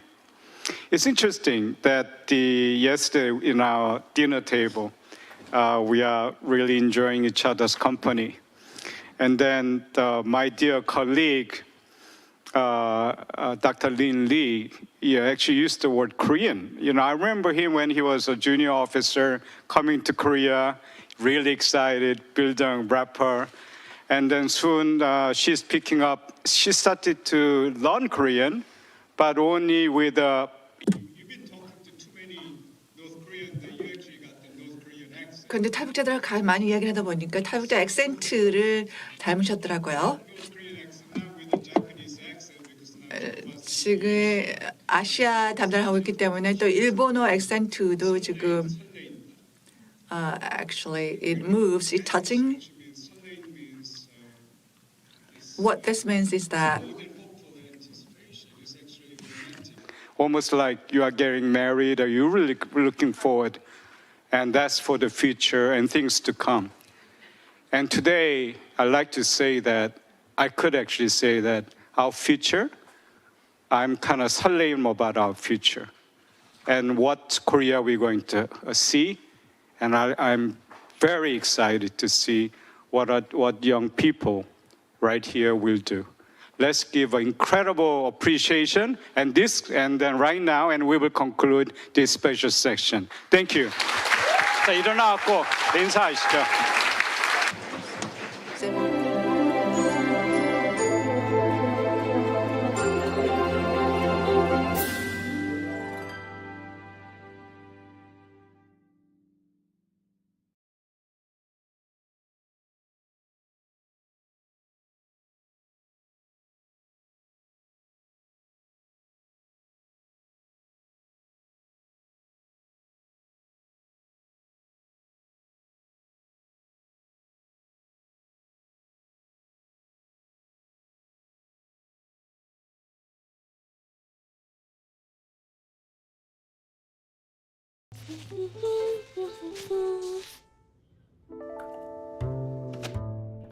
더블 클릭으로 더 깊고 진하게 네스프레소 버추어. 피부염, 상처에도 디판 케어, 디판 테놀.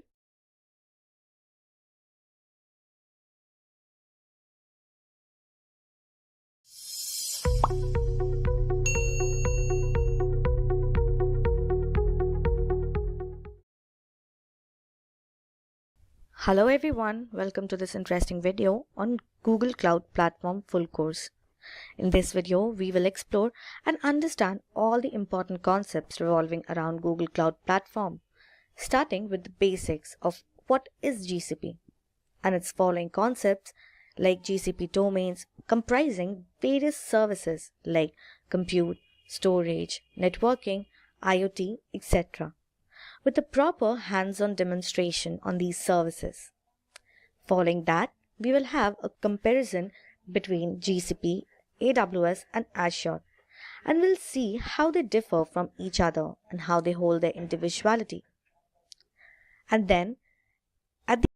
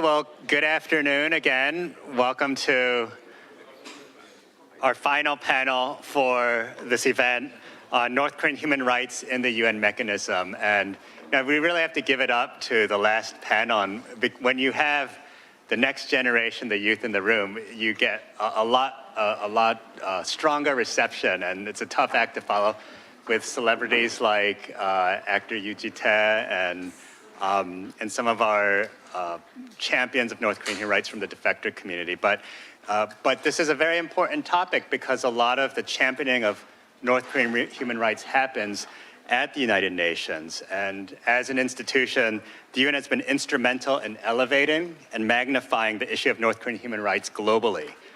This includes the work of the UN Special Rapporteurs and also several UN human rights committees that have encouraged, challenged, and pressed North Korean officials to improve human rights in their own country, while also advocating justice and accountability for victims.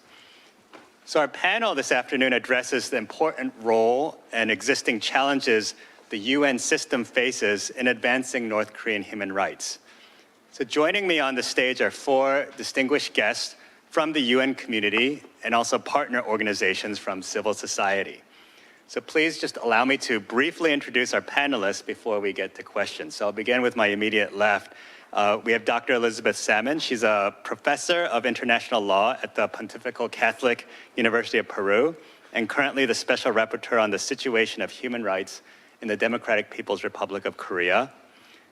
To her left is Dr. Benyan Dawit Mesmer. He's a professor of international human rights law at the University of the Western Cape in Cape Town, South Africa. Since 2012, Professor Mesmer has been serving on the United Nations Committee on the Rights of the Child and served as its chairperson from 2015 to 2017. We then have Dr. Hae-sun Shin. She heads a human rights NGO that has ECOSOC consultative status, the Korea Center for United Nations Human Rights Policy. She also served as an expert on the UN Committee on the Elimination of Discrimination Against Women from 2001 to 2008, and also a commissioner of the National Human Rights Commission of Korea from 2005 to 2008. And then we have, finally, Mr. Greg Scarlatu. He's the executive director of the Committee for Human Rights in North Korea, otherwise known as HRNK. It's a position that he's held for 13 years. And he's also a Radio Free Asia Korean columnist, and he's been doing that for 21 years. And I just realized I didn't introduce myself. I'm Andrew Yo. I'm a senior fellow and the Korea chair at the Brookings Institution. I'm also a professor of politics at the Catholic University of America in Washington, D.C. So now that we have the introductions aside, let me just jump to our first question. I wanted this to be more of an interactive dialogue or a conversation rather than having the panelists give speeches. So with apologies, because I know that several of them actually had formal presentations, but as many have done today, they've kind of chucked those in. So we'll just have a conversation about the role of the United Nations and where we can be heading moving forward on the question of human rights. And so let me just first turn to Dr. Salmon. So the ongoing conflicts in the Ukraine, the Middle East, and Africa, and the return of the so-called bloc politics has really put a strain on global governance, including the work of the United Nations. I think Justice Michael Kirby talked about trying to find areas where we can sting North Korea, but really China and Russia have taken out some of that sting and what the UN can do. So I wanted to ask you how these broader geopolitical trends directly or indirectly affect your work at the United Nations as it pertains to the human rights situation in North Korea. So I'll start with that. Thank you, Andrew. I'm Elizabeth, no Dr. Salmon. Well, let me start by saying that I'm deeply grateful to the Minister of Unification, Human Asia, and obviously CSIS for inviting me to this conference on the situation of human rights in North Korea. For me, it is absolutely inspiring to see so many actors around the world, different countries, coming together to discuss on the situation of human rights in the DPRK. I am today here in Washington, but I have been in Seoul, in different countries, even in Argentina, and it is so inspiring to see different communities. I have a huge sense of responsibility because there is a strong community of experts, of wonderful people working around this. Yesterday, Julie Turner said that we need young people, and I totally agree, of course, but even if I'm not a young person, I feel like a young person here because you've spent decades working on the situation of human rights in the DPRK and just started in 2022. So I'm coming back to your question, no worries. I would like first to say that what about the international community and their efforts on the DPRK, and also maybe some information concerning my mandate and its priorities, as you said. Firstly, it is important to remember that the human rights situation in the DPRK has been a concern for the international community for the past decades. Both the Human Rights Council, but also the General Assembly have an annual resolution on the human rights situation in the past 20 years.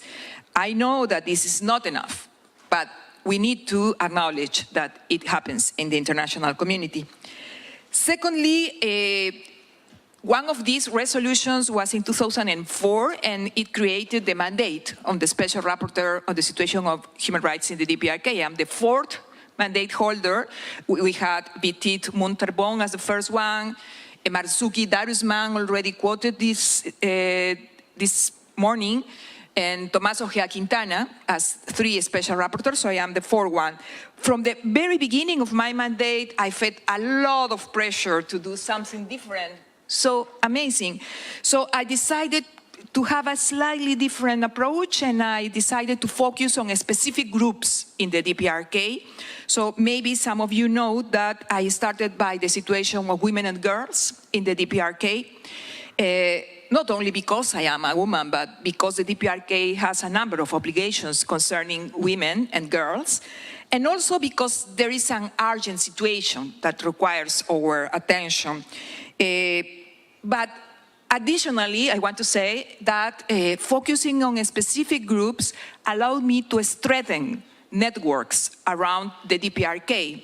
For instance, the committee, the CEDAW committee, the Committee for the Elimination of Discrimination Against Women, I don't know if you have heard of this, in 2023 recommended to China in their report to provide protection and ensure justice to women and girls from the DPRK. And we had a conference in Seoul talking about this. Also, the Special Rapporteur on the Violence Against Women and Girls raises this issue in different talks, the Working Group of Enforced Disappearances, the Working Group on Arbitrary Detention. So I don't want to bother you with all of this information, but I think that it is important to see that when we have a specific focus, we may have different actors around the table, and we can strengthen synergies. And I don't know how many minutes I'm talking. Fine? Okay, so may I use one minute more? Yes.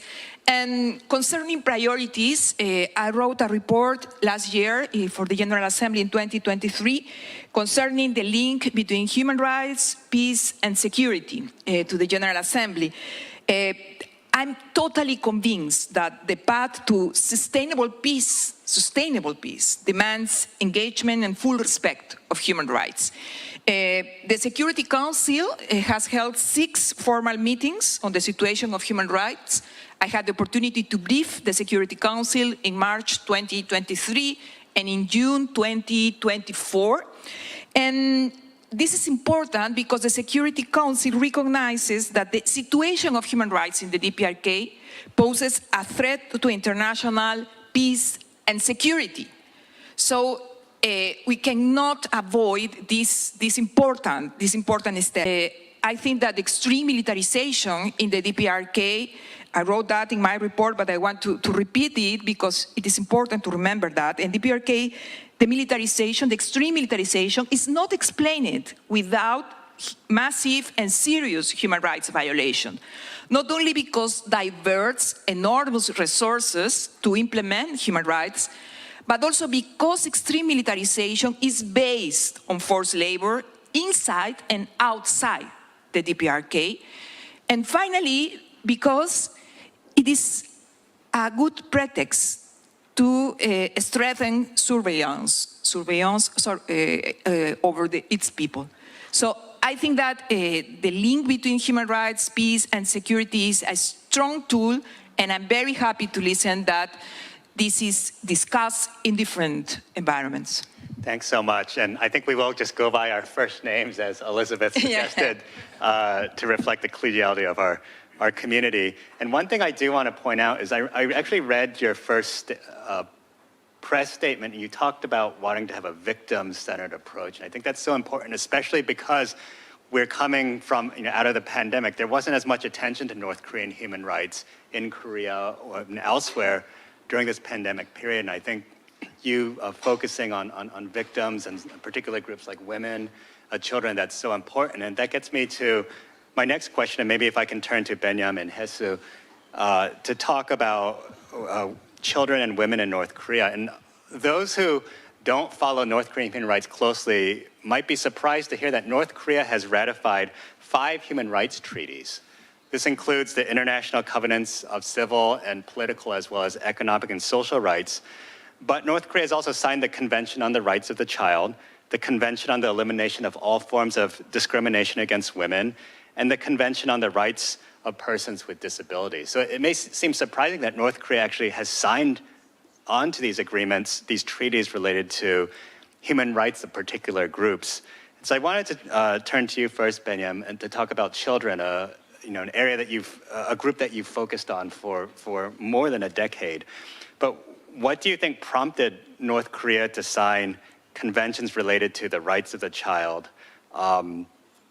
Has the North Koreans ever responded to any requests from information from the committees? What are your thoughts here? What may have made North Koreans gravitate towards this issue, and are they actually responding in any sort of positive way to the treaties that they've been obligated to adhere to? Thank you very much. It's an absolute pleasure to be here. I'm based in South Africa, as you heard, but I'm Ethiopian. And because of that historical connection between Ethiopia and South Korea, I've learned quite a lot from some extended family members within my own family. And this is probably the best opportunity that I've had the chance to meet more people at the same time from South Korea. Now, as was mentioned, I serve on the UN Committee on the Rights of the Child. We often do disclaimers, so I don't want anything that I say to be taken to be representing the views of the committee, but let me throw a few ideas here. In 2017, I was still serving as chairperson of the UN Committee on the Rights of the Child when we had the opportunity to engage with... Okay, in 2017, I had the opportunity, February 2017, I had the opportunity to engage with multiple civil society organizations working on human rights issues in North Korea. I was still chair of the committee at that stage, and then a few months down the line, as a committee, we also had the opportunity to review the State Party report of North Korea. Now, there are a few things that I remember from that process. That was the 5th report of North Korea. So usually some of the expectations that you would have are, if you've gotten to the 5th report level, you need to be moving beyond the conversations about legislation, but predominantly on implementation, predominantly on quality, predominantly on progress. And there were a few areas where there was that, and there were significant areas where that was not present. In fact, I look back at the composition of the delegation. There were 10 members of the delegation. 4 of the 10 were from the permanent mission in Geneva. There were a couple of professionals from the legal department, and 1 from education and 1 from health. And there were significant areas where we couldn't engage in a detailed conversation, for instance, on data collection, which is absolutely critical, issues pertaining to law enforcement, issues related to children that are deprived of their liberty. And in the juvenile system, there was hardly, from the conversation, there wasn't anything that can be classified as being significant in terms of being a juvenile justice system. So those were some of the points. Now, why the government ratified? They provide in their initial report in 1996 saying that, they saw that the principles are very much, the principles of the convention are very much aligned with what they believe in, what they wish for their own children, that they said that there are actually expressions in North Korea that say a child is a king, should be given all privileges that are given to a king, and so on. So quite a bit of aspirational thinking when the ratification came to force. Now, I just want to throw 2 points here. One is, as a committee, when we engage with states, there are always pros and cons. There is always room for improvement. One of the striking thing from the conversation that we had with North Korea in 2017 were some very serious human rights, child rights issues that were actually being contested, that we consider to be settled, but were being contested. For instance, issues pertaining to torture.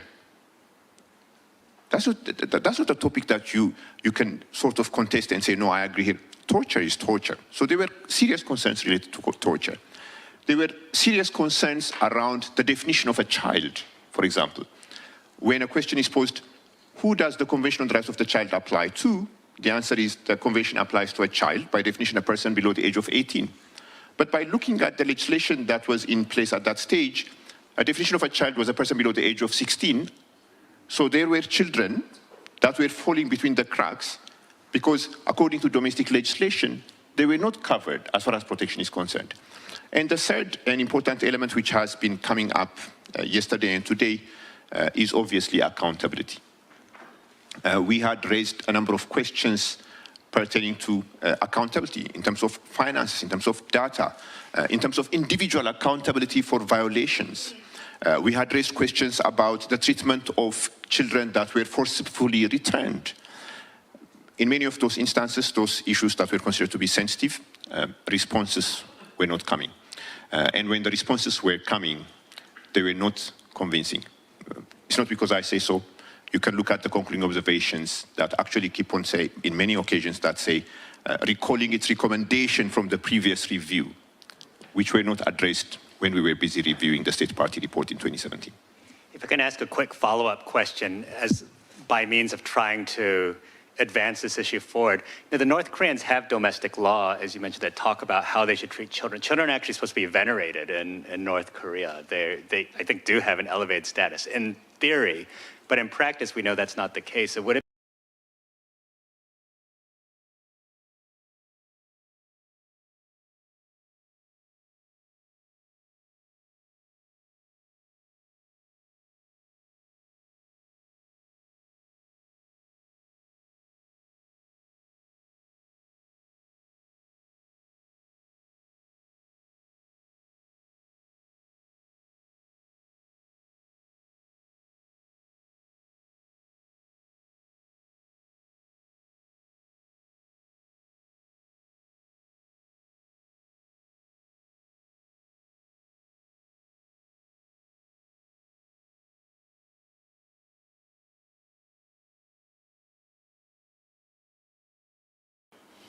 From the conversation, it was also evident that some of the laws are good, and they were, of course, presenting them as good. There were a number of laws that had significant limitations. I mentioned the example on the definition of a child, on juvenile justice, on the definition of torture, the treatment of children in orphanages, and so forth. There were significant limitations in those laws. But even in the instances where the laws were in compliance with the majority of the provisions of the Convention on the Rights of the Child, implementation was not forthcoming. There were significant limitations. And as we often say, as a committee, we are as good as the information base that is at our disposal. And information that is accurate, that is up to date, was one of the struggles that we actually had to contend with when we were busy reviewing the State Party report of North Korea. Mm-hmm. So it seems like one area that we can maybe make progress is collecting more information about children in North Korea, getting more information so that we can move forward with implementation. I agree with you, and I think if I can latch on to that, data collection, particularly disaggregated data collection, was one of the significant challenges that we faced during the review. In fact, if you go to the UNICEF website, it actually identifies data collection as being one of the priorities, where there has been some progress in certain sectors, but still significant limitations exist. And it's not just only general data collection. We are interested in disaggregated data on the basis of geography, on the basis of gender, on the basis of a whole range of economic status, and so forth, so forth. So that as a committee, we have a good look and feel of what the progress has been, what the limitations have been. And in fact, this year is the 35th anniversary of the Convention on the Rights of the Child. In fact, North Korea said that they ratified the optional protocol on child prostitution and child pornography in 2014 as the 25th anniversary of the Convention on the Rights of the Child, in the occasion of that. Maybe the 35th anniversary is a good opportunity, not just to ask for more ratifications, that could also be done, but maybe to ask for more implementation of what has been ratified. And part of that is getting solid information, which also includes disaggregated data. So I'm sure there are graduate students or young researchers out there. This is a perfect topic for you to explore. You have a professor here that you can consult and if you have any questions. But thank you so much for your comments, Benyam. Hesu, I want to follow along this same thread, just asking what your thoughts are about why the North Koreans decided to sign the treaty on the status of women. But also, just for you to help us unpack just the different narratives that come out about the role of women in North Korea, because on the surface, you can see that women are visible in politics and society. There are many women in leadership position in North Korea, but at the same time, from Defector's testimonies, we hear so many horrific stories about the way women are treated. In the previous panel, we talked a little bit about women as well, too, and some of the abuses that they suffer from. And so can you help us unpack or square these two contradictions about how we see women, the way that the regime portrays women in these elevated positions, but at the same time, so many just horrific stories about how they're treated and denigrated. If you can just say a few things about that. Thank you, Andrew, very much. Good afternoon. In this room, during the previous session, there was a feel of, full of hopes and shouting and etc. And now we are cooling down, down to the reality, dealing with the human rights system, how we can engage North Korea to really abide by the international norms. I have the experience of more than 30 years of engaging with the North Korean authorities when I was raising the issue of military sexual slavery by Japan, so-called comfort woman issue. So I regularly, encountered the North Korean authorities. We worked together, collaborated, and then I became the member of the CEDAW Committee on the Elimination of Discrimination of Women. And when you ask, Andrew, why North Korea ratified this Women's Convention, which was in 2001, which was somewhat rather late, considering that North Korea is a socialist country. Most of the socialist countries ratified it early in the 80s, because the convention was made in 1979.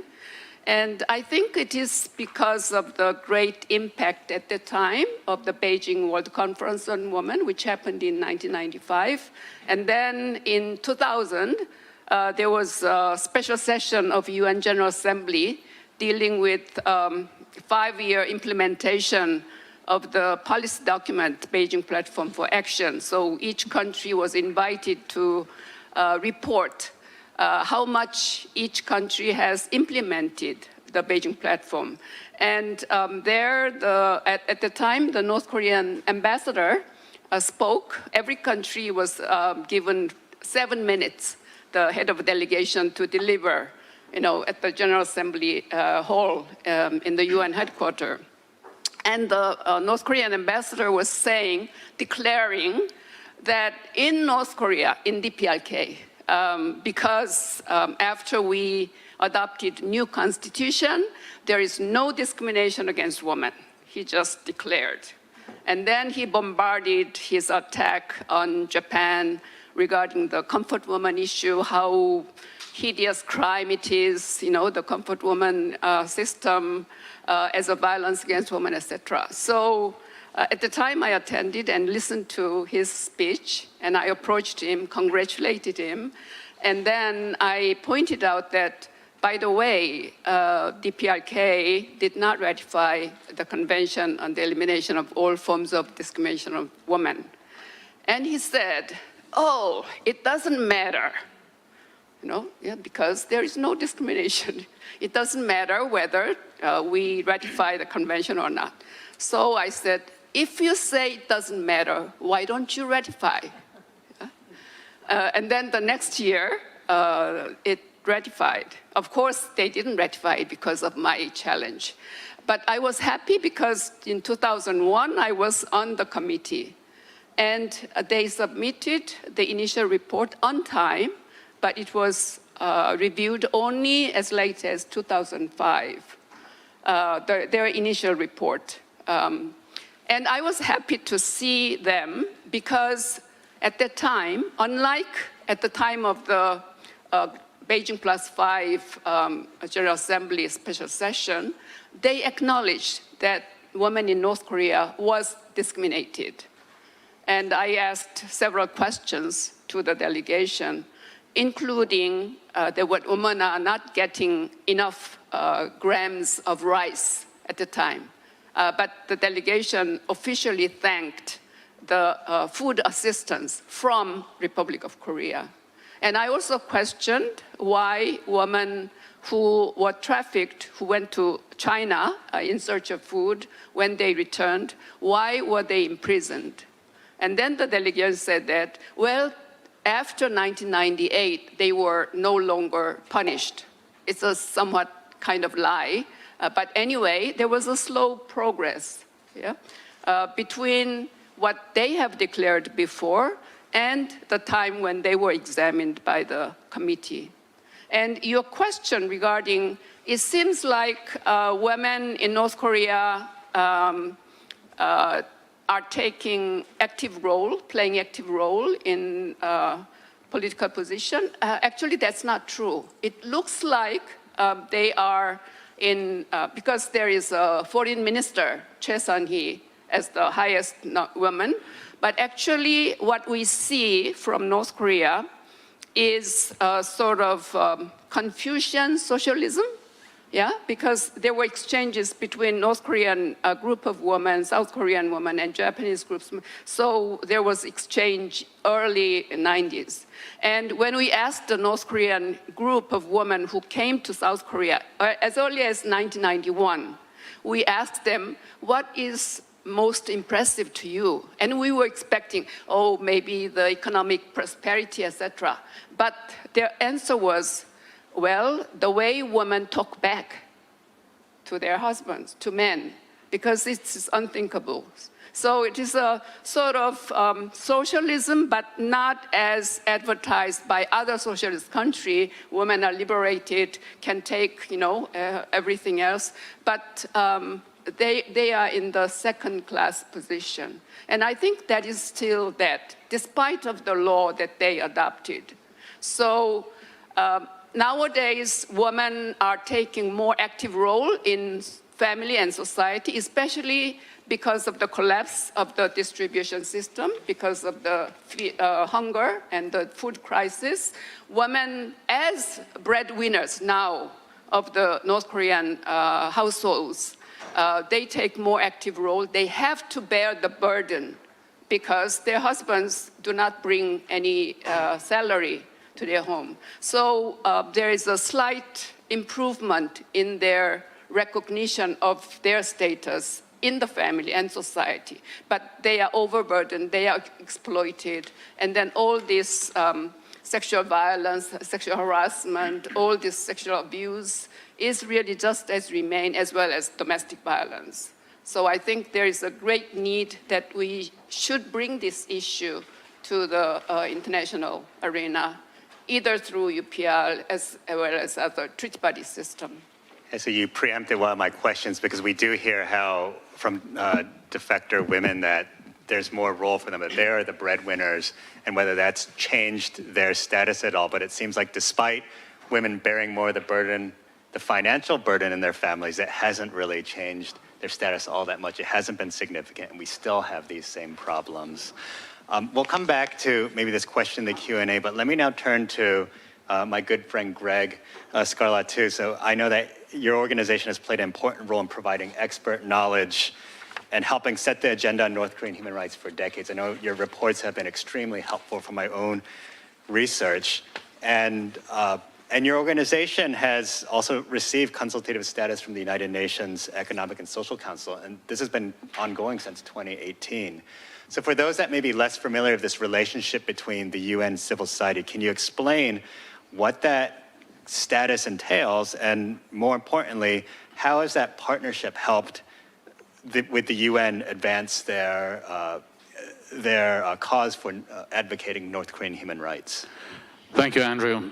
Certainly it was more difficult for us than it was for for Dr. Shin Hye-soo's group to acquire consultative status. There are currently 3 organizations dealing with DPRK human rights in consultative status: HRNK, us, PS Corps, Dr. Kim Tae-hoon in South Korea, and very recently NKDB, the Database Center for North Korean Human Rights.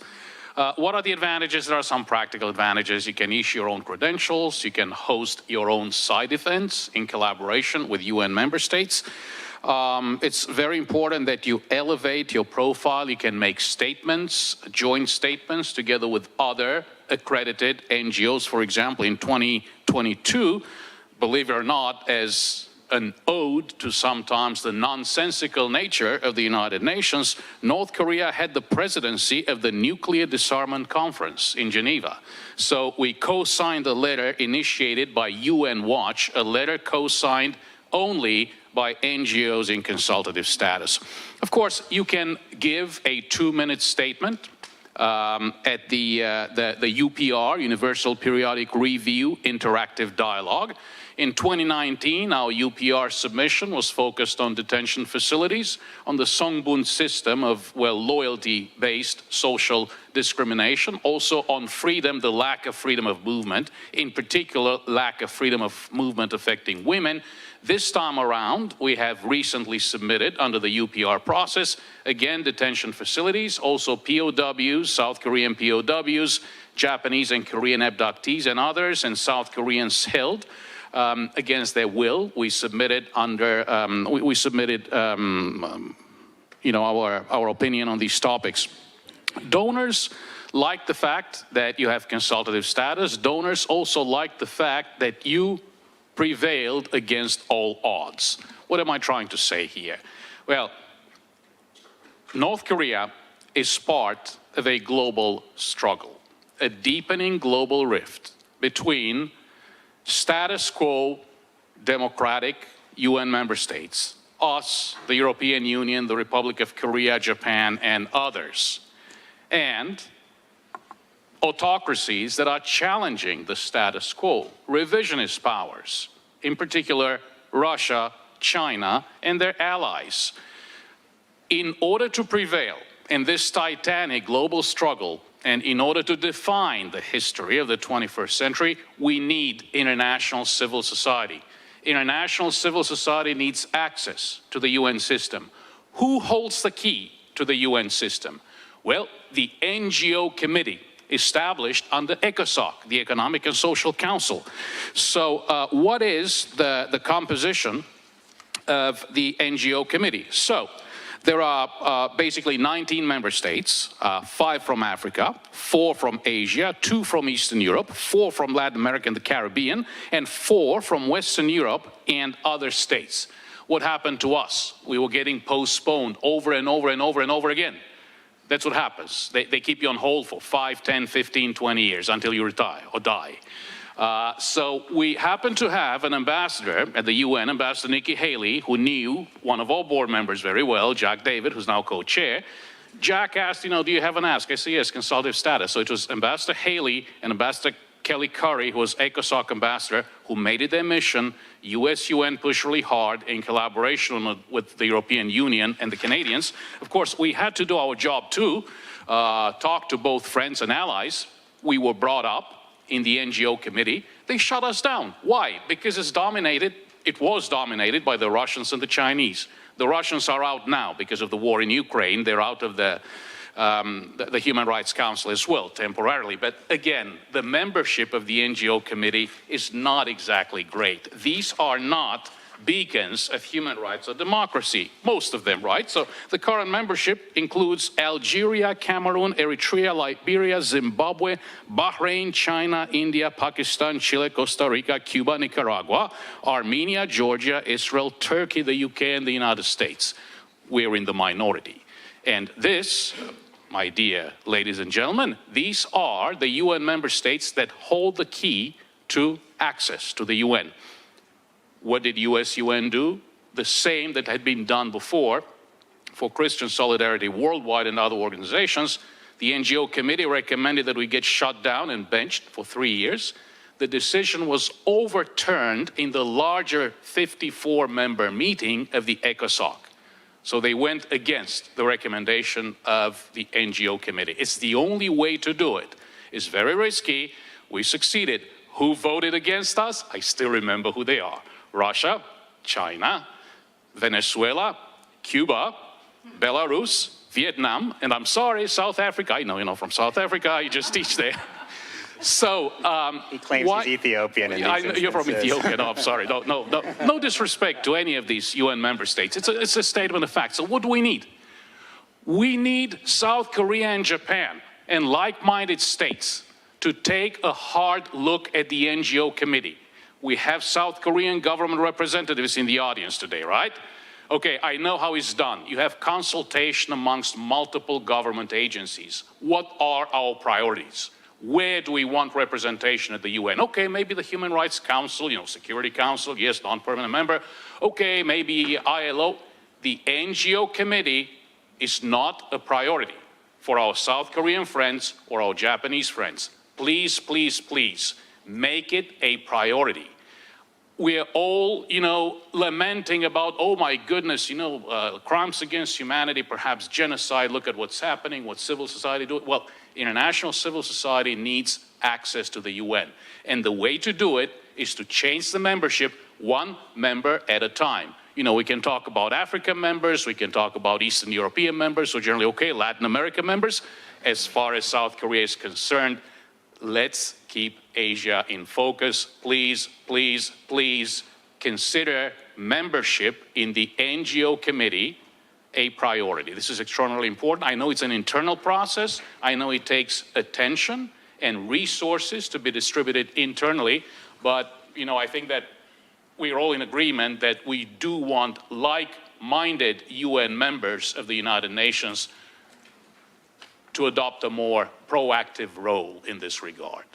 I think this gets back to a theme that was raised in the first session. I believe it was Elaine that made this point about making sure that we have we're building the networks for North Korean human rights, whether it's like-minded partners like the Japan, the South Koreas, the EU, other middle powers, and also the global South. And so I think building that network is really, really crucial. The other reaction or thought I had when you were speaking, Greg, is that we always say that human rights knows no politics, but it is even just to get membership to ECOSOC, it sounds extremely political, and I guess that's just the reality of the environment that we live in. It's only getting more difficult because of the geopolitics, because of where Russia is at, where China is at today.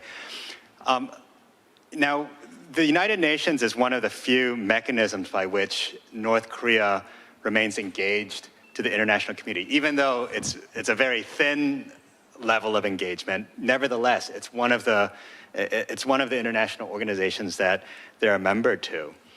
And so we don't want to give up on whatever ground that the UN has made. We don't want to give up. We want to keep pushing. I'm going to answer my own question in that I don't think in recent years, though, that there have been any cases where the North Koreans have actually listened to any of the recommendations that have been coming to them. I know when you ask, well, what has North Korea done on human rights? people cite actions that North Koreans had taken in 2014 or 2001 when they signed, when they agreed to sign onto the Treaty of the Status of Women. But recently, post-COVID, there really hasn't been any any movement. And so I wanted to ask, what tactics or what opportunities might be available to promote conversation with North Koreans? We've talked about pressure, we've talked about accountability, finding the sting to really push North Korea in a certain direction. But at the same time, we still want to have conversation with North Korea. That's where I fear maybe we're past that period, or it's not possible because of who's backing North Korea these days. But I did want to ask our panelists, and maybe we can begin with Elizabeth, or really anyone who has thoughts here, what are the tactics or opportunities we can use to try to promote dialogue with North Koreans on human rights? Thank you, Andrew. Yes, well, the DPRK has been engaging with the human rights mechanism to a certain extent. There's no need to be so optimistic. But I would like to mention that in December 2023, so we are talking about maybe 6 months, the DPRK submitted written replies to the Committee on the Rights of Persons with Disability on the initial state's report. So it was December 2023. I had the opportunity to meet with many people who work for the committee in Geneva. And let me assure that they are very eager to know, to have more information, to engage, to open the door for a briefing. So there are some movements. And the most important is that in November 2024, as has been mentioned, we have the 4th cycle of the UPR, the Universal Periodic Review. The deadline for the national report is on August the 5th, so in a few days. And the public version of this document, we need to translate it into the 6 official languages, but it will be public in the coming weeks.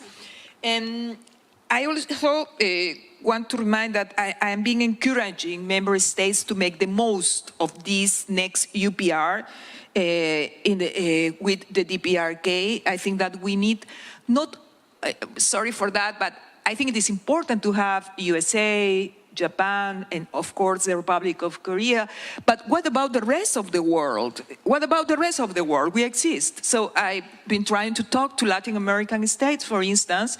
We share stories about enforced disappearances. We share stories about torture. So I think that we need to broaden a little bit the actors, as I said before, around the table.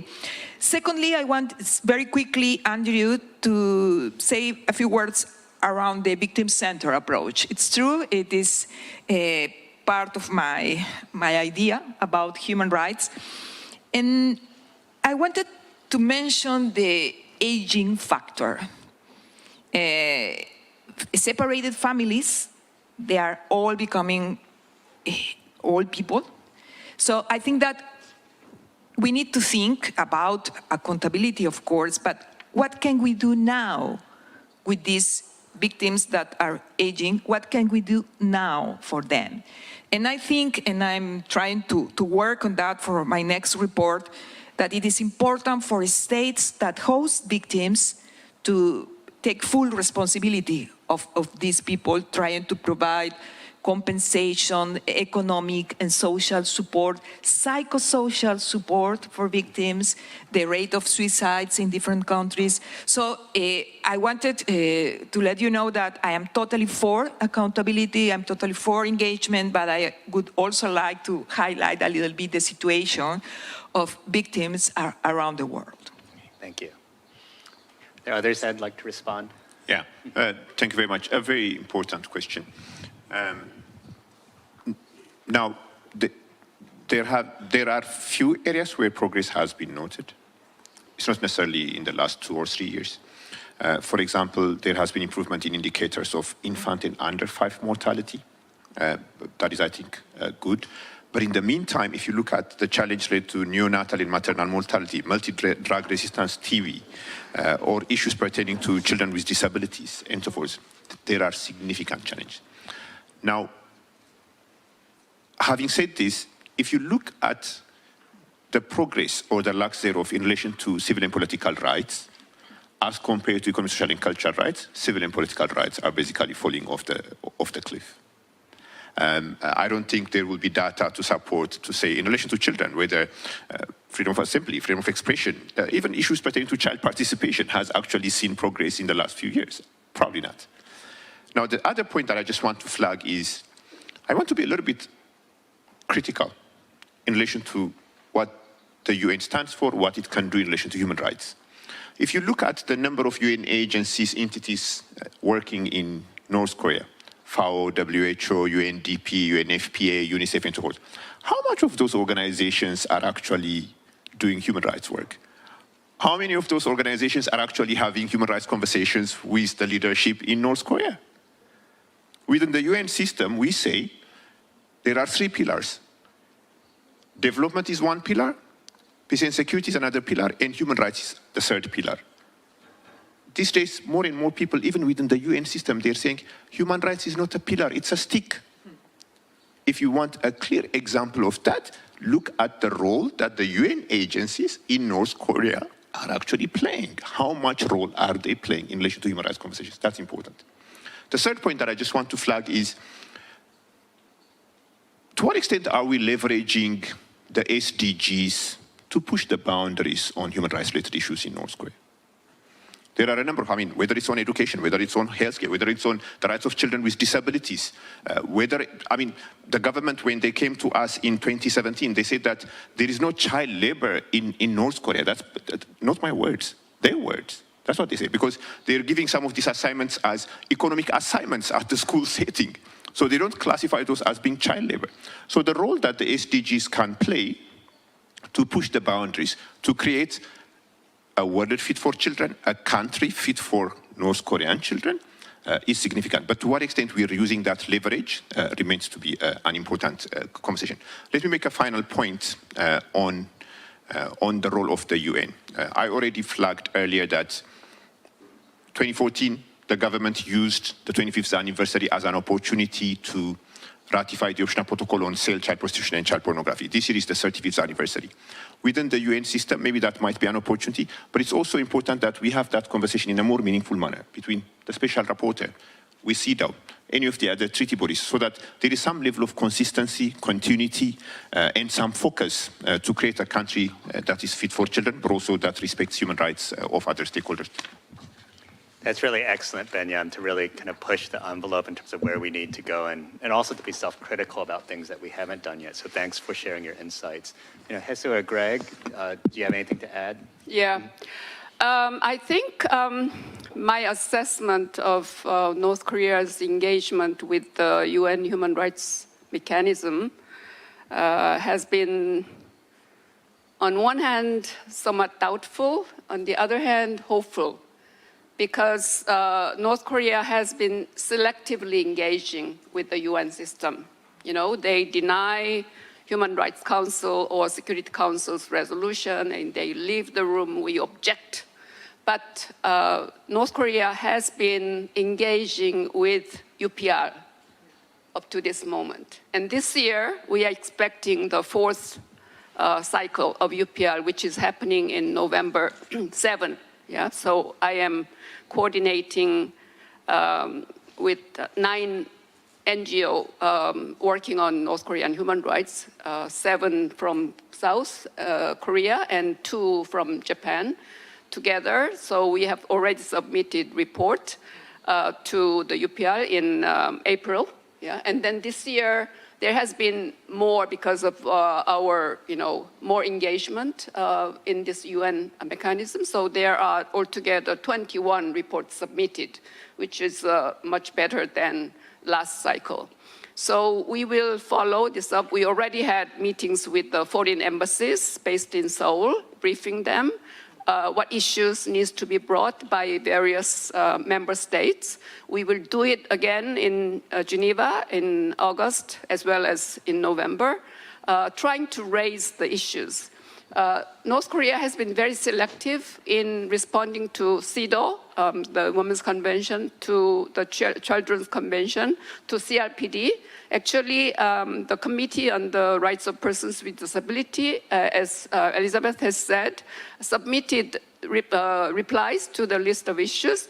And then the committee is estimating to review the report next year, August next year. So we should work on that regarding the persons with disabilities. So I think we should keep trying to really let North Korea come out of their boxes, and then to really understand how this system works to get along with this system. Yeah? But at the same time, we should also work towards together with other special procedure mandate holders, of course, Elizabeth, but also other special procedures like working group on business and human rights, working group on enforced disappearances, to submit individual complaints, as well as, asking the inquiry procedure, etc. So together, working within the one human rights system, one UN family system, I think we can bring some changes. And just one last comment regarding what Greg has raised regarding this consultative status. I myself helped 2 organizations register with the UN by NGO committee, my own organization, now Cocoon, but also Korea Women's Associations United, and then there are many organizations. I think it is very important for organizations working on North Korean human rights issues to be registered, but even without registration, without consultative status, we can borrow the consultative status of already registered NGOs, which I have been done during the 1990s, borrowing and then helping, getting help from them to enter the UN premises. So I think we can all work together in whatever way we can possible, try to find ways to get this issue resolved, as much as we can, in whatever way we can. So all the NGOs go to Greg if you need access or need. Yeah, of course, yes. Dr. Shin Hye-soo, I was so tired of begging our colleagues for access. Please, can you include us in your delegation? Greg, I'll give you the kind of last word before we open it up to questions. But Andrew, Greg, 3 points. One tactical, very quickly, 2 strategic. Our co-chair emeritus, Roberta Cohen, will remind everyone that North Korea accepted a UPR recommendation by Ireland to allow humanitarian access to its detention facilities. They don't admit to the existence of the Kwalliso political prison camps, but they do admit to 교화형, re-education through labor, and the 교화소, re-education through labor detention centers. We need to hammer that point. We included it in our UPR submission this year, in 2024. The other 2 points, Elizabeth, you've already made this point, actually.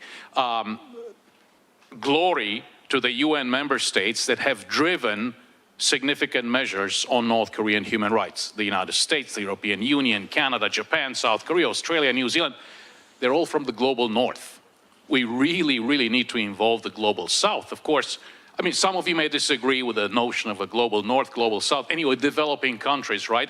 North Korea is not just a remnant, an extension of the non-aligned movement. No, it's a regime that commits crimes against humanity. And we need to talk to our friends and allies. We need to make new friends and allies, global south.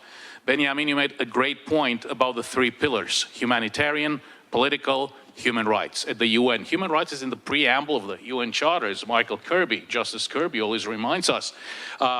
Former Secretary General Ban Ki-moon, a South Korean, was very keen on the concept of a human rights upfront approach, bringing together all 3 pillars of the UN. We have proceeded with a more liberal interpretation of the term. We have been promoting, HRNK, my organization, and others, a human rights upfront approach to the North Korean conundrum, meaning do not address only the ballistic missiles and the nuclear weapons, include human rights in the conversation, include human rights in any outreach, any diplomatic initiative concerning North Korea. Without a human rights upfront approach, I think there is very little hope that we will resolve the other critical issues composing this North Korean conundrum. Greg, I'm glad you brought up the human rights upfront approach in response to Benyam's points, because that's something I feel like that's been lost. I know there's a lot of attention to that, but it's been lost, and I think we need to raise that. And if you didn't mention it, I was pretty sure Roberta Cohen would have said something about it as well, too. The organizers said that we had a few extra minutes because we started late for questions. I know we're supposed to go until 1:40, but I'll extend it by 5 minutes. So are there any questions from the audience? And we'll collect them. And it has to be a question, not a statement or speech. So Roberta, Kim, yes, two. Is there, we'll collect. Okay, so we'll just start with those two. Yes, I'm going to just zero in then on a question that has to do with children. If you look at a General Assembly resolution, you will see a listing of some of the vulnerable children in North Korea. Those are not the same categories that are used by UN agencies. For example, homeless children, for example, children who are detained, for example, children whose parents are detained, and there are more. There's a gap between that definition in the GA resolution and what UNICEF considers vulnerable, because they have to deal in North Korea, and the fear of expulsion by these organizations is high. But I wonder how the Committee on the Rights of the Child, what kind of categories do you look at? Do you also exclude the kind of groups that a UN agency would without directly ever saying so? Hold that thought, and then Mr. Lee.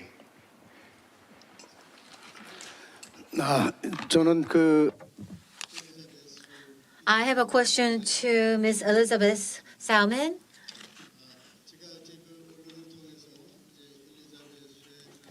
Through the media and press, if I look at your report, you can see that you are a very brave person.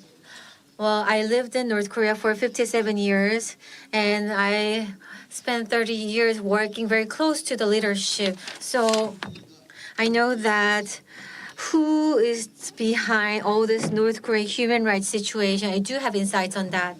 So we can see many people are appealing to emotion. We have academic discussion on this issue.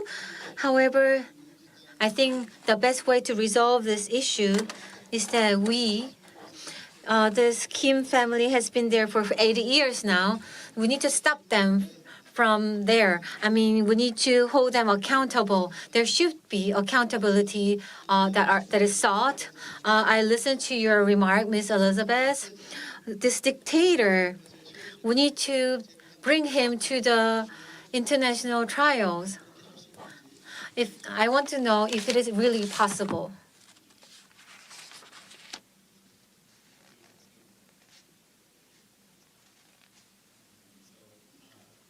You can answer first, and then Elizabeth, you can answer next. Thank you very much for that question, but also for noticing it. Now, my reaction would be that, as the UN Committee on the Rights of the Child, we're independent. Yes, we're voted in as independent experts. We don't go back and report to our countries that we come from and so on. So, and resolutions, be it at the General Assembly or Human Rights Council, they're very political.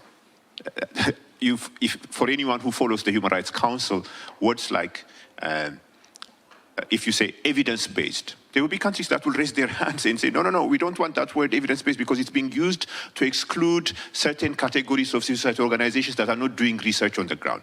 Even gender-based violence, some of the words that you think that are actually settled, they've been politicized. As the UN Committee on the Rights of the Child, we don't really have those limitations. One of the advantages that we also have is that we engage in consultation both publicly but also in closed sessions. So we speak to the civil society organizations, we speak to the UN agencies. What the UN agencies are able to put outside in public as compared to what they will be able to say in private, obviously some level of confidentiality goes a long way in allowing them to express some of the challenge that they face. I have not had the chance to look at those categories, but if you go and look at our 2017 concluding observations as the UN Committee on the Rights of the Child, we've actually touched on all those categories that you've mentioned and more. In fact, I'll go one extra mile. We didn't get a lot of input, for instance, on children that are executed for offenses that they committed while they're below the age of 18. Just 1 hour ago, we heard on this podium that children for offenses that they committed while below the age of 18, they would wait until they turn 18 and they're actually being executed. You might not get this information from UN agencies, less so in a public statement. But of course, in the closed conversations, in the confidential sittings, you get as much input as you need to be able to be empowered to engage with the state party. So we don't have those limitations, and I think, as I said, I know, if you look at our concrete observations, you'll get the sense that we covered the whole gamut. One final point that I just want to mention, I know I'm taking advantage of the opportunity to have the mic. There was a brief reference earlier today about suicide, and you kindly mentioned the issue about suicide. In 2019, the UNICEF executive director at that stage, she talked about 8 reasons why she's concerned about the world's children and 8 reasons why she is hopeful. One of the 8 reasons that she talks about is that it should be okay to talk about mental health. Usually when we engage with children's rights in the context of North Korea, the civil and political rights issues, the sexual abuse, the torture and so forth, they seem to dominate the conversation, and mental health seems to fall between the cracks. The Convention on the Rights of the Child places emphasis on mental health as well, and that's a very important topic to keep an eye on. Do you want to? So maybe very, very quickly, because I know that we finish, but only to say that I didn't have the chance to speak about accountability because I understood that the previous panels talk a lot about accountability. My last report to the Human Rights Council is absolutely dedicated to accountability, but I think there is a culture of impunity in the DPRK, and we need to face that. If we speak about human rights without accountability, it is like speaking only of half of the problem. Thank you. Wonderful. Well, I want to thank our panelists here, but because we're wrapping up now, I wanted to say just a couple things, so just in 2 minutes. First, there's a saying that says that the night is darkest before the break of dawn, and I was at that conference 10 years ago when there was a snowstorm. I think I was actually sitting at the table over there, and we felt that there was something that's going to happen because of this UN COI report. In 2024, the situation seems actually worse, not better, especially because of the geopolitical environment. When we meet again in 10 years, we should be celebrating. It means we have to all work much harder to make progress on North Korean human rights. So I hope we can all move in that direction. And lastly, I just want to thank several people. First, CSIS and their staff, Andy, Seon, Ellen, Minji, the army of interns I'm always jealous that you guys have here. Also Human Rights Asia, Poya Kim and his staff, and then also the Ministry of Unification for really having the foresight to put together this event. So I think all of those people deserve a round of applause. So thank you once again for joining us for the 2024 International Human Rights Dialogue on North Korean Human Rights.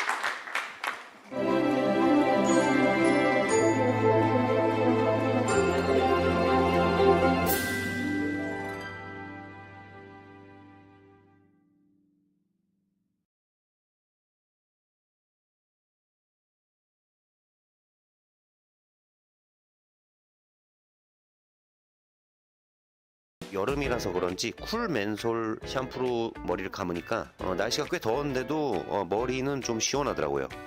글로벌 세계 판매 1위 비듬 완화, 가려움 완화, 그리고 이걸로 샴푸를 하면 72시간 동안 비듬 걱정이 없다.